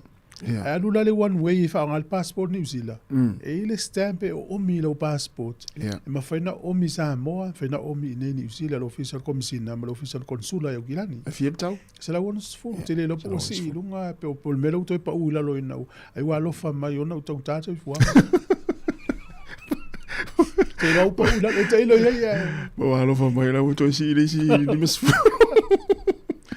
ole stamp le na e ma fai na e alu le one way se longa le umal fa mo le ainga to avili mai ne tina mal fa na ia o no mela sa avili mo le te ola to tongi atu lo pase se to sa wai ia te wa tanga te tongi pase se one way se o te fa Sāmoa o wona va sa ia e o so foi fia sa tasi va pe mala malta ya va ya tu le ainga ya o se mena va to si sok o le fia o le po o le rola po le fia aso lo ia mo te tai lo le ainga ole si voi me fa tete ta to pe malanga overseas ia tu no ia fa lo wal man passport se lu ila watu e maua lo masalo mia lo ai fa tai ole te malanga Sāmoa ta to malanga mai New Zealand ai maua lo fa ia masalo salo pe tangata le ale o se suyo le Hamas po se suyo nga me pe e lo ale pula ma le tingo le ulu e ma le ava pai le ava ia mo mota to taimi ia le te pena me pokola me se fu malo loina a te loi o le fia ia te le istangata Afrika i le to tele o tangata Afrika e au Blacks fa mai manatu e sa avol manatu mai o aso ia sa au tangata lanu i le au Blacks ona o le fia le au Springboks ona pe na le au tangata pai taimi nei le o tele tangata uli o mix le au tu so avele au le ma me o mai tangata o tasi ale foringa mai o le au to tele le au New Zealand talonga mo tato au le stona nei le tai au po le lima ma le au le au le stomas Ia so o ele mele tālonga i le aso lulu o le vai aso fou, 5 fo le tāiau tālo mele o le Sharks. Te le lope tālo ino nulu tālonga le pele ai. Ia ma le aso sā o le vai aso fou, tālo i le 5 le vaveau, tālo mele o le Bulls. Ia vai lo le vai aso atua. Fai lo le test mua ma le au Afrika i le aso lufu tolu au kuso. Vai aso tutua? Io i le sāna no na tolu, le sālo na tolu, le sālo na whā. Le o le sāna i le sā iwa, so iwa, sfuruono, lua tolu, ia na. Whalong no mai pere tātori ti oe, whamtama tua ia. Au tālong mua le tua, ia o le astona i nei, le aso valu o au kuso i le 5 le tai au. Tumu fo ia tele o fale o tangata e matamata i tālong. Malo. Ia, la tatu mafuta pere tatu tua le yaso. Nisi foi taimi na sui me folo la foi ngā luenga, leo te 5 minuta tarts fulu program ni se fu malo ina fata la fatu i le vato le talo fale vao manuia ngā luenga le yaso, fuanga, sunga maua i tawati, ia faltu atu lea tauli, ia maina i Las Vegas, ia manuia lava nei auli a te utau, pa fianga nei, ia te pena mai pokalame o le sui fu malo ina.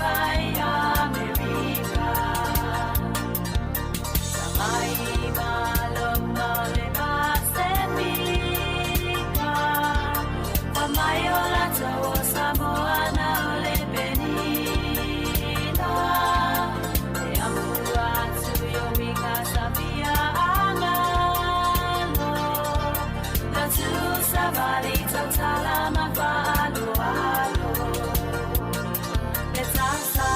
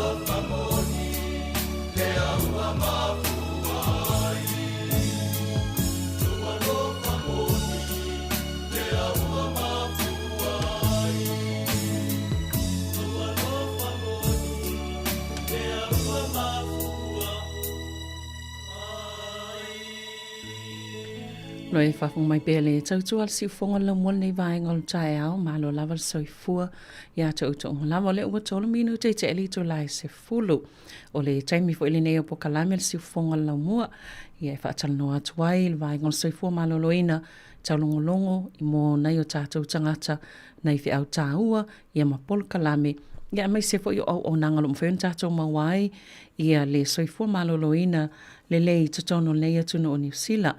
O le tae au nei sa il wha moi whaatano stasi o nanga i tonu nei porirua ia pita iane ua le mawhaio na pa au mai ia ona ni tua ngia whafosei. Ia o le mea le o le la tau whaafonga stasi o pokalame sa mwhenau tau whaafonga ia i ile masina o iuni ia o vaenga tā ua lava nei o lo o mwhaio na whaamana tua i pea le taulongolongo lo o mwhaio na tātou maumali soifua maloloina i vaenga e sosoani i tātou umalava a wale tau singa le lei o le soifua lau le lei ia ma le soifua maloloina o tātou iai i totonu o le nei atunuu o New Zealand ia ai usi mai a lau whafonga.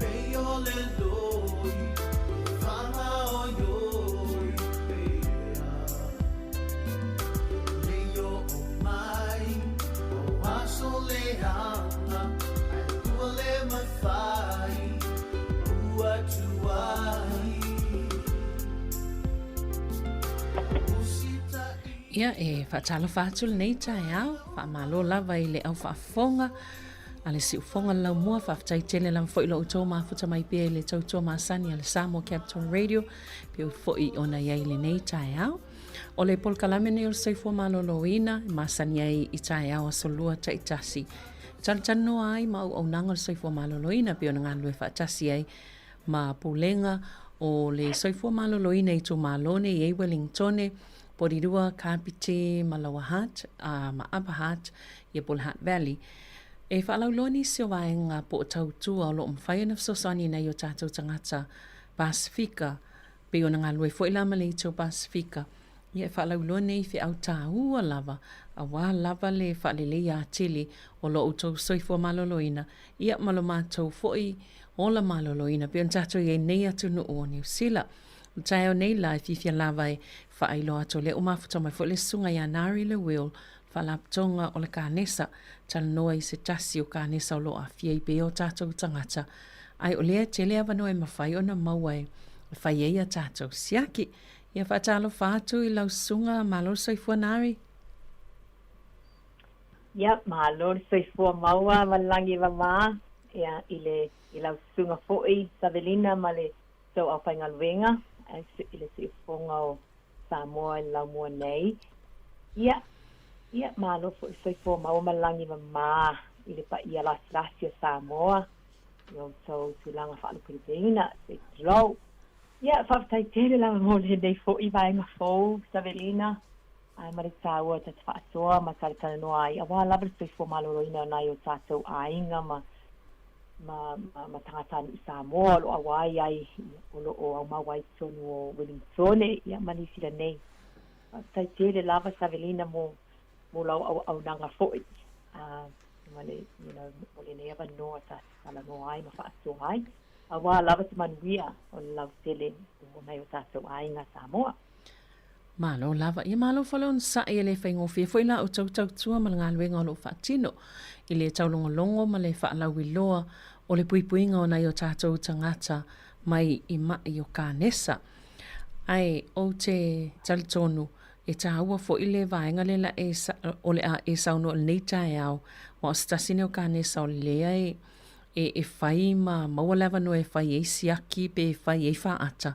Ia o tele o lopo la le tele fo o tātou tangata o lo mwhen wha o ngā ina ma toi wha fo I a siaki. Ia le le ale talitano po le a fo I le to inga kānesa po le bowel cancer leo la e sauno I ei. Nari le nei tae au? Ia, whaasai. O le kānesa o le ngā au se I lou po o le tau whale. So that's bowel cancer, which is also known as colon or colorectal. O le kānesa lea. Ta tonu was tele tātou o le ua silfiaina le nei I to aina kānesa.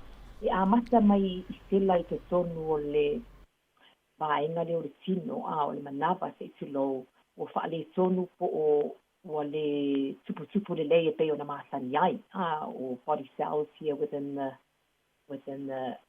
bowel area. O nei la sela o le tino e mawhai o na liua ma avea ma polyps po o se tupuanga po ni pasu fo'i o growth. O nisi rao nei pasu e mawhai o liua ma avea ma kānesa ia lunga o leolanga. So later on in life, these, I guess, growth transform into cancer cells later on in life.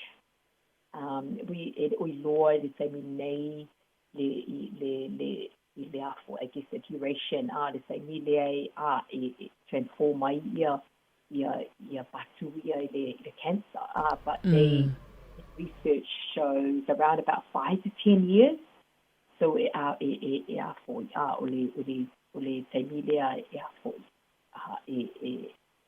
sui ai le ia more growth here into cancer cells.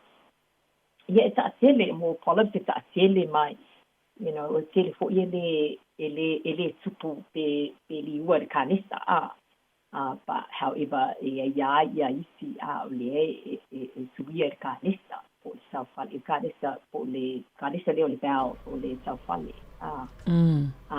ole amatanga la na ole afoi o le growth ole kānesa ile afo le manava po le nga au fo I se low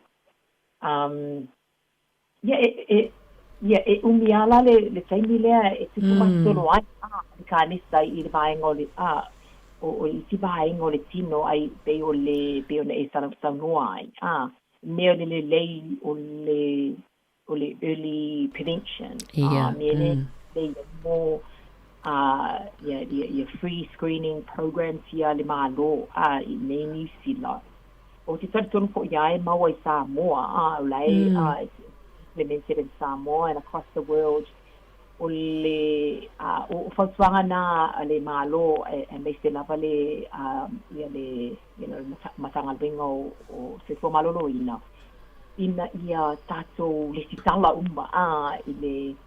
I a vapea ona siaki ia mawhai suena ia e whawe fo ia ona maua polyps po o patu ia wai e mawhai ana ona I loa atu I le taimi lea I tausanga lea o tangata o tātou lea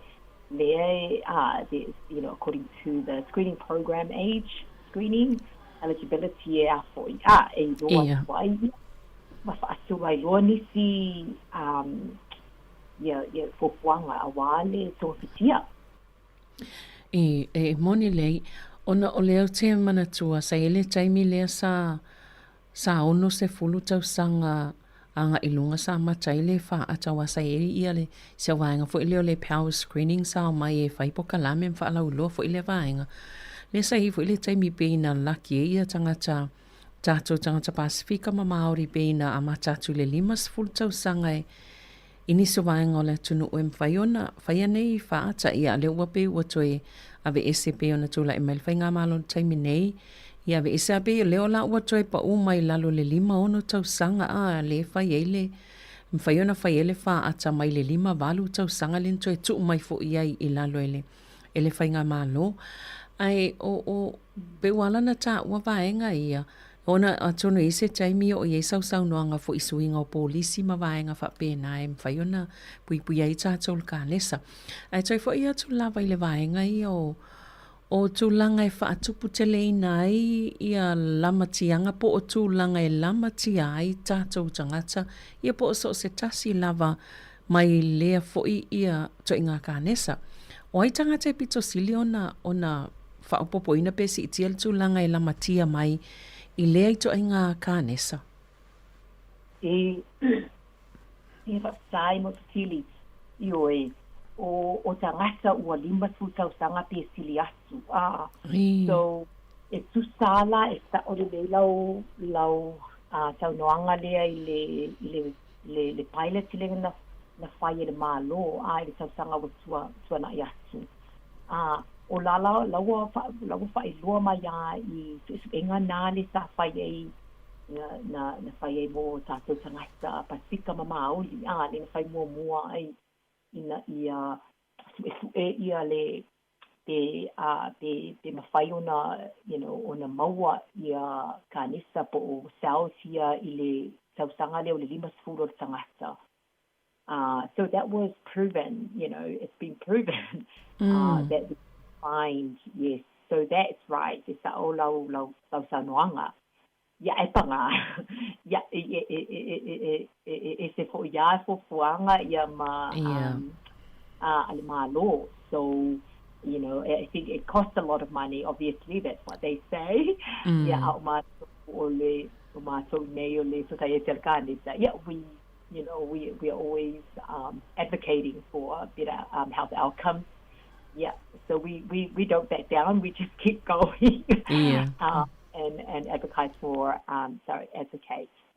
better policies and health. Ole so asila sa sili there I ole ala ma so fai atu ole o researchers or our motata su le ala fa ma ni ole lima su sanga. That's the risk. People are at risk at that age, being 50 years plus in age. Ole tau mafa ole tau mafa le e mawalunga I manufasi se tu lo red meat po ano ngausia processed meat. So that's a diet high in red meat or processed meat. So those that's high risk. Ole oisi me ole tau mafa me tau sami le maulalo le fiber po me or beans like that, beans or vegetables, fruit, whole grains pe o le laisa e te lea ia grains or whole grains ia mai ya so na mua so we go back to ancient times. I think our ancestors, I'm not sure in the ancestry of Sāmoa, but I have a feeling that we did, back in our ancestry, our ancestors used to eat things like oats, more rolled oats or me whapia. O mea la ia le whautua mai ai ia tangata fuisupe e te tau ona tau mawhaina ma ai awala ma soifua maloloina o le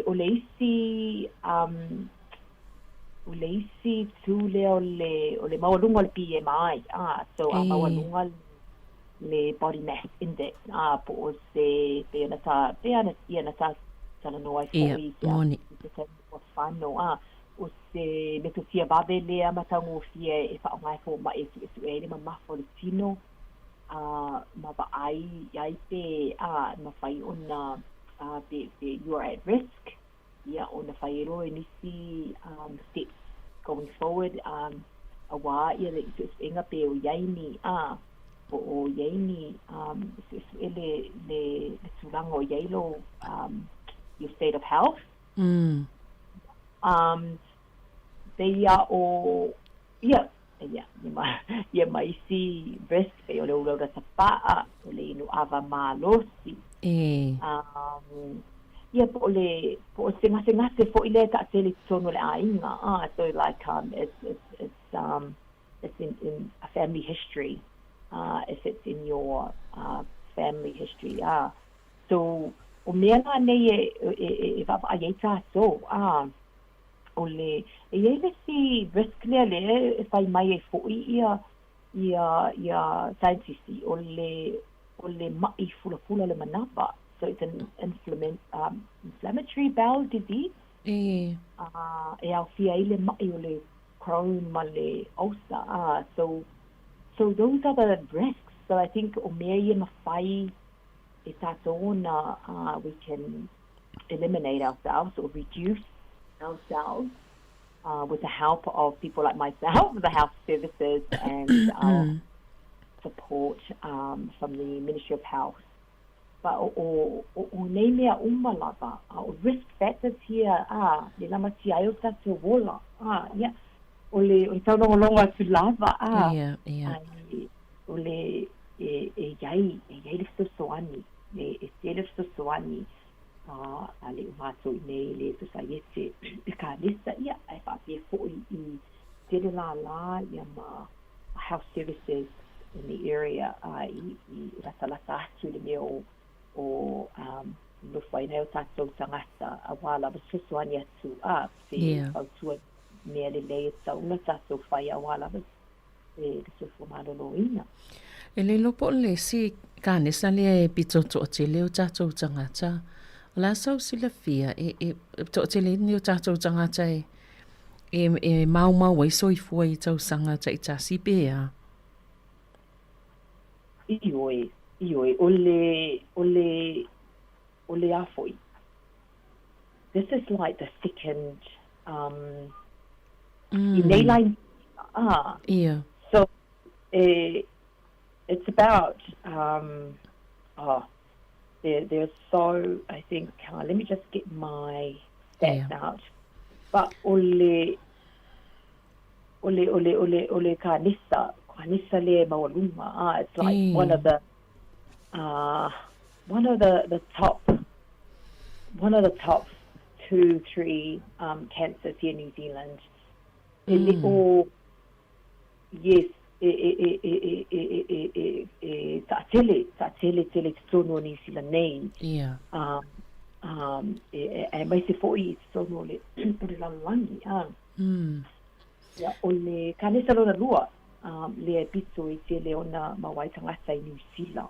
So I don't have it down for Maori and Tika. But Otato, unfortunately, we are highly represented in all the cancers here in New Zealand. O Bela o le bena tau ai fo'i le taimi o te o le taimi nei ai au suspingai mata fatu limas full body tau sanga le matua le la wa fo'i le fatu atu I malo le fatu la mai o la atu I lalo le limas full ono ai o le ai pese wa so it's a sound that we have evidence to show the cancer start. We can identify signs of it from the age as early as 50. Ole vaenga fo ile e tau fo toi fa manatu. Ona ole pi fo linga mai le wa sau no nela ole ka ne salona lua le pito tele o soi fo e mau waia. tanga ya mau soifua tangata New Zealand i le tausanga. Lona winga e tā ua telela ia tātou le I loa fo'i o aunga ia po whailonga wa aia o lea fo'i to inga kānesa a wa pe o te langona lo pe wati ngā lea ma lea te tau lona o tau māsarasalo pe o leo tau awhia mai I aunga o le kānesa o le ngā au sikitu lau ia po le tau whale fo'i ia po le bowel cancer. O ani a unga te tau ona wha manatu pe o tātou tangata wha amule mole nari. Iui, whasaimu whapatili. Ia, o a unga lea, e te lea la unga. Ia a unga tauna tātou na tātou loa e maise la pafo'i nei o tātou a inga. O le, iskasoani mai ia, Sabrina esta o Sāmoa aso o le tape toi mai I le vaenga o le tino. You know, so it's bleeding. It's bleeding in that area. Yeah, fa pe fo'i I te au mamau tangata se tu low. O le swinga fo I le manava. Se fa pe le alu fa la so fo'i lea I le falewina se tu low. Ia ma le mamau o le manava. So constipation. So those are some of the signs. O le langona le bye ma le lava. So you're feeling tired and fatigue. O le tinga o le manava. Pe a whala so le tinga o le manava. Se tu low. Ia, and mai se fo'i e fo'i ia unga wa whailoa, wa iloa, wa research, o le patu le manava. I've never come across that, or I've never heard it before, but a lump or mass in your stomach, so you can actually see it or feel it yourself. So, me la ia le e kautua mai ai ia tangata suesue e tātou te e mawhaiona tātou e whaidua mai ai ia riski o le cancer o lesi fo'i whailonga lea po nisi fo'i aunga lea e kautua mai ai o le lusi o le tino e le se mafua anga o le suinga when there's weight loss and you know for no reason. So olesi o nai aunga na leo matu ilua e fa manatu atwai na o tato ainga. So they are, you know, are aware of it. You know, with you know, for their health as well as you know, na lato au ainga for you. Mana ia la ala ngona lo vaenga ia te tau lava ona alpe vaile fo mai ia ma aton e whaatono mai ei whainga o siakia pia o leo te tala no le tangata po ile au sia le tau sanga le mwhaina whai le screening po le wha ata lea o wai ele tangata I lalo mai leo 5 tau sanga po le lalo le 5 tau sanga le mwhaina nga vae whai le wha ata e ono langona ni aunga wha apea e te tau lava ona alpe vaile forma. Ana. Iyo. Sa I lau whautuanga le nā o le o nei whailonga e maa sani o na maa fua mai e tūlanga ele ni tūlanga o le kānesa. Pea ona e sau noa ai. Ia ai pe tai a whaalongo atu loa wo tina. I lau mai tau asu. Ele o se langona maa sani ai ma oe. Ia sili ona sa ili sosoani alau GB po se fo mai ia wa e pe ona tatala no ai foi e sili ale le afo le maua vave o le tonga fitia vave nei unga vave ia e afo e tonga fia ma preventa foi oi mai mercanesa pe maua pe a wha maonia bawe o aunga e mawhai ona tonga pitia e le i o i le suli o le kānesa. E hei taimi e fiu e alu fo mai fa mai lai okay lava nai le leia. O te tala tonu masalo o yeia ni se tangata fa pe nao lai alwa tu fa mai fo le toto. Mel fo mai nai le leia mea uma. Ai o lai fa alongo atua e hei lava le mea lai wasui ai lana ia fa alongo e ta tau lava lao na ia tawana u pel fo mai se isiakia ne ale vaeng o le utela ngona ai pe ia ise me o fa le ton a wai pe tau te ma sane on tatou fa alongo i sili poti na istanga tai atu e fiu e oe u mai fo ai te uto e mo muli fo i se taimi wa fa situ wai o lasa i ai le afianga po se mai ia ai sale i mawhaiona maua i si taimi ana aluai. Ai sa o le ta te alofa pea ina yo tatou tangata pea te whaalongo to, you know, in those kinds of, you know, of visits to the doctor. In Melale, they only Fauswanga, I guess for me personally, from experience as well, when I was working at Harmony Trust, ole Fausua mo na yo tatou tangata, e mai se ana I ta mama tina mātutua, ole, you know, ole, ai lea te, e tala noa I ainga, you know, members of your family, I nei unga, pe a pela wala tu fo mai, e ta mai fo mai, una he nei mea uma. You know, I think it would be really good, mo na ta tangata get a second opinion, mai se tangata, ika po se tangata Sāmoa lava ia, mo te karitonu, e iai medical support or practices, you know, health services I porirua, e mawhaina tala noa, I nei o tātou tangata. Pe mawhai fu I ana wala au mai I nei Cancer Society, I'm happy to, you know, e tala noa I lato. Awa o lesi, I think that's another part of the problem, is that communication barrier, the language barrier, and also lea foi. Ole uisi taimi, sa ole lea uisi taimi, ya. Tia la tu ele o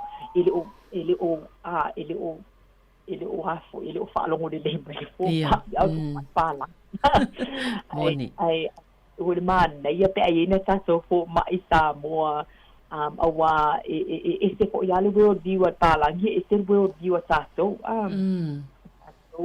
So, ole, I guess, I want to fata manla, ia tato, pe a whaalongo asua le o ato sua le maalosi, ia, e tele ia le sosoani e maua, ia, wai, o le fo, ia e batu le matonu mera lea, ia, e sau wale o le matonu mera lea for the helpline. E tu sa, e sau le pālangi, le sali asua le telefoni, ai, bo, e afo, e tele ia translate, they have a translation service, so they can refer the phone to me. They know that I'm a Samoan, you know, and le fo ye ni si maso staff le wo masa Samoa fo So I think it would be so we would love. I love to help out. Te fa pe e ye ni so na te so ai ngolo fia mana mi so ani and mai se la mi tau ka nisa ma se mi la tu sa pe le diagnose le ele o ile na ile diagnosis I ma fai ona la au pe wa you know every question is a good question. Any question is a good question. Sa olele malo faftai lava nari ai se I tātua se tā pese lea se I wawai foi ia ona toi foi mai lea e whaawau tā tanoanga nei tai au malo lava le mole pokalame faftai faftai Ua fue si na tai o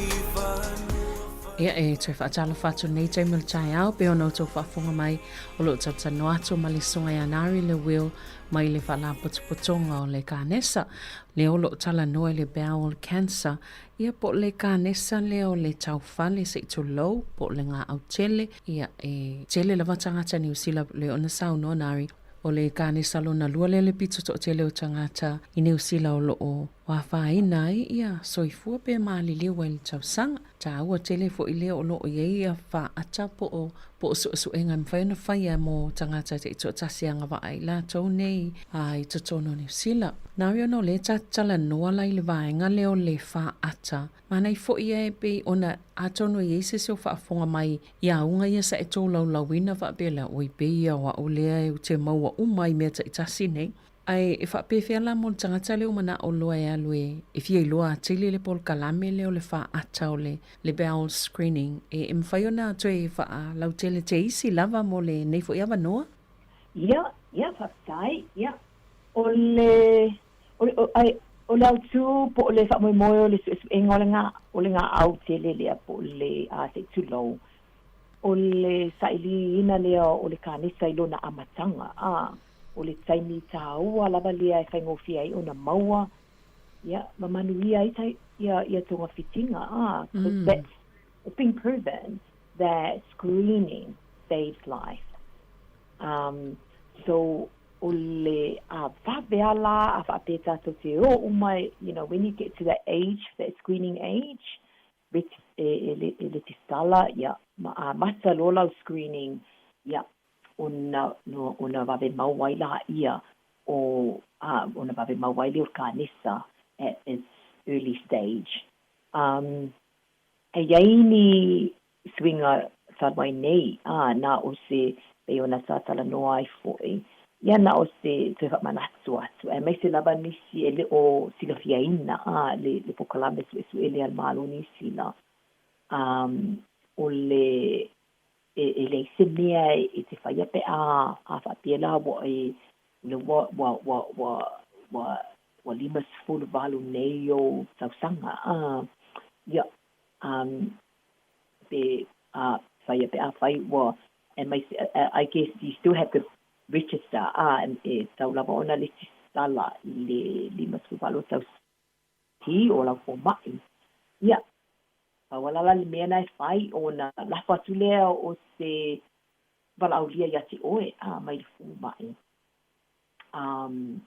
Ai whape fo i ele i te leti tala. Ia, e ma whai lava ona whai loa i le GP po la wha manatu atu fo i e lau fu mai.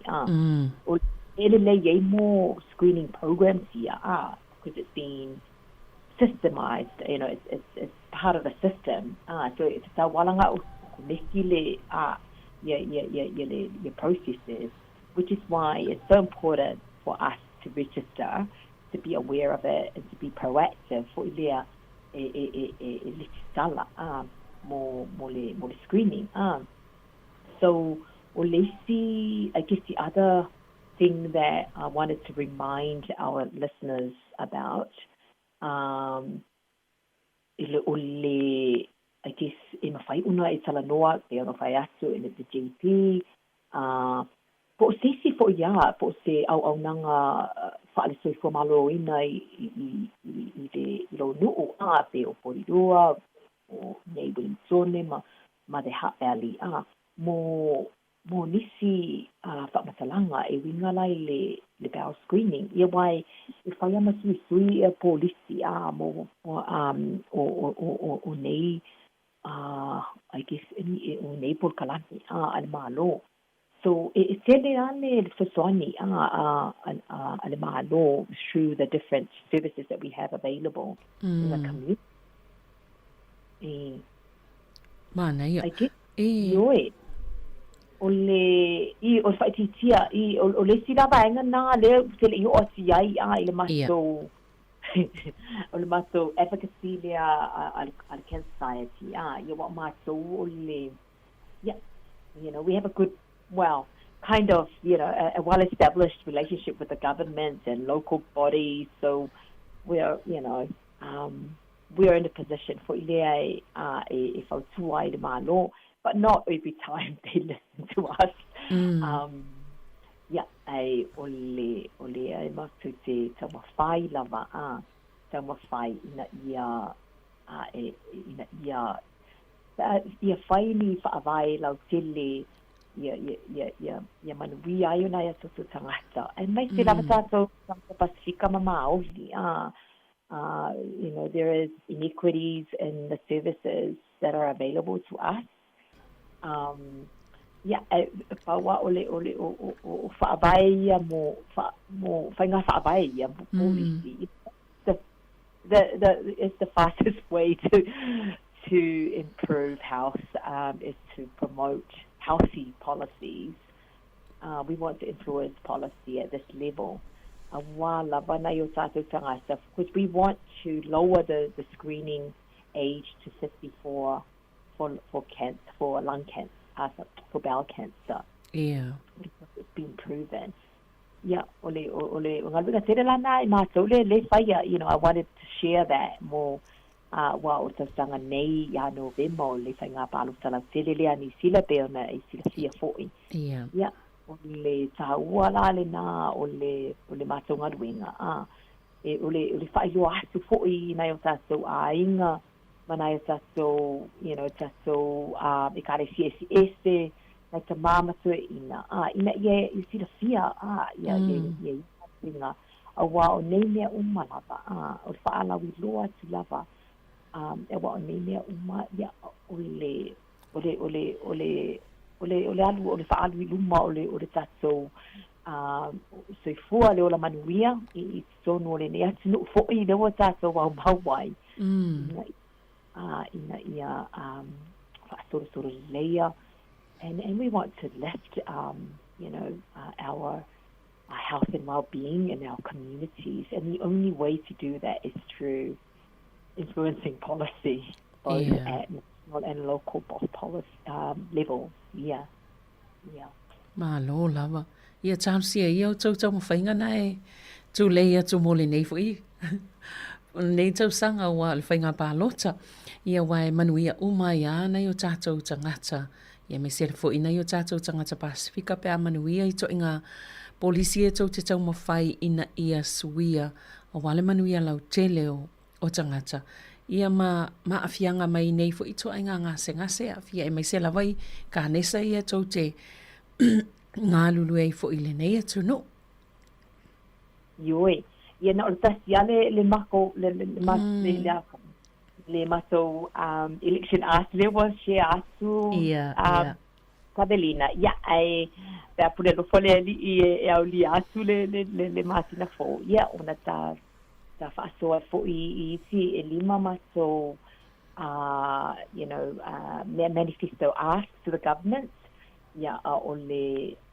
given ole for I guess it's month for bowel cancer awareness ole what's talanoa ile kanisa lea I going forward I can share about our other policy asks for a while le whaafonga mai o nei o tātou ainga wa e taha ua tele nei o tātou ainga o na silafia nei ia nei a whainga whaavai wai a fia umai lava tātou ia se va ai fu tātou se va ai fu ina o tātou whanau in next generation ole tama whainga lava le nei ona mo tātou uma a wā lava wa ale rofo e tātou nei polisi me o lo tupu I tonu nei ia I whainga tāfo I ona alwa li luma tātou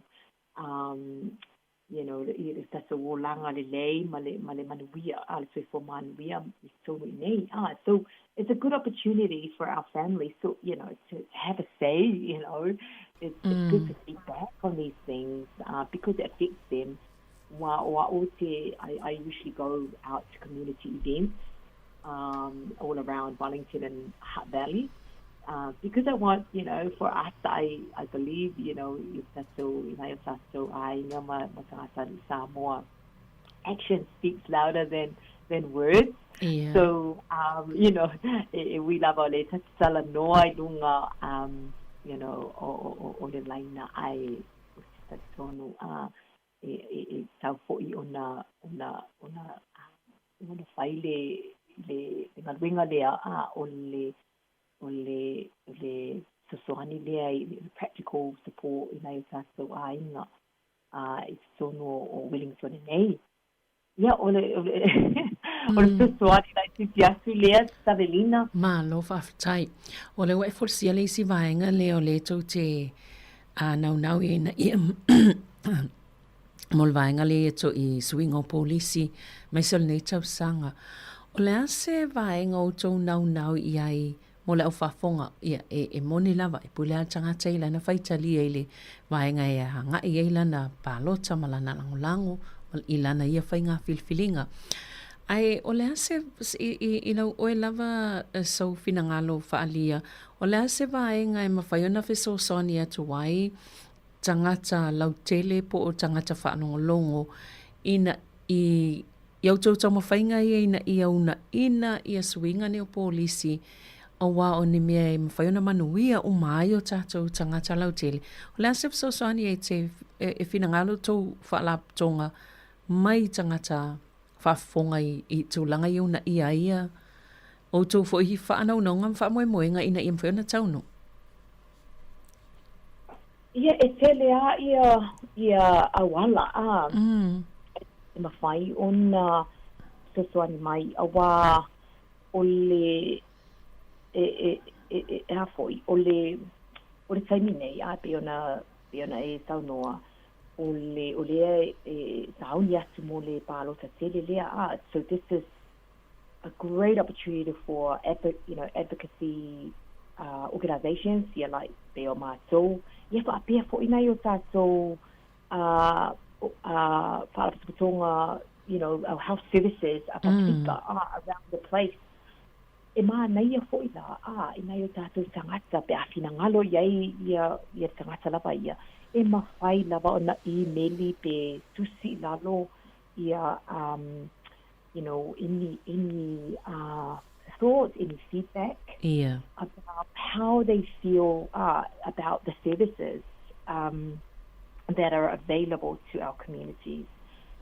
So I kind of socialized our election manifesto at events, health events, ile lasto na ina o wala tuai lau hat. So fata itai fo ile ia tala noa ma whaasoa manai o tātou tangata I tono fo so o loa hat.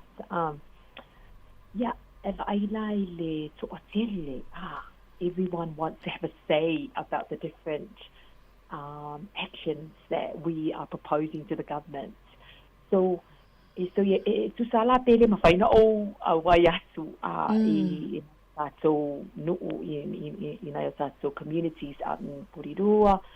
Ai e mawhai lava I o tātou inga mana I o tātou ta mātina mātua. I whape fo ina urungari la iti o le lumanai fo ile nā o le tātou Samoan community. E mawhai lava ona tusi mai I the Cancer Society ia te au. Ni mea o le fia ai le lato experience there I te tonu I o lato I le lato matanga po le lato relationship ma o lato ma I ni mea o I whaafitauri o o lai e fira fia lato le o fia ai so everyone can be an advocate for these policies. And the good thing about which is what I'm trying to do here at the Cancer Society, which is why I go out in the community, because I want to hear what our people are saying. I want to get to the grassroots level because that is where the policies start from. Is the ole experience o nai o tātou tangata, o mea leo fia, o mea leo sa'o na whai. So anything that they feel that they're not they feel that they have been mistreated or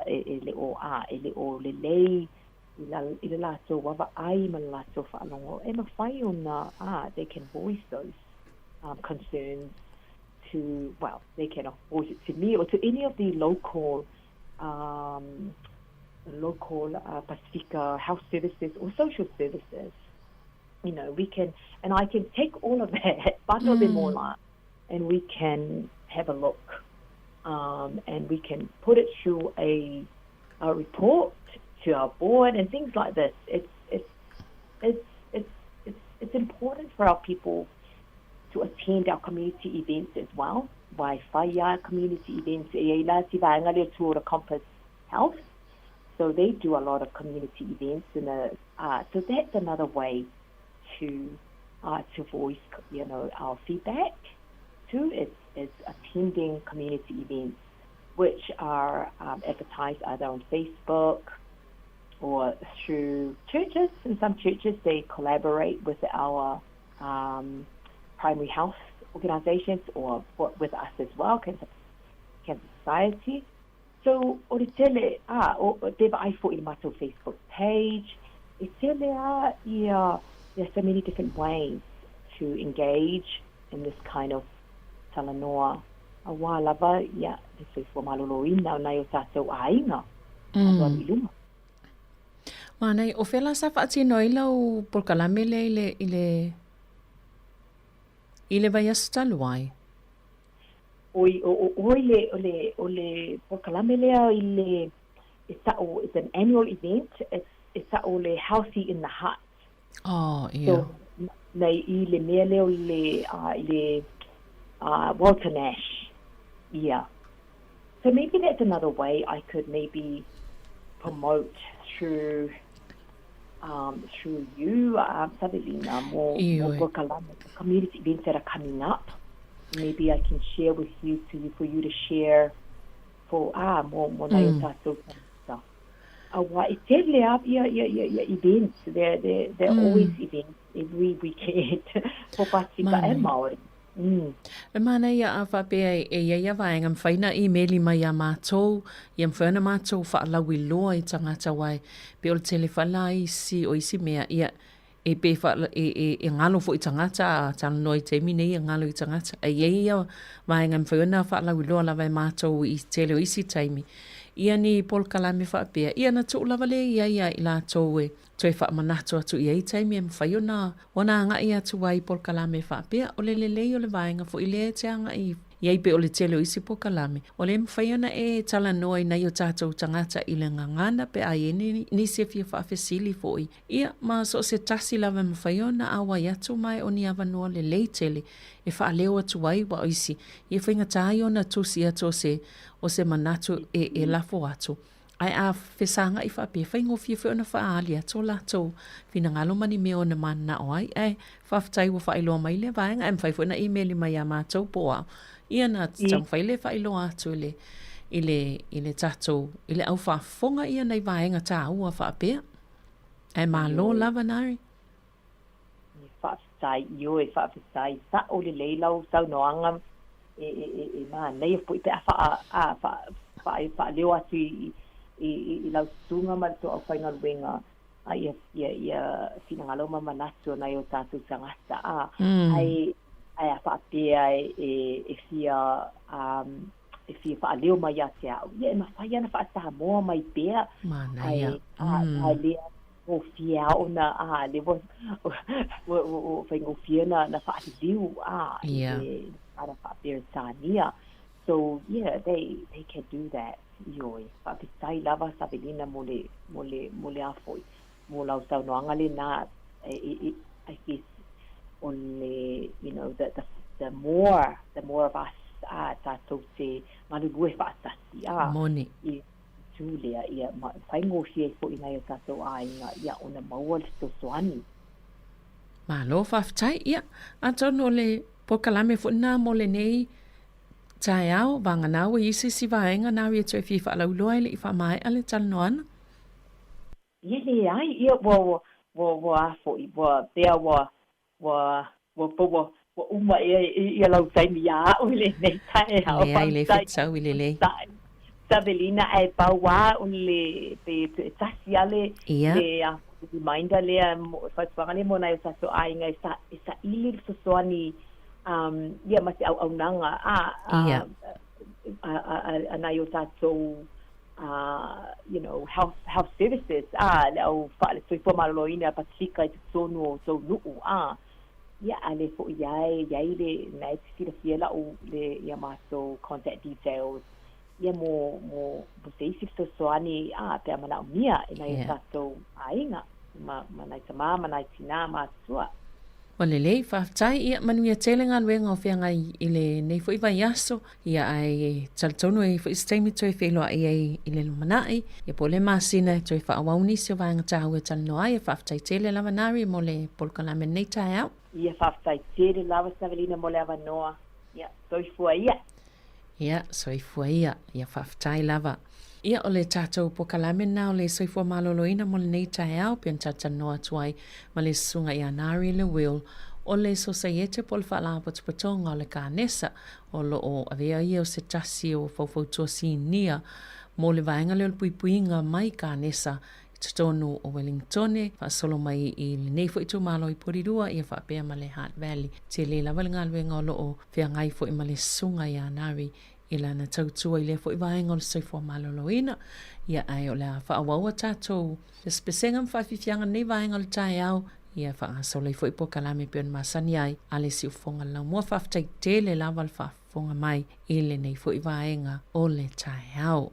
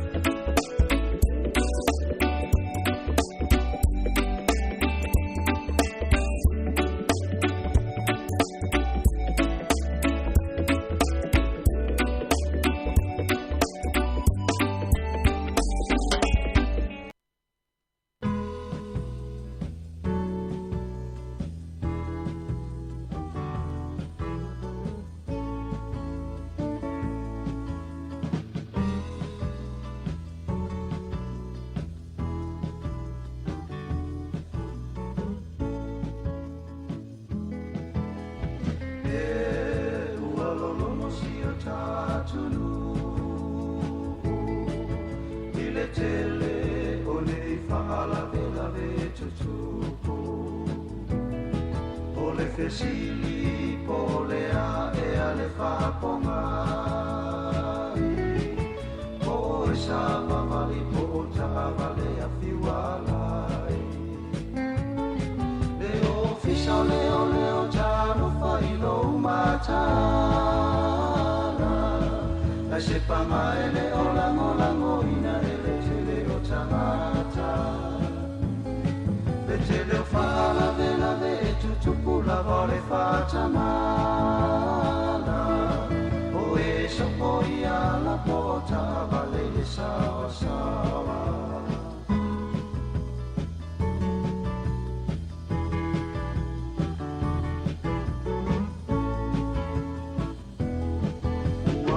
Mama san fasili o pase se pasi o loli mapiki a pule popole ai la vale malatu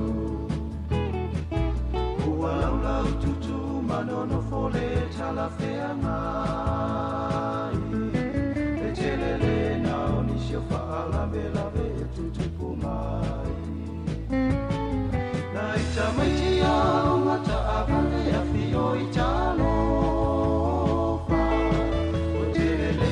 Masa ailo la tole matala O tulanga la vaia aveta valea matalia E sauni taimi o maua e sili la vale pui puia Leo fiso leo talo failo matala A se pama ele o lango ina ele te leo tangata Bete leo whala vela ve e tutupula vale whatamala O e sopo ia la pota vale e sawa sawa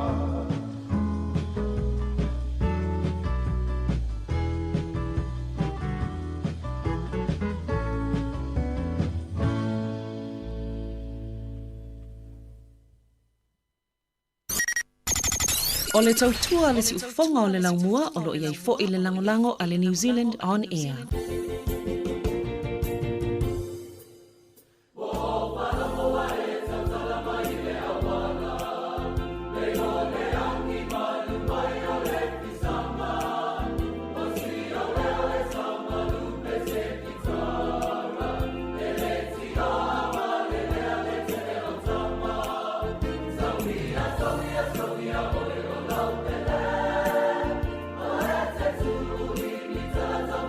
Say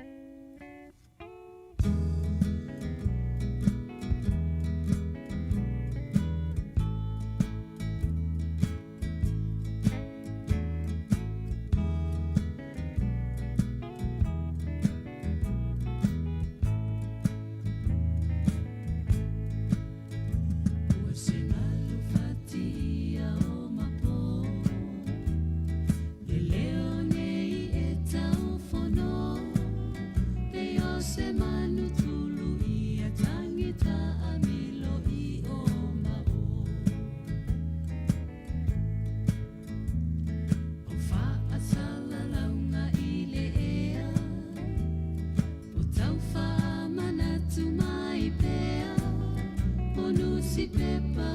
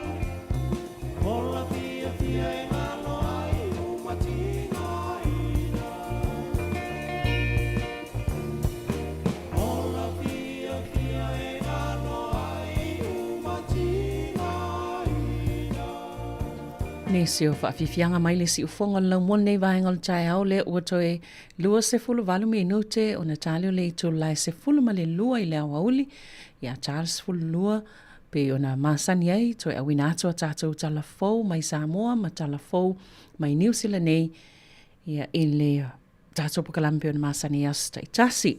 Ai ole a whaawau pēr tātou pesenga nei vaenga le tai au, ta tono lo o maua pēr le soifua lau le ma le soifua malolo ina le lei i le mamalu o le au whaafonga. Ai onisi o tātou whaafifianga i e pese lea mai le alo au youth choir e sili o se mea manu manu ia manisi lava o tātou pese mai a Mr. T eva mai le pese i le nei vaenga le tai au.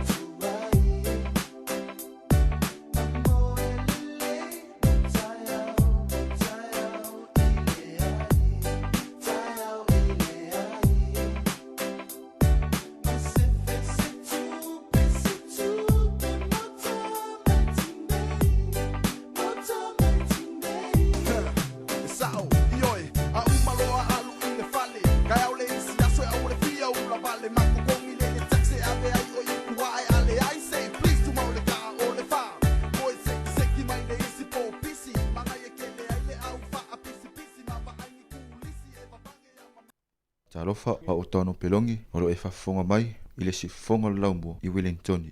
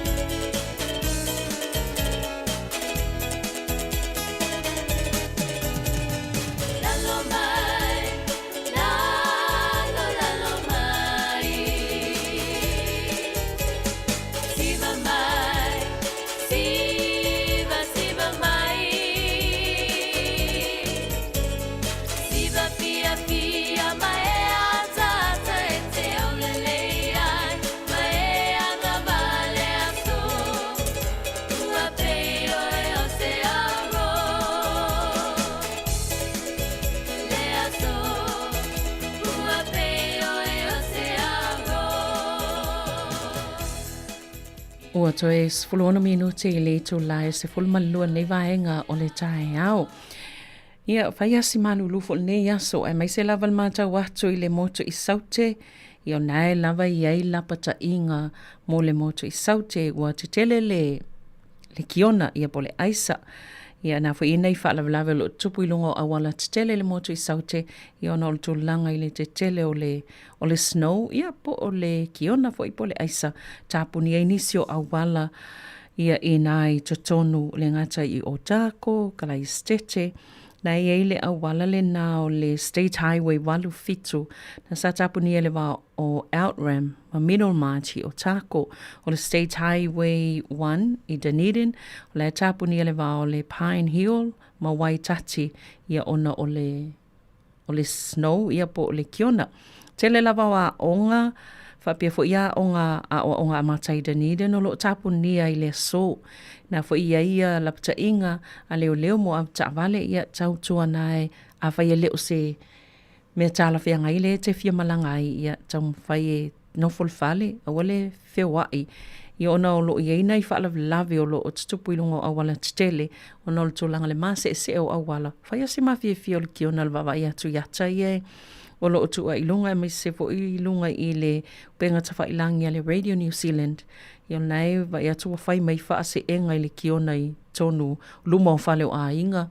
Ia o taule I loa ta avale I le titele o le kiona. Ia beo nei whautuanga nao lo iai mo lalo I le motu le I saute. Ia ai na fo I kala I stete na sa wa ia o ta ulu le kiona I le malai wa alele I kala I stete. Ai o a onga nae tāpunia. Ia beo nisina vaenga o lo tupu I lo le motu I saute. Ia ona o le malosi o le kiona. Ia o tātou nei Wellington ia whaia si malulusa I sina taimina sa palasi e le timu aisa. Ia pena whetau ia leo I foe o anei taavale ai ta ululo le kimu aisa nei tae au paka vo taavale luma I le ofisa si ufonga laumua. Ia ai matana palasi mai sistema I timu ana timu aisa. Ia o tona e whaafonga mai po whea lava o e maua mai le tautua si ufonga laumua le tūlanga na o le tau o le iei nei New Zealand mai se nei Wellington. Ia manai vaenga e pi whai lava si mamafa o le tūlanga o lo iei le tau I le moto I saute. Ia ona o le te tele o le kiona. Ua whai le lava si malulu. Ia mo ila taula le no fol moto I saute a mai se I nei pito no I Dunedin. Ia na wha atuwaio na au tau tangala tau pusa la pisi. Ia ona o le tūlanga I le tau o lo whenga I mautou. Ia mantua po I le na tolu pō mai wheo inga wa I le sami. Ia le vāo Wellington. Ia mal moto I saute. Ia ona o le tūlanga wha le tono le tau.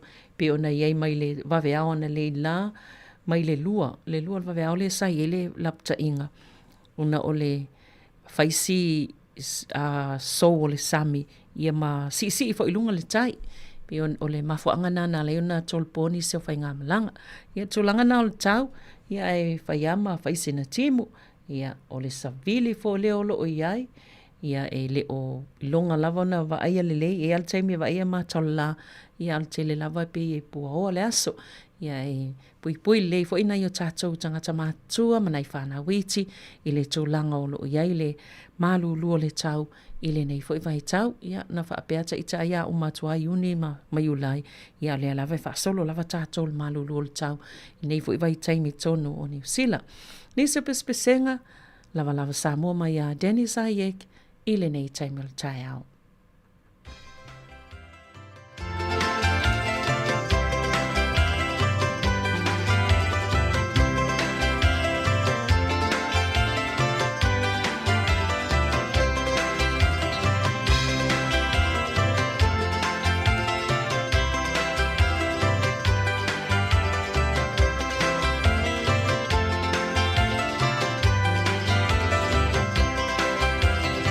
Lava, lava,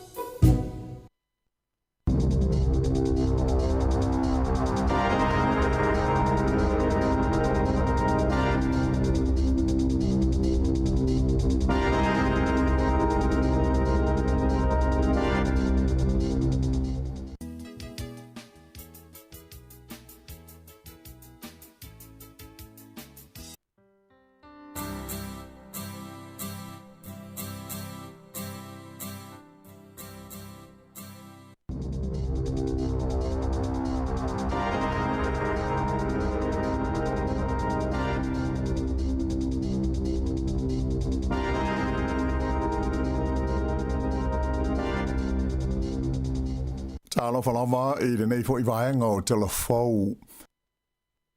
Ua whaato esele li pāle mia ona o ni la fonga na ia whaia I le au whai bisnisi I le ai o Rotorua I le vai asu taluai.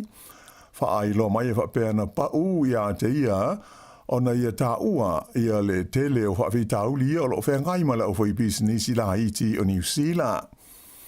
O le songfua la nafi lea na whaali ai e tui sinave maunu mtotua Christopher Larkson ua ia mauti noa e tele bisnisi la iti o lo whengai nei ma whaafi tauli mai ua ia whaamaua na lo ai e tusa o na saunoanga I le vai aso taluai. Ta ua fo I le pāle mia ua uma ona ia tara noa I le main star le vai fafo wawasa mana ia Winston Peters e tusa o ana ia fo I saunoanga whaailonga lanu ma whaailonga tangata na whaia I le vai aso ona te nei. Ai o le whono la whai o loi Rotorua le vai aso taluai na whaalia ai le whaatonu o le whaapo tonga o Melanie Short I le pāle mia e do tele la whai bisnesi o lo lātou whisilingia pēr bo le ale umi o le a whenga iai I lātou ma le māu lunga o le tau o le whaafoi na o lātou bisnesi o le taliana iai o le pāle mia na ia tā uai o nisi o bisnesi e iai le manatu o le malo o lo lātou matua e sanga whaalango lango pēr iai. Peita ila na ta ue Larkson I le asongfua nafi na sasi o ia I lea lafonga mai sa le te tau o na ia whaia ia wha upunga. Ua tau fia uma ia malanga wha atu langa ina mo le so a waa o le kompania le Inter-Islander I le vā Wellington ma Picton ona oni matangi malolosi ato ai mauma maurulunga o pei ona valo ia mai le ofisa o le tau. Whailo mai se whaase launga le kompani o le saunga le mua pa sese whe malangai whapea maona au waa o lo ave iai le wha mua I le whaai unga ua whaia tau fi ai ma le whaatau nuina ia malangai wha a le Inter-Islander I le vai nuu o le Cook Strait I le so. O pa sese uma o lo a fia o lo o wha so tai tu sao le kompani mo fuafuanga le taimi ma whai ai o na toe whaatau nua la tau whai ngā malanga.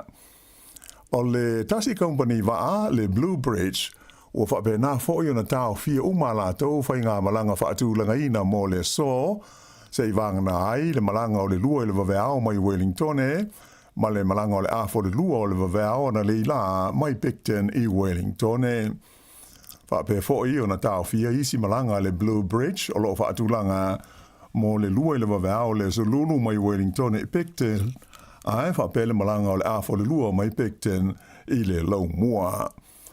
O ia fufuanga o whaia ona o lo walo ia mai le mutua whaale tonu lawa o le tūlanga o le tau I le vai nuu, e le ngata I matangi malolosi, ai o ngalu mauma maurulunga, e a fia ai ia ngata I whale o le lau mua, ma le wha solo tuai I le Wairarapa I le so.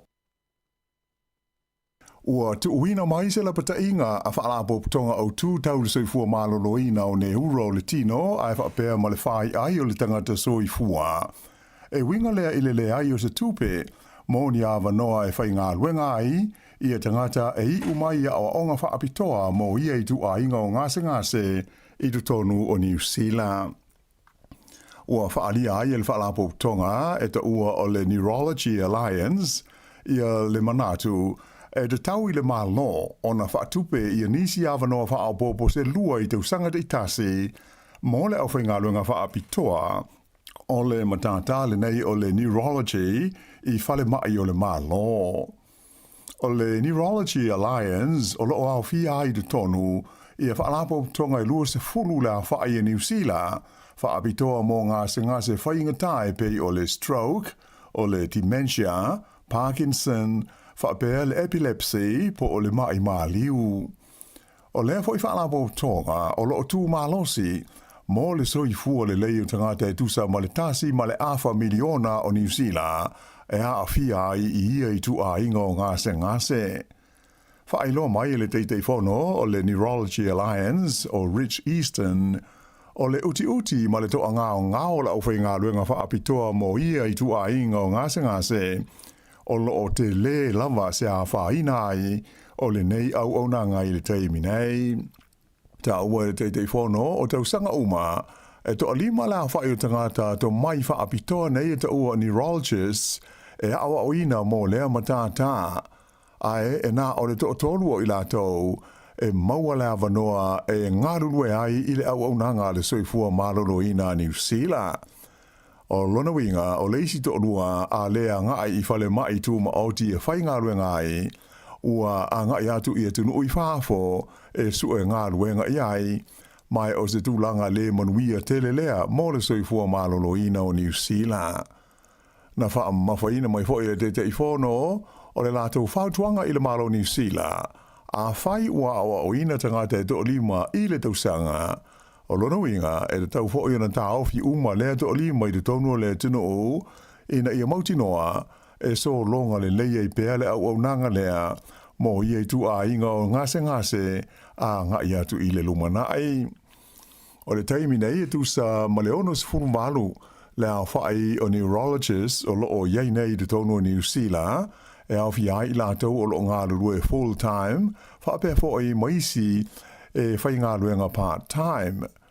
Ai o le au whainga e mana o mia mai te tau ona iai ai titi mai o le toa se lau ina ia tau wha amalia I nai le mana o mia o le au nanga I le taimi nei ma I au lia atu ai le tausanga e lua awhe tolus furu ono o te tau ona o atu I le au whainga I se lau lus furu ona o le wha solo ina mātutua o le whaitau a whai o le atu nuu. Sa whai loa mai e le li fo mai I a James Cleveland le taitei fono o le asosia fo mai wha apitoa mo ne uro le tino o I tu a inga o ngase nei e haafi ai I ne uro le tino le tangata soifua ua sili atu na I lo le kānesa whaapea ma le mai whātu I le haafi ai o le soifua malolo ino le tangata ona o ni haafianga o le tino I le vaenga fo I le nei ta ua le ngana Peritania o le disability adjusted life years. Lipo tia mai le pau I lalo I le 5% o le awha inga o tūpulanga talavau ua lesi tala mo le pālota tele I a Novema I lo na ono a I le nei o tausanga pālota sa soo o tū lai mai I pēa lea wha le tonu. Wha ai lo mai le komisi o whai ngā pālota o lo o tau mawhaila tau e unai malosi tangata ua atoa tausanga I tau ai o na pālota ina ia lesi tala mo le pālota tele o lo o loma nei. Whape nā fo I le tāla I ngā whai pūle mawaenga wha o whai SS o lo whai e le nei taimi ina ia si tia la wha inga o talavau e le stala mō le pālota. O le tausanga nua awhis fumaltasi e o ana I le whaai unga o Iuni ua o I le 5% la wha inga o talavau I le valis fulvalu ma le luas fulfatu sanga le matutua na le si tala ai mō le pālota. Ai taru mai le nā taimi sa mai ta wina le pa ui fa pe I lalo o lea o fa inga.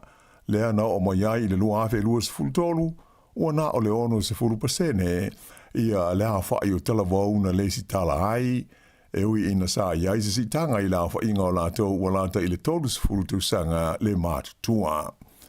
Ai o isi vaenga o la o palota New Zealand, e tu sa ma le valus 5% ua uma o na le stala I le teimi nei, o se si tanga lea whatusa I isi tausanga palota e lua na mawaya tu nei. I le University o Victoria I Wellington na whaali ai ta mai tia onga, ua uma o na le stala ato ai fo I maisi I le stala lo lato manatu e fo linga mai e le ai ase au ngā o le lato palota ona o le mau whaale tonu ua tu lai mai nei e hawhi ai I le taunga tau le soifuanga I le tonu o New Zealand. O le teimi nei la, e le ngata I le komisi o whai ngā pālota, ai o loa a fia fo I pāti SSA a maise o ali I matamai ta I whai pūle, I tau mwhainga nei, e una I a haitu pulanga talavau ina I le stala, e na mawhai ai o na pālota I a Novema. Whai lo mai e Kieran McNulty o le li whai pūle o le pāti le Labour, e le tau I whai pūle o na whai loa I tu pulanga talavau, le tāua male au ngā o lo lātou wāia te tau e pālota ai. Whaalia fo I Estasio taitai o le pātia le Greens o Chloe Schwarbrick, e te tau I le au pālota talavau o na lātou sila fia. E pau wā le awala e mawhai ai o na whaia ni swinga I tūlanga whaale tonu ia o loo iei nei, o le awai lea maa fia i le whai ngā pālota o loma nei. O le vairuanga o le pōlea so luas furulima o ke topa e tāpuni aloa iai ia le lista la ina o swafa o tangata uma mo le pālota i le aso fitu o Novema. E sili atu i le 2 miliona tā la ia le vai ngā tupe o le a whaalu le malo New Zealand e whaalau tele ina i le polo kalame mo le awa o ina o whaia onga i tu tonu o potua onga ma whai ngā luenga ai. O le tau atoa o le polo kalame pei o na whaailo mai le minstawa onga Erika Stanford e luas fultasi tesi mo le 5 miliona tā la i le tonu o tausanga i 5 o le afisosani fo o e maua ai pea ia ni whaia onga mo a onga ia e whainga tau na maua ni whaia onga e ngā lulue ai. O le Port Kalame al mtanga luenga wa onga e whaingoa ina o le school on-site training mai o le ama whaia e whaia onga whaata itai po o trainees o na maua le avanoa e ngā lulue ai whaia onga i le tonu o potua onga moa so tonu le vai aso a o tau wha umala tu wa o onga mo le tuspasi whaia onga. Se lau fas fulmo le fitu, i le awha inga o la tau na o fia i le Port Kalame, i le tausanga lua afe luas fulfa. Ai o le tausanga le nei lua afe luas fuluono, o le ua o i le 5 se lau luas fulvalu, le awha i o la tau ua fia ai.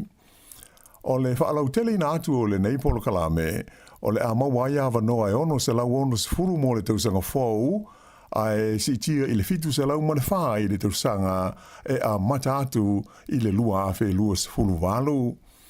Ta ua fo i le minstawa onga, o mawhai o na whaatulanga le nei Port Kalame, ina ia mau ai whaia onga, mo a onga o pito sili o na mo mia ni whaia onga i tu e o le tunu.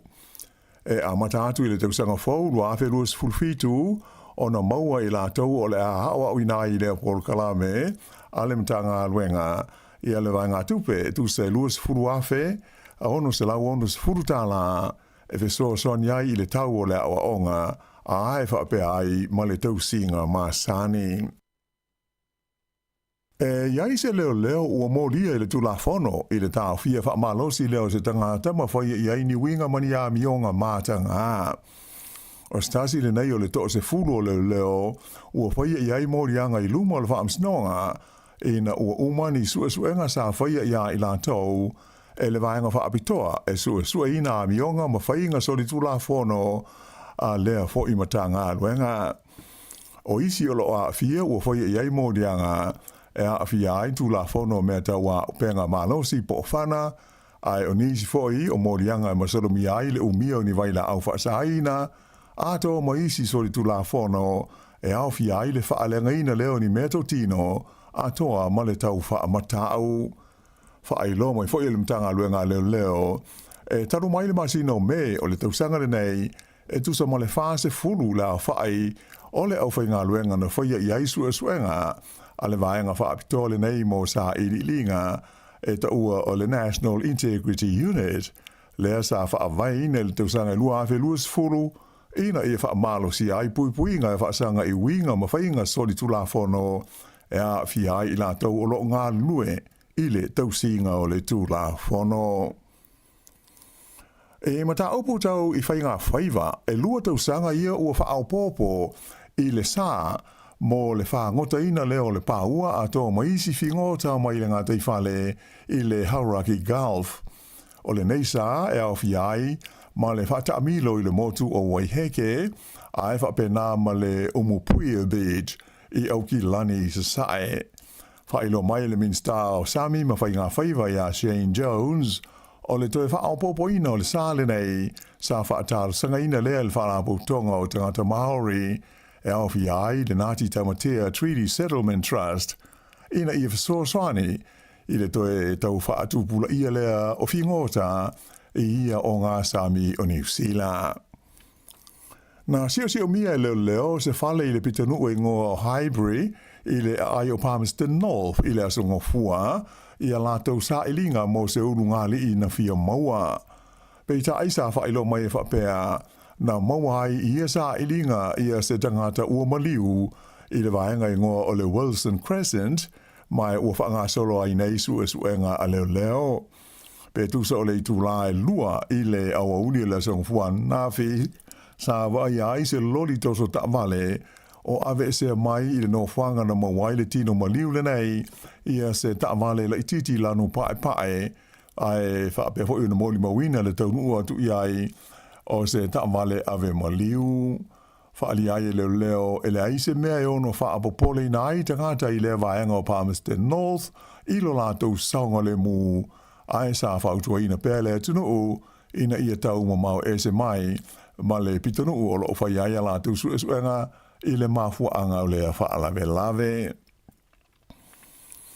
O lo o tūlanga le lei pēa I le vaenga tau whemalanga inga New Zealand e ui I le tau e sa e tu tonu ai whapea ai ma le tau ngata o le suau ma le pensini whaalewa o malo. Na whaai lo mai le whaatonu o le sosi o company tau whemalanga inga New Zealand ya Julie White sa ia se si tanga se furulua persene I la whai o pasese ma tangata malanga I le masina o uni na mawai atu nei pea whaatusa lea I le taimia tasi le tausanga o mawai lua awhi lua sifurulima na ia ta wai o manino ia wha ma maunga o tangata New Zealand e fia tele e malanga ma whe balanga ai I isi fo ia tunu o le larolangi. Ta ua ia White o le totele ao tangata o whaatulanga ia la tau fufuanga whai o le tusanga e le tau lava o na malanga I whafo. A o a whai na ia wanoa mo malanga atu a ngai isa sa e tu tonu o na o le taua ai whoringa mai le nei vai taimi to tele tangata New Zealand ua ui atu ia tunu e pei o Singapore ma malanga atu ai I le atu Europa ai ua le o toi oso atu ai I Dubai pe o na Sāmoa sani ai. Ua I loa fo le to tele o tangata e fia malanga atu I Singapore le a lea o whaapopo ai ni malanga a le company o le Singapore Airlines whapea ai ma le Air New Zealand e anga I atu I lea atu no mai I New Zealand ei. O mata I tui na ma le to toa e saia nisi le teimi nei ia le maunga o Ruapehu Taruai ua wha te tele ni ngā yoinga I le taele o le nei maunga mū. Whailo mai e sae nisi ua mai tauina se tūlanga ngolo ma le taalili o le o ngā du tonu o le maunga mū le nei o Ruapehu. Mai ua wha mawina I se tūlanga a wha atupula ia pea ia winga I le teimi nei. Whailo mai ai e le I susu e mō maunga mū Michael Rosenberg a tonu o nei winga o se laputa inga lea po o se whailo mua lea I le ono wha de tele, ia pe o le pā fo I le maunga mū I le o ngā tonu o le motu I mātu o New Zealand. Whaali ai e le li sae nisi na amata mai le aso luas fulua I ulai, o na mai tauina le wha de tele pe o tūlanga nei I le maunga le Ruapehu, mai ua o ai se tūlanga sa le I o I mua, I te tonu o le lua tausanga o mawai. Pei ta ina ia ta ua, o ia tūlanga, e le whaapea ai o le apa le maunga mū, ai atonu pe o se whaailo e lapata I ai le ono o I se tūlanga whaapea I se taimi e le o mamao. O lea ua te puni alo ia ta alonga malo le tau pulenga e pe o na sātali malo ai le ai o Glasgow I si kotilani I le lua vai aso o mawai. O nafi lea sa whaiail sauninga alo ia na tapuni ai ia ta longa a malo le tau pulenga.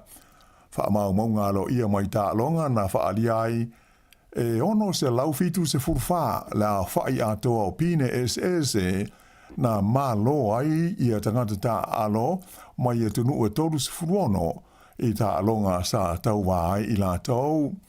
O New Zealand ia e toru se furuono la whai ono pine na mawai ia ta longa se fulu pine aulo se fulu wha pine si liva ma apa me mea se fulu male lua ma tūlanga ono ai New Zealand le whaasalonga o tinu u I le a whai o pine na maua.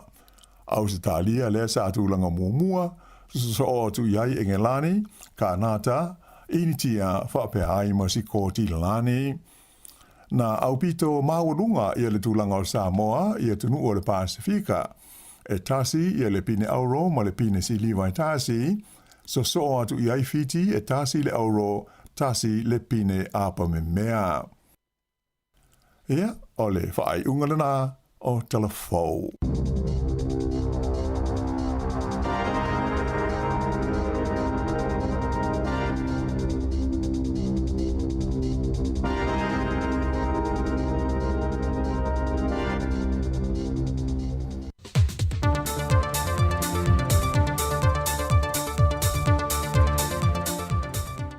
Aso lua manuia lo tātua tunu ma lau whaafonga le isi fo ile nei whaopopongo tala inisio mea lo te tupu lo tātua tunu i Sāmoa o siba ye lau whaafonga.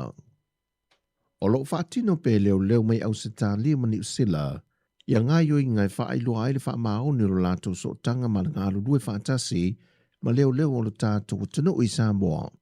E na ua ngai whaatasi se lātou a se singa ma le sui komisino mtanga luenga o leo i Sāmoa, le ia taua Samuelu a whamasanga le mo tele sa la whai.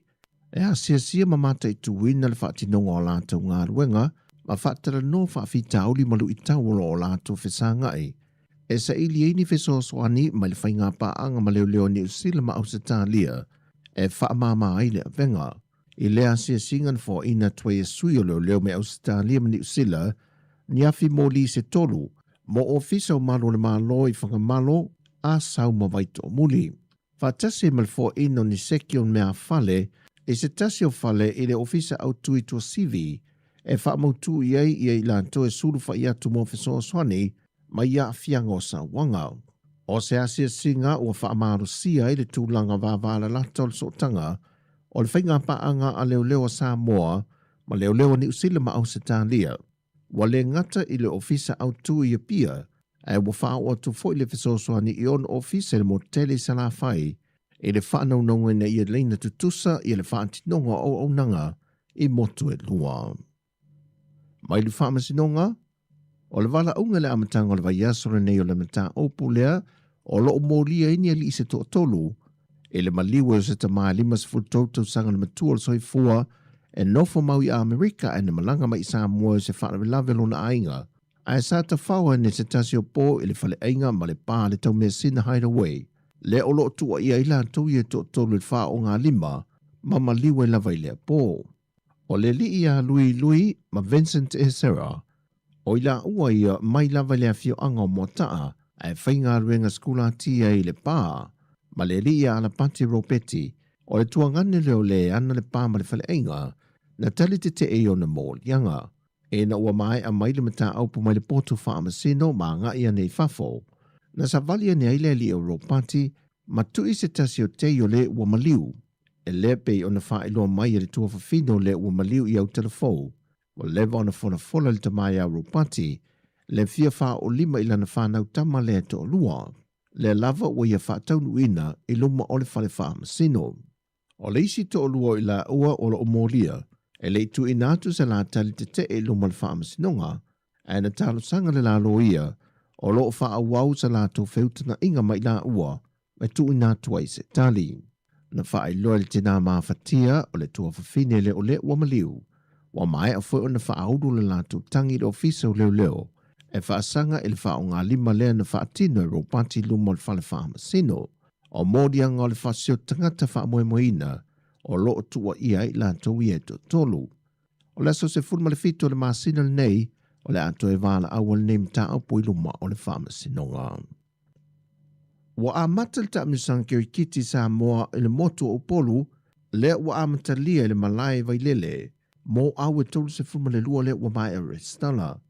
Wa vai nei puru e wha, ma le wha moe, o au e valu pito i lungo le taamisanga i upolu nei, ma awe valu pito e lunga ma le motu tele sa la whai, o le asa o atu le sa ilinga siampini, mo le vai aso mea sina Sāmoa, le wasui ai i le te wila pe o na masani e tausanga te tasi. O le fionga le minister mtanga luenga o tupe maua, le fionga paunga toe matavu i tala le paunga, sa whai masui o le malo e sa unoa le tala alo iai, le ata amilisanga kiukiti Sāmoa. O le pepo whamtalanga mai i le uni le kapiliki le atunu o lo tu ina mai eise tāno sanga le martelo le atunu e nisi o whamtalanga le sa o lo tu ina i lunga, e le mafua anga le maliwe o sa tasi o alo ta alo le atunu i le ta alonga le aso tō nai umawai. ma o whaamanino mai e le pepo whaamtalanga, e wi I se vivesi na tula I mai le vao tamata a alo, ai o su enga o lo whaanga solo pea, o lo maa wai o se maioso, mai sa le I mawhai o na whaasawina lo na soifua. Pei tai o lo wha wau pe Yesu enga matanga luengo leo le mata aupu, ma te talo atu pe lava I le atunu usa mai moina le ata alonga, e na ia feso soani e tu I natu niata na poina, e langolango aia latu so enga. O tala fowia, whamdia le tuele ni yaso I ngā luengo le awhenga ye malo tātua tunu, wha soifoia.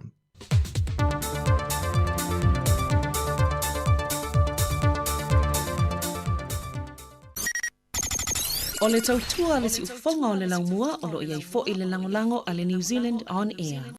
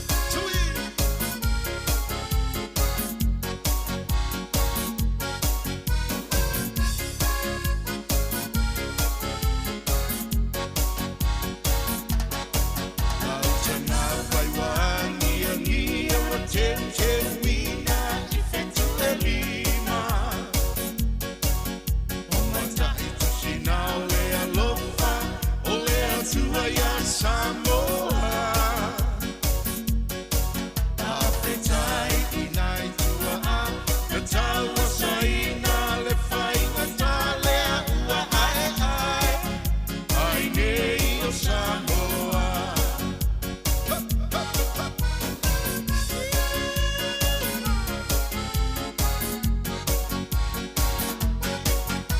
ue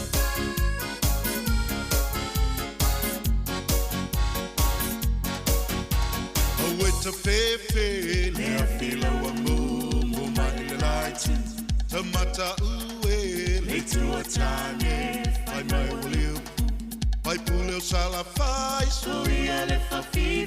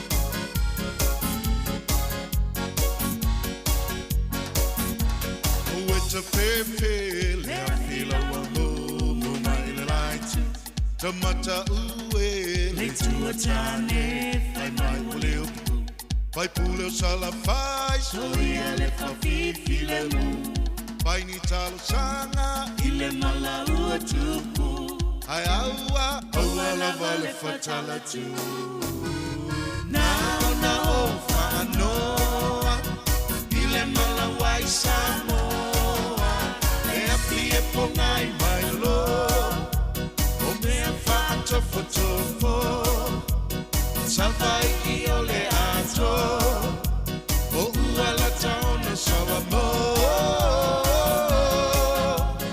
Sāmoa lo tomalo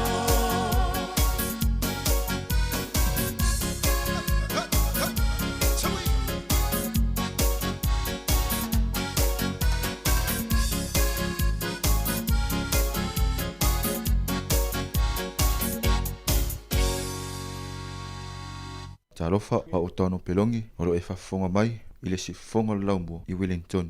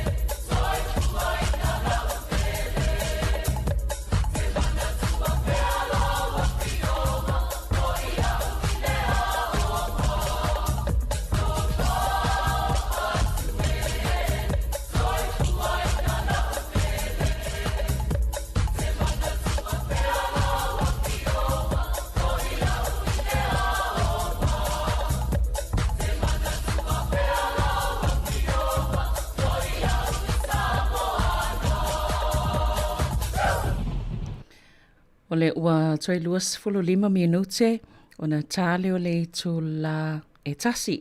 Ia a e toi maul whapuponga o tātou talafou i le tai au i le tu la e valu pe o na masani ai. Ia e o tātou talafou mul nei aso tala mai Sāmoa ma tala i New Zealand nei le nasa tāpena ina e le sunga ia lawano ati lawa ia whapea ma le sunga ia tāsesa Lam Sam. Ia whaiwhe o whea ngai ma se tau maftanga nei vaenga o leo auli ia mahalo lava man tuafo ina tangata e o loo fia tau sami I le nei fo I lalolangi ia I to tele lava I latou o lo fia tau sami ai fo ini se o tatou o lo lafua I le tele o tau mafa mana tua I le o le fe au o tu o le asata luai ma to fo I fai taunga pe o le alofa I le tangata mativa o le tangata ua fia ai ai toi au mai e la le to singa le lau dato si a pope falansisi mai fa apea o sea o onga fo ile mo tātou I le lafua I o tau mafa totoe. Pea na sauno e popi falansisi. A tātou lafua ia tau mafa. Wa pei wa tātou ngā oi mai I le lau o le tangata mativa ma le tangata fia ai. Ia mei o le whaapea a whaapea wa tātou lafua I tau mafa a le to o tele o tangata e fia ai le nei lau langi. Ia tau tua nama tātou. E se wale mana iau isi fautuanga na e mai iai. A whaapea e tele le tau mafa. Ia tātou toi mana tu natu fo ilea I le whao ngā leo ta iala poni awala e awaini I tele le tau mafa e tiai. Ia whaatau fuafue whaatau na o le tau mafa e te moomia ina ia awaini I tau ai le la pisi mo meo tau mafa waleanga o le mwhainto e whao ngā. Ia tātou mana tua I fo I lātou. Pia tātou mawhawhau nei tangata o lalangi e fia ai mawhia maus tau mawha. Ia na tātou mana tau natu e lea. Wa tātou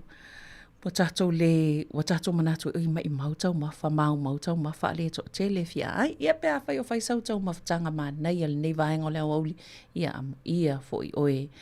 Wha o tātou pesenga se ia tāli tu lai tasi ona mai. Fo I leo tātou tau tua.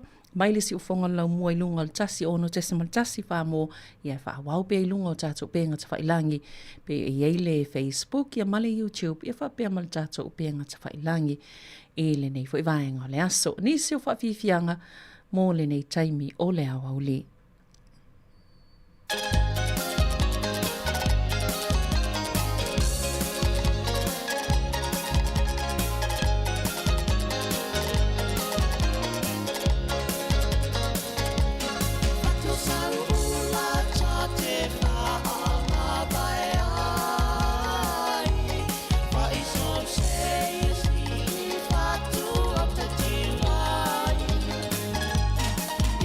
Malanga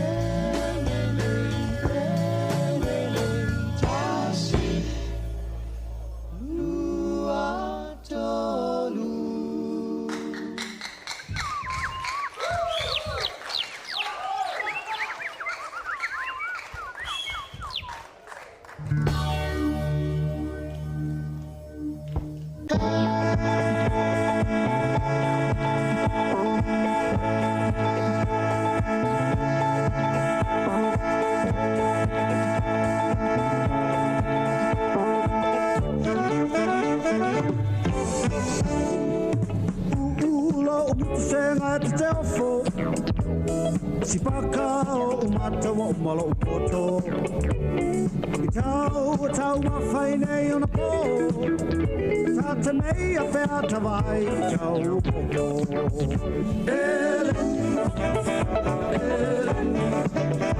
A whai silmanong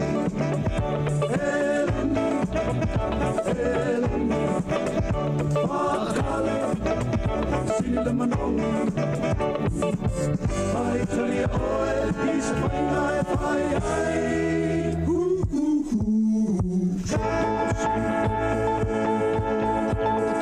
Whai ai ai Whaatau o se whai malofa O le manatu e o mātou polonga Atsi I matsi tai tau I le langi Wa le iloa e le au a ngelua o I ai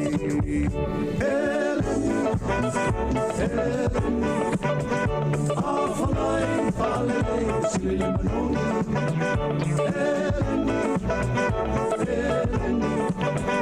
Whakale sili manonga Whai tali oe is whai nai whai ai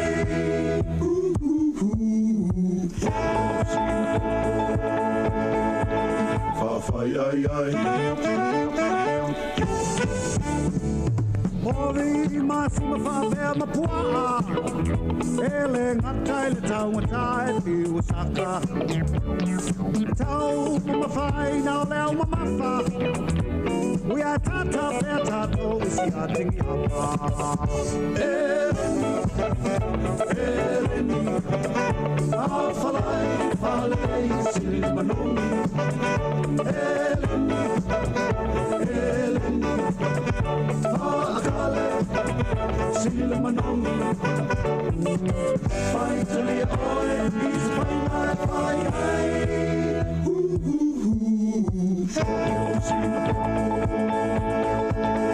Whai ai ai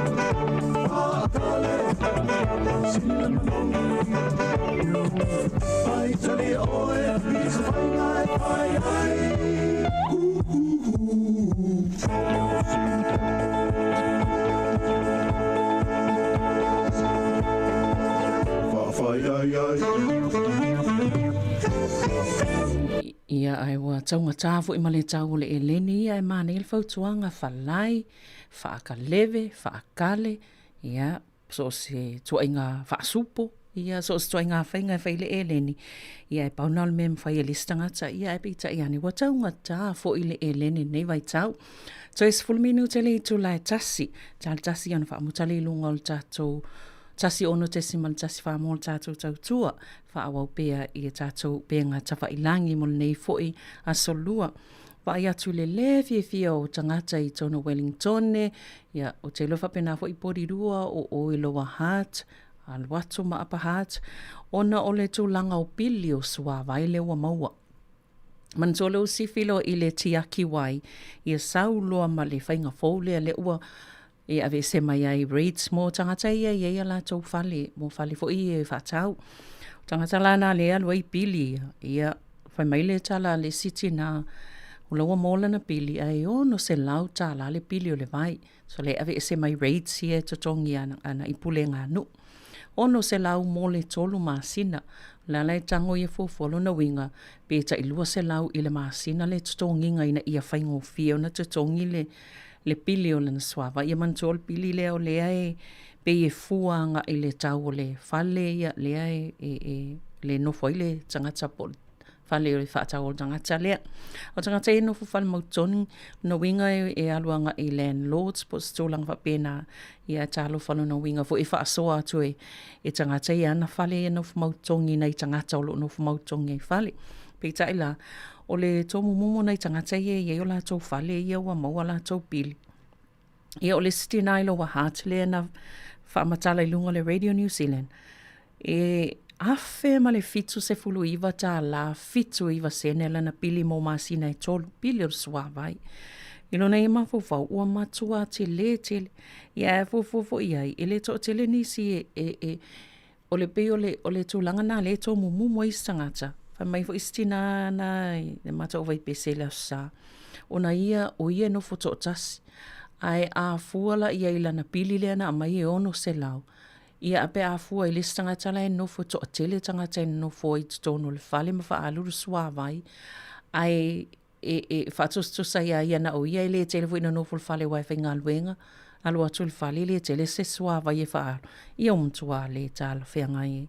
O manatu nisi, o taunu wa whai ia mita. O wape o le mita na fua le sua vai. Ma le tele le sua vai wha alu le ainga ma le ainga. Ia ona le tala whianga I nā ma le whea.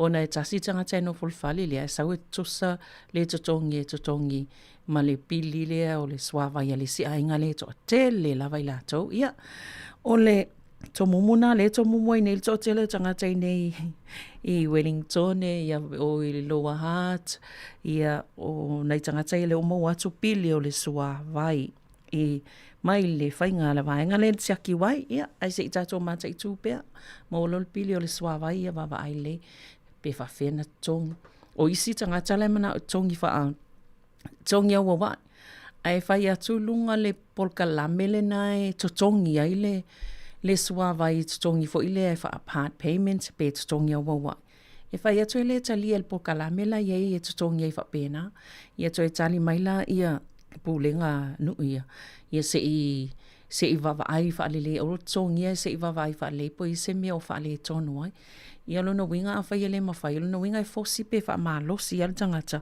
to tongi a tol tupe a toa leo pili o suawai, I le taimi tasi, ia ua matua maa whatiam tinga ai nai. Ia nisi o tātou whawhianga nei vaenga leo auli, o leo utoi ono minute, tā le tu lai tasi, ma lo lava atu utolo mwhaen whaafonga mai, talo whalawa, ia fia ma lo I kena sio, whapea fo I whala ni kusala, sina leo, whaaftail mafta mai nei vaenga lea, so ia ma utou ma lava lo mwhaen whaafonga mai lava le tai aon le la se ipa, ia mal nei taimi, o le awa uli whaaftai tele lava I la utou lango, ia ma le ki mai fo o utou le tio, ia po au nanga so ta inga lo mwhaen utou maua mai ele tātou tautua, whaaftai mwha ma lo lava ia te utou, ia e tal tasi I on tato wha ma vai leilunga le tasi ono tesi ma le tasi wha mō.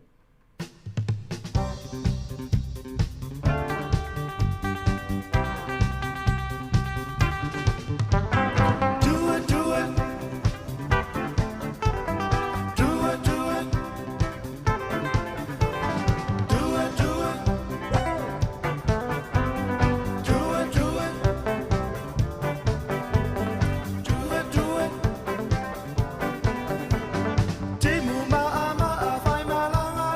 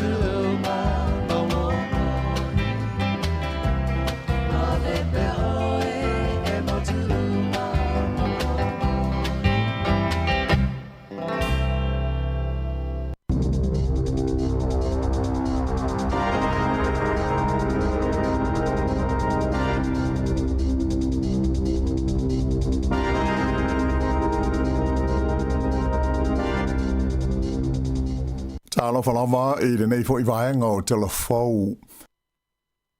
Ua whaato esele li pāle mia ona o ni la fonga na ia whaia I le au whai businesi I le ai o Rotorua I le vai asu taluai. Whaai lo mai e whapea na pau ia te ia ona ia tā ua ia le tele o whaafi tauli o lo whengai ma le au whai businesi la Haiti o New Zealand. O le songfua la nafi lea na whaali ai e tuisi nave maunu mtotua Christopher Larkson ua ia mauti noa e tele businesi la Haiti o lo whea ngai nei ma whaafi tauli mai ua ia wha maua na lo ai e tusa o na saunoanga I le vai aso taluai. Ta ua fo I le pāle mia ua uma o na ia tala noa I le main star le vai fafo wa wasa mana ia Winston Peters e tusa o na ia fo I saunoanga wha ailonga lanu ma wha ailonga tangata na whaia I le vai aso na te nei. Ai o le fono ala ufai o loi Rotorua le vai aso taluai na whaalia ai le whaatonu o le whaarapo tonga o Melanie Short I le pāle mia e do tele la ufai businesi o lo lātou whisilingia pēr bo le ale umi o le a whenga iai I lātou ma le māua lunga o le tau o le whaafoi na o lātou businesi o le talian iai o le pāle mia na ia tā uai o nisi o businesi e iai le manatu o le malo o lo lātou matua e sanga whaalango lango pēr iai. Pei taila na ta ue Larkson I le asongfua nafi na sasi o ia I le alafonga mai sa le tau ona ia whaia ia wha upunga. Ua tau fia uma ia malanga wha atu langa ina mo le so a waa o le kompania le Inter-Islander i le vā Wellington e ma Picton ona oni matangi malolosi ato ai mauma maurulunga o pei ona valo ia mai le ofisa o le tau. Whailo mai se wha se launga le kompani o le saunga le mua pa se fe malangai wha pēr maona au waa o lo ave iai le wha mua i le wha unga ua whaia tau fi ai ma le wha tau nuina ia malangai wha a le Inter-Islander i le vai nuu o le Cook Strait i le so. O pa se uma lo a fia o lo o wha so tai tu sao le kompani mo fuanga le taimi ma whaia i una toi wha tau nuu la tau whainga malanga.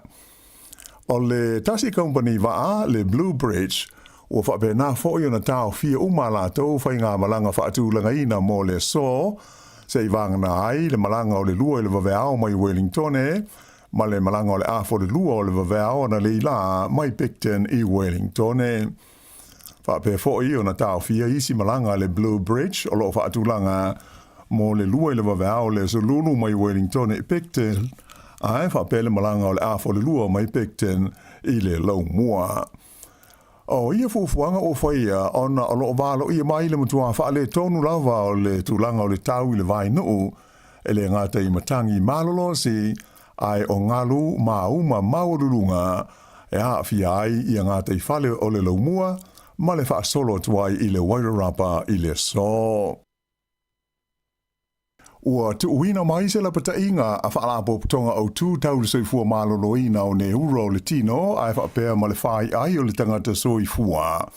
E winga lea ile le ai o se tupe, mo ni awa noa e whai ngā luenga ai, ia tangata e i umai a o onga whaapitoa mo ia i tu a inga o ngase i tu tonu o New Zealand.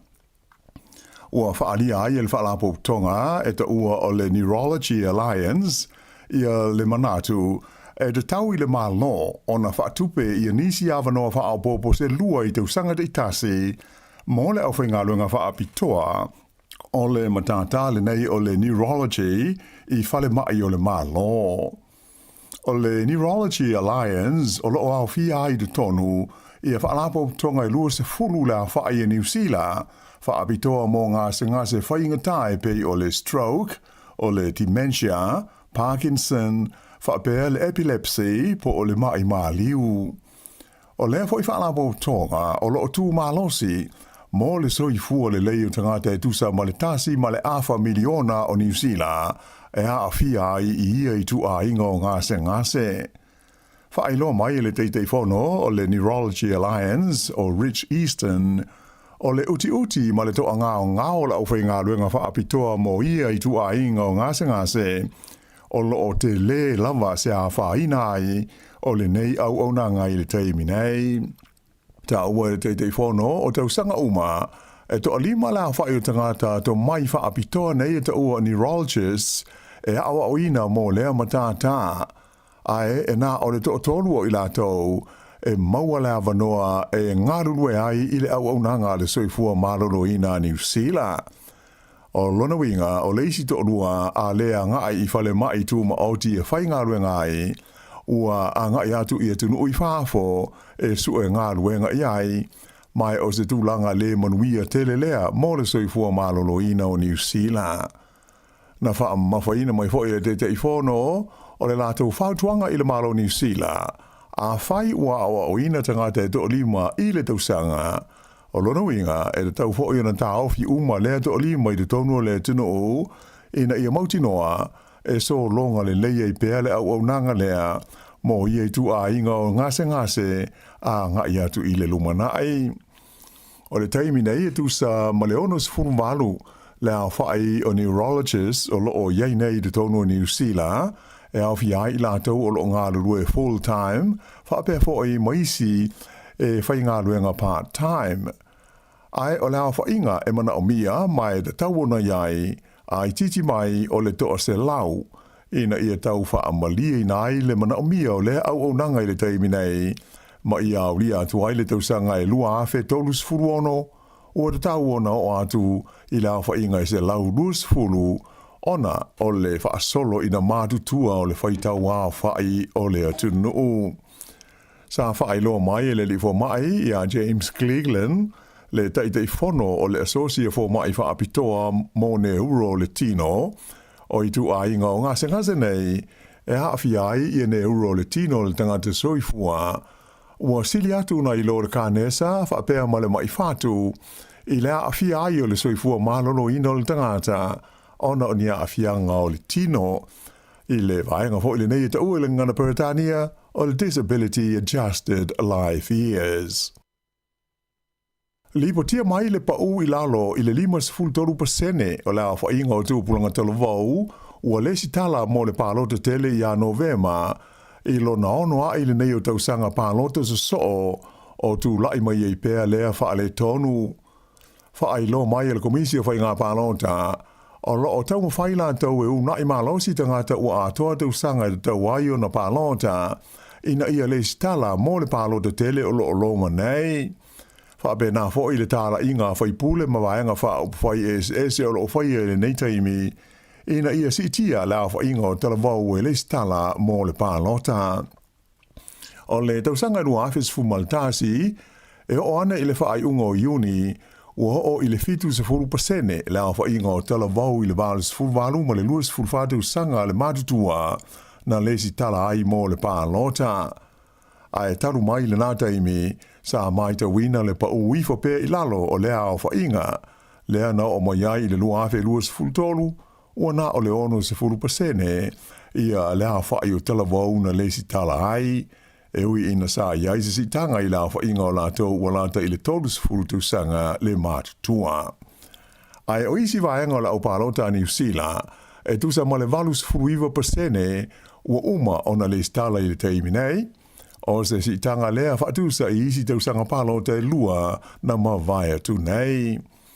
I le Universite o Victoria i Wellington na whaali ai ta mai tia onga, ua uma ona le stala ato ai fo i maisi ele i le stala lo lato manatu e fo linga mai e le ai ase au ngā o le lato palota ona o le mau whaale tonu ua tu lai mai nei e hawhi ai i le taunga tau le soifuanga i le tonu o New Zealand. O le teimi nei la, e le ngata i le komisio whai ngā pālota, ai o loa a fia fo i pāti SSE a maise o li i matamai ta i whai pule. I tau mwhainga nei, e una i aitu upulanga talavau ina ia le stala, e na mawhai ai o na pālota i a Novema. Whai lo mai e Kieran McNulty o le li whai pule o le pāti le Labour, e le tau i whai pule o na whai loa i tu upulanga talavau, le tā ua male au ngā o lo lātou wāia te tau e pālota ai. Whaalia fo i estasio taitai o le pātia le Greens o Chloe Schwarbrick, e te tau i le au pālota talavau o na lātou sila fia, e pau wā le awala e mawhai ai o na whaia ni swinga i tūlanga whaale tonu ia o loo iei nei, o le awai lea maa fia i le whai ngā pālota o loo loma nei. O le vairuanga o le pōlea so luas furulima o ke topa, e tāpuni alo iai ia le lista la ina o swafa o tangata uma mo le pālota i le aso fitu o Novema. E sili atu i le 2 miliona tā la ia le vanga tupe o le a whaalu le malo New Zealand, e whaalau tele ina i le polo kalame mo le awa o ina o whaia onga i tu tonu o potua onga ma whai ngā luenga ai. O le tau atoa o Leopold Kalame pei o na whailo mai ele minstawa onga Erika Stanford e luas fultasi tesi mo le 5 miliona tā la i te tonu o tausanga i 5. O le afisora soani fo o e maua ai pēa i ni whaia onga mo a onga ia e whainga tau na maua ni whaia onga e ngālu lue ai. O Leopold Kalame al mtanga luenga wa onga e whaingoa ina o le School On-Site Training mai o le ama whaiai e whaia onga whaata i tai po o trainees o na maua le awanoa e ngā lulue ai whaia onga i te tonu o potua onga moa so tonu le vai aso a o tau wha umala tu wa o onga mo le tuspasi whaia onga. Se lau whaas fulmo le fitu i le awha inga o la tau na o whiai lea por kalame i le tausanga lua awhe luas fulwha. Ai o le tausanga le nei lua awhe luas fulwono o le ua o i le 5 se lau luas fulwalu lea whai o lātou ua fi ai.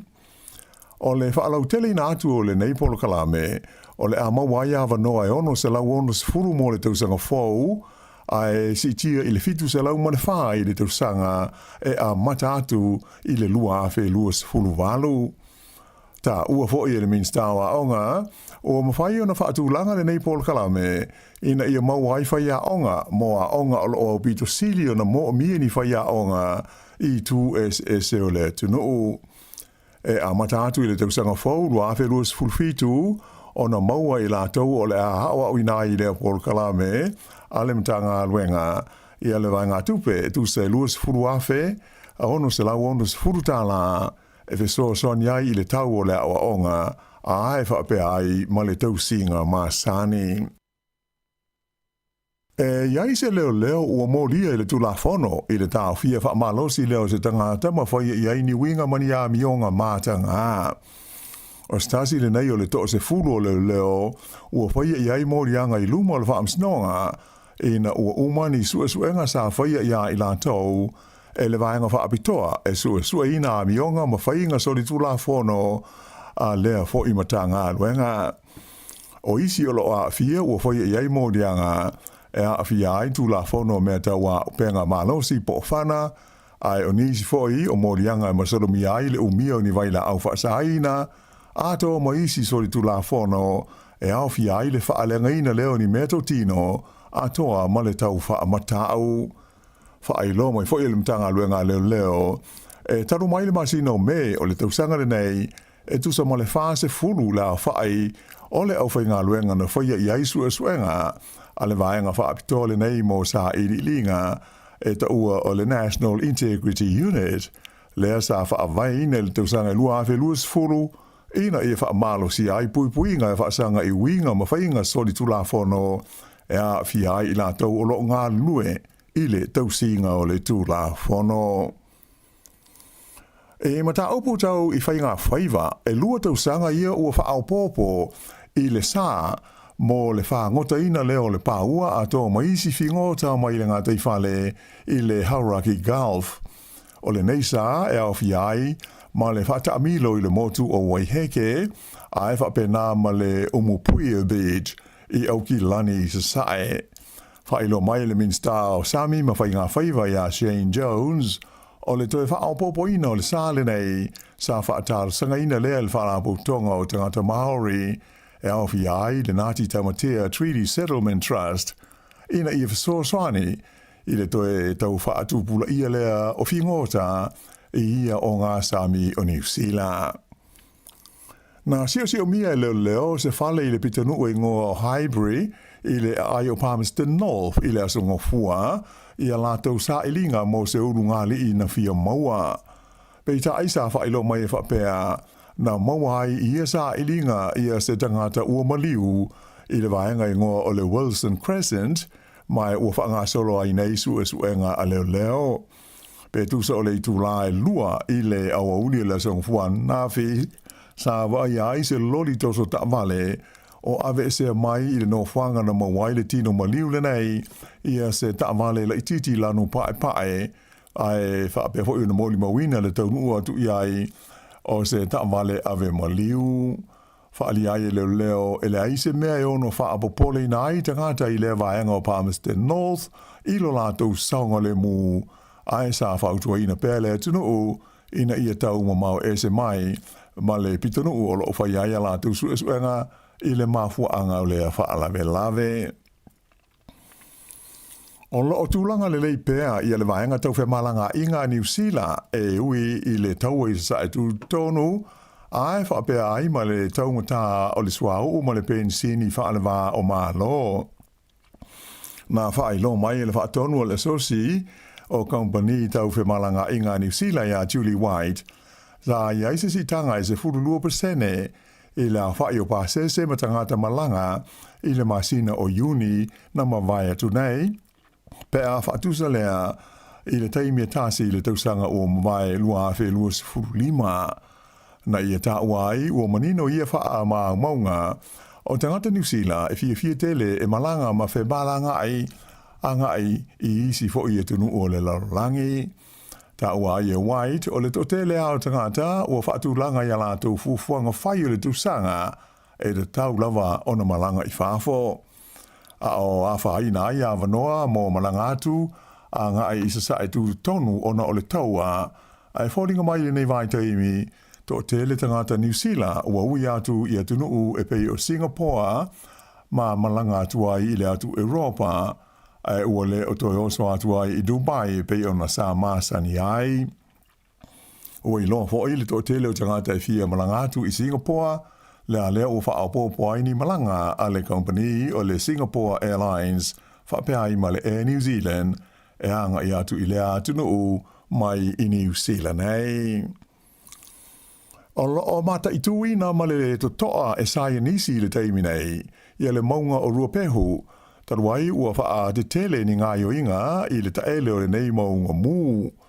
Wha ilo mai e sae nisi, ua mai tauina se tūlanga ngolo ma le taa lili o le o ngā te tonu o le maunga mū le nei o Ruapehu.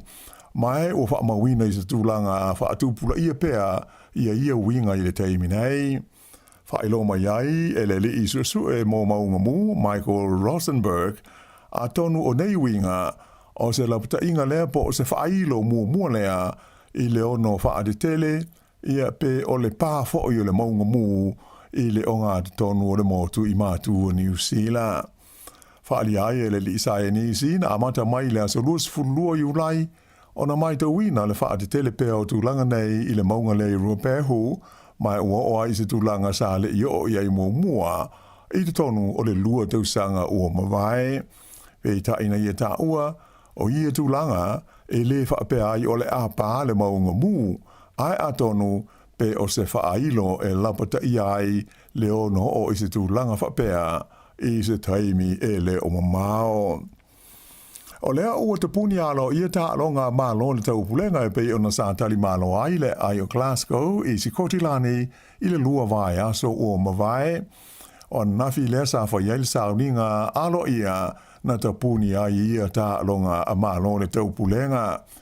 Wha mau maunga alo ia mai ta alonga na wha ali ai e ono se laufitu se furfa la whai atoa o pine SS na malo ai ia tangata ta alo mai e tunu e tolu se furuono I ta alonga sa tau vai I la tau.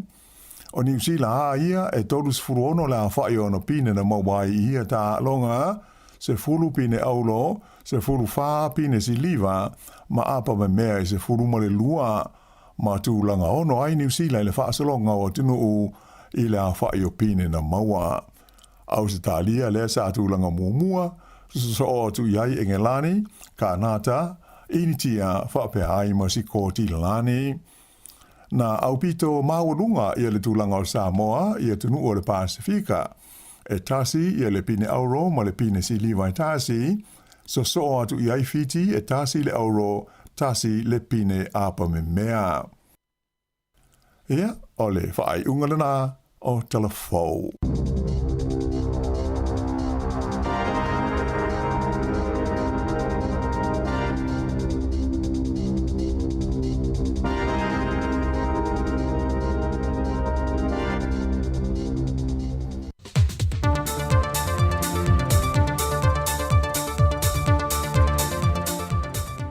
A so lua manuia lo tātua tunu ma lau whaafonga le isi fo ile nei whaopoponga o tala inisi o mea lo te tupu lo tātua tunu I Sāmoa o si mai e lau whaafonga. O lo whaatino pe leo mai au se tā lia mani usila, ia ngā yoi ngai whaailoa ai le whaamaoni lo lātou so tanga ma ngā lulue whaatasi ma leo o lo tātua tunu I Sāmoa.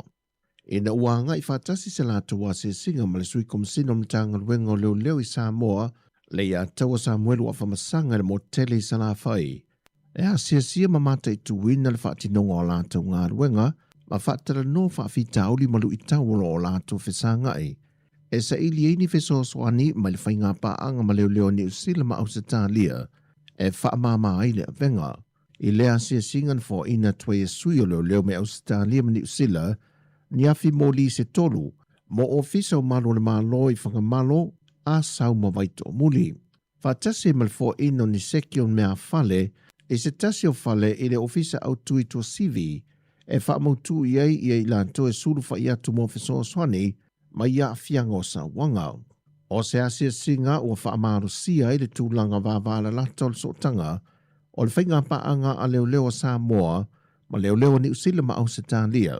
Wa le ngata i le ofisa au tu i a pia, e wa whao atu fo i le fisosoani i on ofisa le motele sala whai, e le whanau nonga na i a leina tutusa i le whaantinonga o nanga i motu e lua. Mai le whaamasinonga, o le wala unga le amatanga o le vaiasora nei o le mata opu lea, o lo molia ini ali se to tolu, e le maliwa o se tamai 5 sanga le matua o soifua, e nofo mau i Amerika e ne malanga mai Sāmoa se whaana lavelo na ainga, a e sa ta whaua ne se tasi o po i le whale ainga ma le pā le tau mea sina hideaway, le o lo tua ia ila tau i e to tolu le wha o ngā lima, ma maliwa i lava i lea po. O le li ia lui ma Vincent e Sarah, o ila ua ia mai lava lea fio anga o motaa, e whainga ruenga skula tia i le pā, ma le li ia ala pati ropeti, o le tuangane leo le ana le pā ma le whale ainga, na tali te e o na mō lianga. E na ua mai a mai le mata aupu mai le potu whaamasino ma ngā ia nei fafo. Na sa valia ne aile li o ropati, ma tui se tasi o te o le ua maliu. E le pei o na wha iloa mai le tua whawhino le ua maliu i au telefou. Wa lewa o na fola le tamai au ropati, le fia wha o 5 ila na whanau tama le to lua. Le lava ua ia wha taunu ina i luma o le whale whaamasino. O le isi to lua i la ua o lo molia, e le tu inatu se la tali te e luma le whaamasinonga, e na talo sanga le la loia, o lo wha awau se la to feutana inga mai la ua, me tu inatu ai se tali. Na wha ai loa le tina mawhatia o le tua whawhine le o le ua maliu, wa mai a fwe o na wha audu le la to tangi le ofisa o leo, e wha sanga e le wha o ngā 5 lea na wha atino e ropati luma le whale whaamasino, o mōdianga o le wha sio tangata wha moemoina, o lo tua ia i la tau i e to tolu. O le so se fulma le fito le masina le nei, o le ato e wala awal nei mta au pui luma o le whaamasinonga. Wa a mata le taamisang kio i kiti Sāmoa i le motu o polu, le wa a mata lia le malai vai lele, mo au e tolu se fulma le lua le wa mai e restala. Wa vai nei puru e wha, ma le wha moe, o au e valu pito e lunga le taamisanga i upolu nei, ma awe valu pito e lunga ma le moto tele sa la whai, o le asa o atu le sa ilinga siampini, mo le vaiaso mea sina Sāmoa, le wasui ai i le te wila pe o na masani e tausanga te tasi. O le fionga le minister mtanga luenga tupe maua, le fionga paunga toe matavo i tala le paunga, sa whai masui o le malo e sa unoa le tala alo iai, le ata amilisanga kirkiti Sāmoa.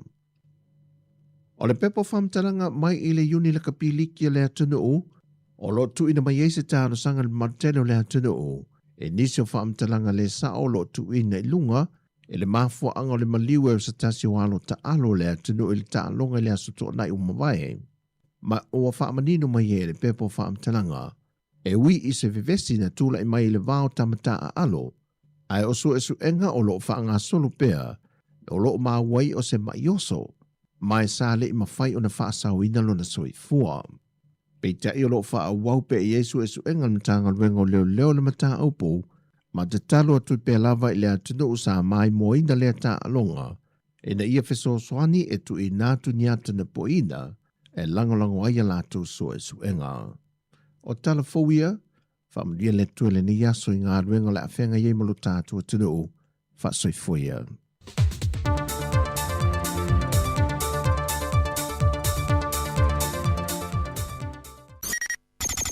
O le tautua le si ufonga o le laumua o lo iai fo i le langolango a le New Zealand On Air. Talofa pa o tano pelongi o lo e whafonga mai i le si fonga o le laumua i Wellington.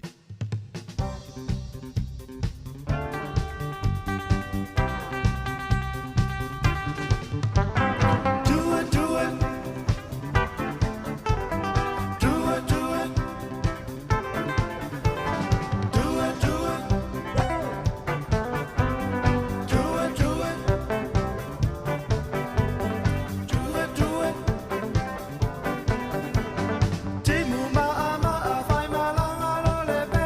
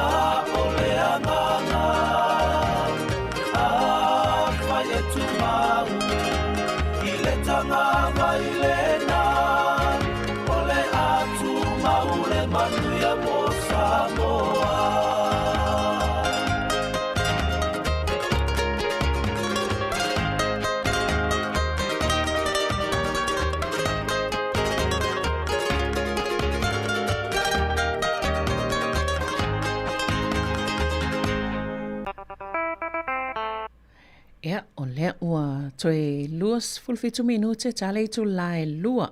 Ia tā lua iona, mai alo leo le tātou tautua, i le nei fo iaso, mai le si ufonga o le lau mua whaftai lawal mafuta mai o mal nei taimi o le awa uli, ai o le whaopoponga o tātou talafou, whaopoponga fou, ia e whaafonga i le tu lae valu, i le tae au, ma lo lava le mafuta mai, ma lo fo i le langolango le tautua si ufonga lau mua.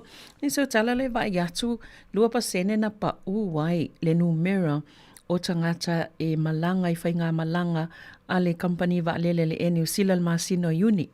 Tu sala i a uni pe ua mai le tausanga muamu atu, pe tausanga o tuana i atu. Pe o le sa whaamawinai ia le si itia maua lunga o le tau o suwau, le whaongai whio inga i wa lele. Ia ona le taua lea sa vai taua le tono sa etu tonu.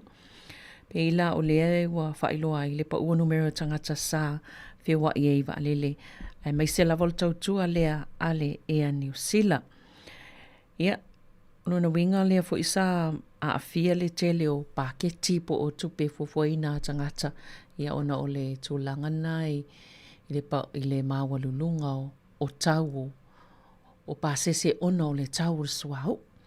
Ia mo tātou lawa ia pēr whai sau whai ngā malanga, tā pena whai ngā malanga, e man tū fwoi, me se lawa i lātou e malanga i malanga mamao, ia tau tua nā, e ei fwoi nei a awhiangol seifo maloloina, i lunga o waalele, ia pēr umina e nofo, ia whai matu i lunga, whai sina savalianga i tua, mea maluma, tau whaangai o i te upo loka ia la toto, ia le toto na e whenga solo inga, ia wa la toto, ia whainga tāwo ina o le toto anga i le whai ai, ia whainga tāifo i maa fie nisio wahenga o le soifua maloloina, pe hon tala noa toel po kalamele ina i laua tina, matama i ta ilvasa taluai, mana i nei wahenga na pen oni wha manatu mo tātou, mai se lava i la tōlo, whainga malanga neva i taim, mai taimi o le tausanga.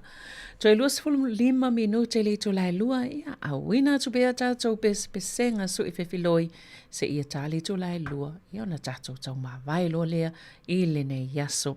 Sina bara mapoasa i le pese, sa o sa valivali, ia nai so mai ma le pese le na a le penina o tia whau, o laulii o si onu moni, ia ma le pese le ta ui o whātunga a wheleti sau ia. I le nei vaenga, o le aso lua o le aso whao au kuso, lua afe, lua ono.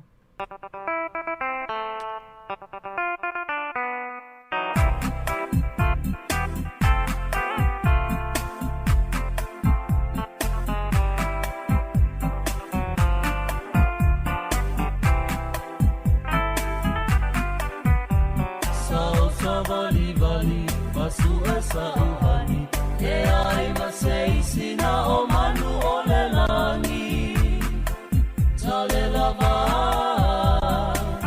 e lo fono foto o tasi tunga mau ua si o mi ai funga o la au ole po ua lingo lingo a toi lo uma fau fau ilo ingoa amu yelela e susulupea a oita nei ua tau valea lau mana mea ta ilo po fea ea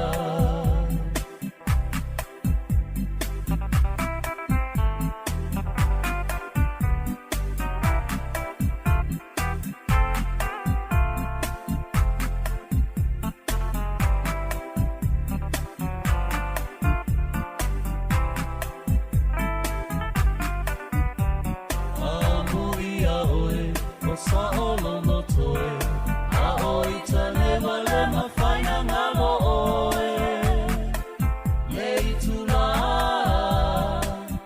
ia pea o moe Tunga mau ua si o mi ai funga o la au Ole po ua lingo lingo a toa lo uma fau fau ilo mingoa amu ialela e susulupea a oita nei ua tau malea lau mana mea ta ilo po fea ea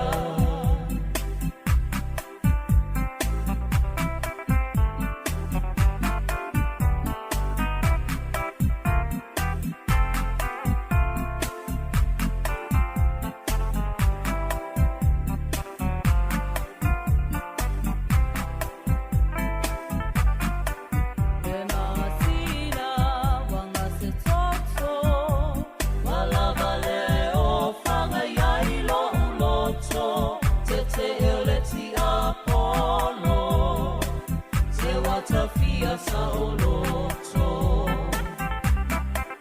Tunga mau ua si o mi ai funga o la au Ole po ua lingo lingo a toa lo uma fau fau ilo ingoa Amu ialela e susulupea a oita nei ua tau malea Mana mea ta ilo po fea ea Tunga mau ua si o mi ai funga o la au Ole po ua lingo lingo a toa ilo uma fau fau ilo ingoa Amu ialela e susulupea a oita nei ua tau malea Lau mana mea ta ilo po fea ea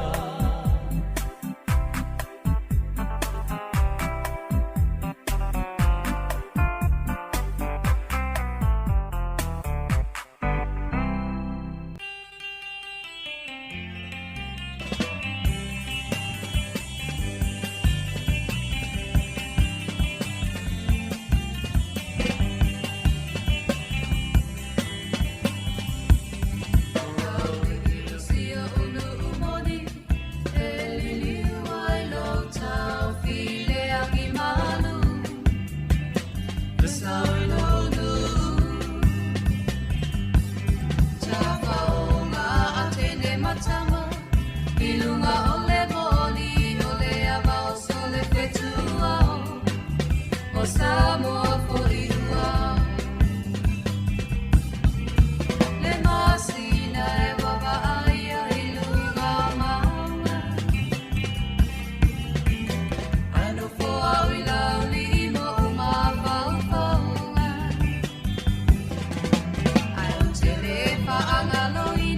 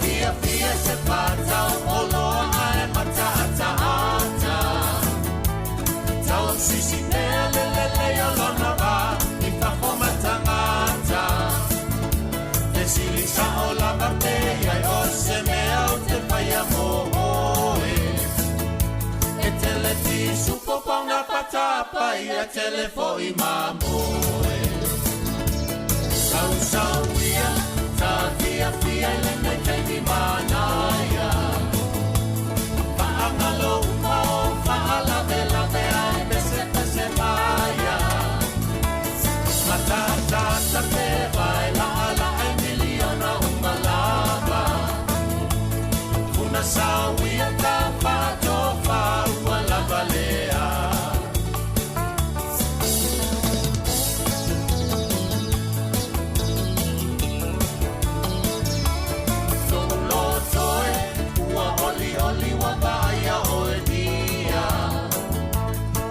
Sao upu se yo fa'alongo atua o fia fia Ta upu lima tasa vali valia ngaki ia fia Dong fatu e ua tata vakaile nei manuia Sau sau ia ta fia fia le me tengi manaya Fa'angalo upa o fa'ala vela vea Pese maya Matata tape mai la ala e miliona umalaba Una sawia tapa tofa wala balea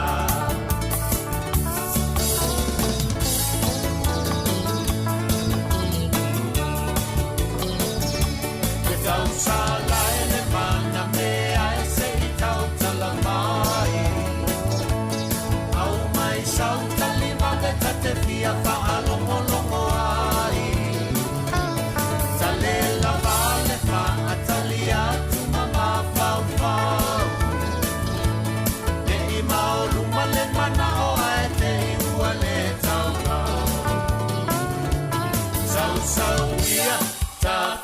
ia le nei taimi manaya Whaangalo mo whaalave lave ai pese pese maya Matata ta pe vai la ala ai miliona malava Funa sawia ka pato fa wala valea Sawia ta tia tia le meteni manaya Whaangalo mo whaalave lave ai pese pese maya Matata ta pe vai la ala ai miliona malava Una sawia ka pato fa wala valea Una sawia ka pato fa wala valea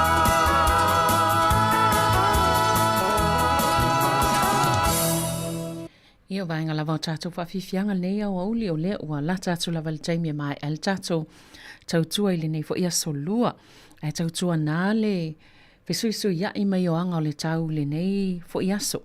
Pei lava na sila fia o la loi le motu i saute, i o whai lava si malulu, o no lo palasi e le kiona, o lo vavai ato i fo inai wha lava lave o lo tutupu i ta vale lunga o wala titele, ia ona o le swinga o le tau, ai maise o le titele o le kiona, lea o lo o a fia i le motu i saute, pewe o Dunedin, ia wha asolo i fo i kalai estete.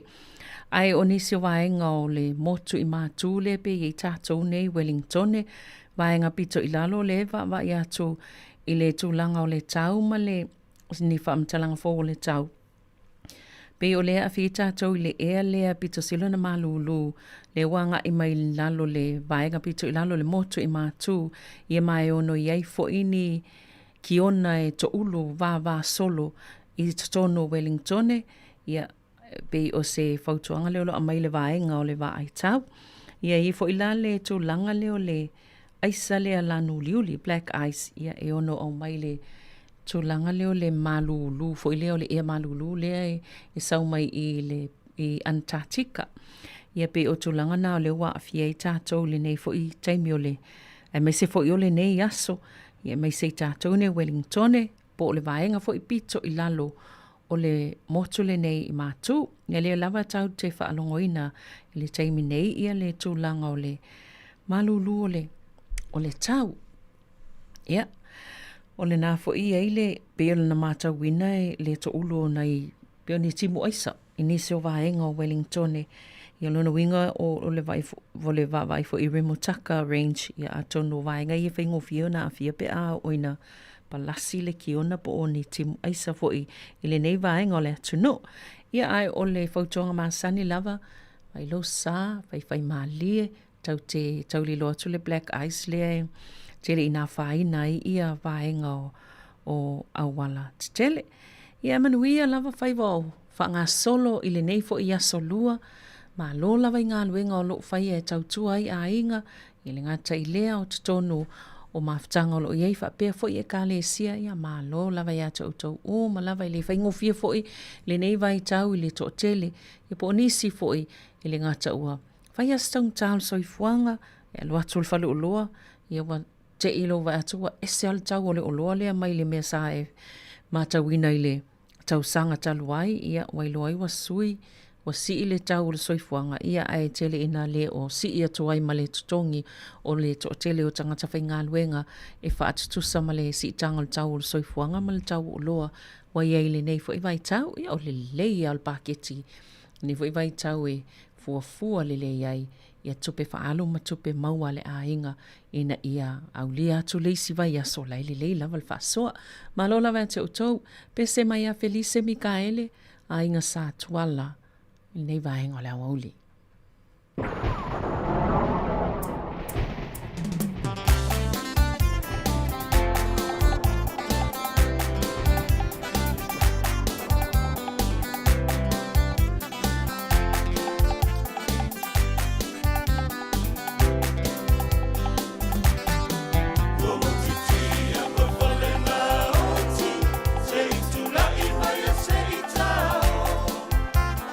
Say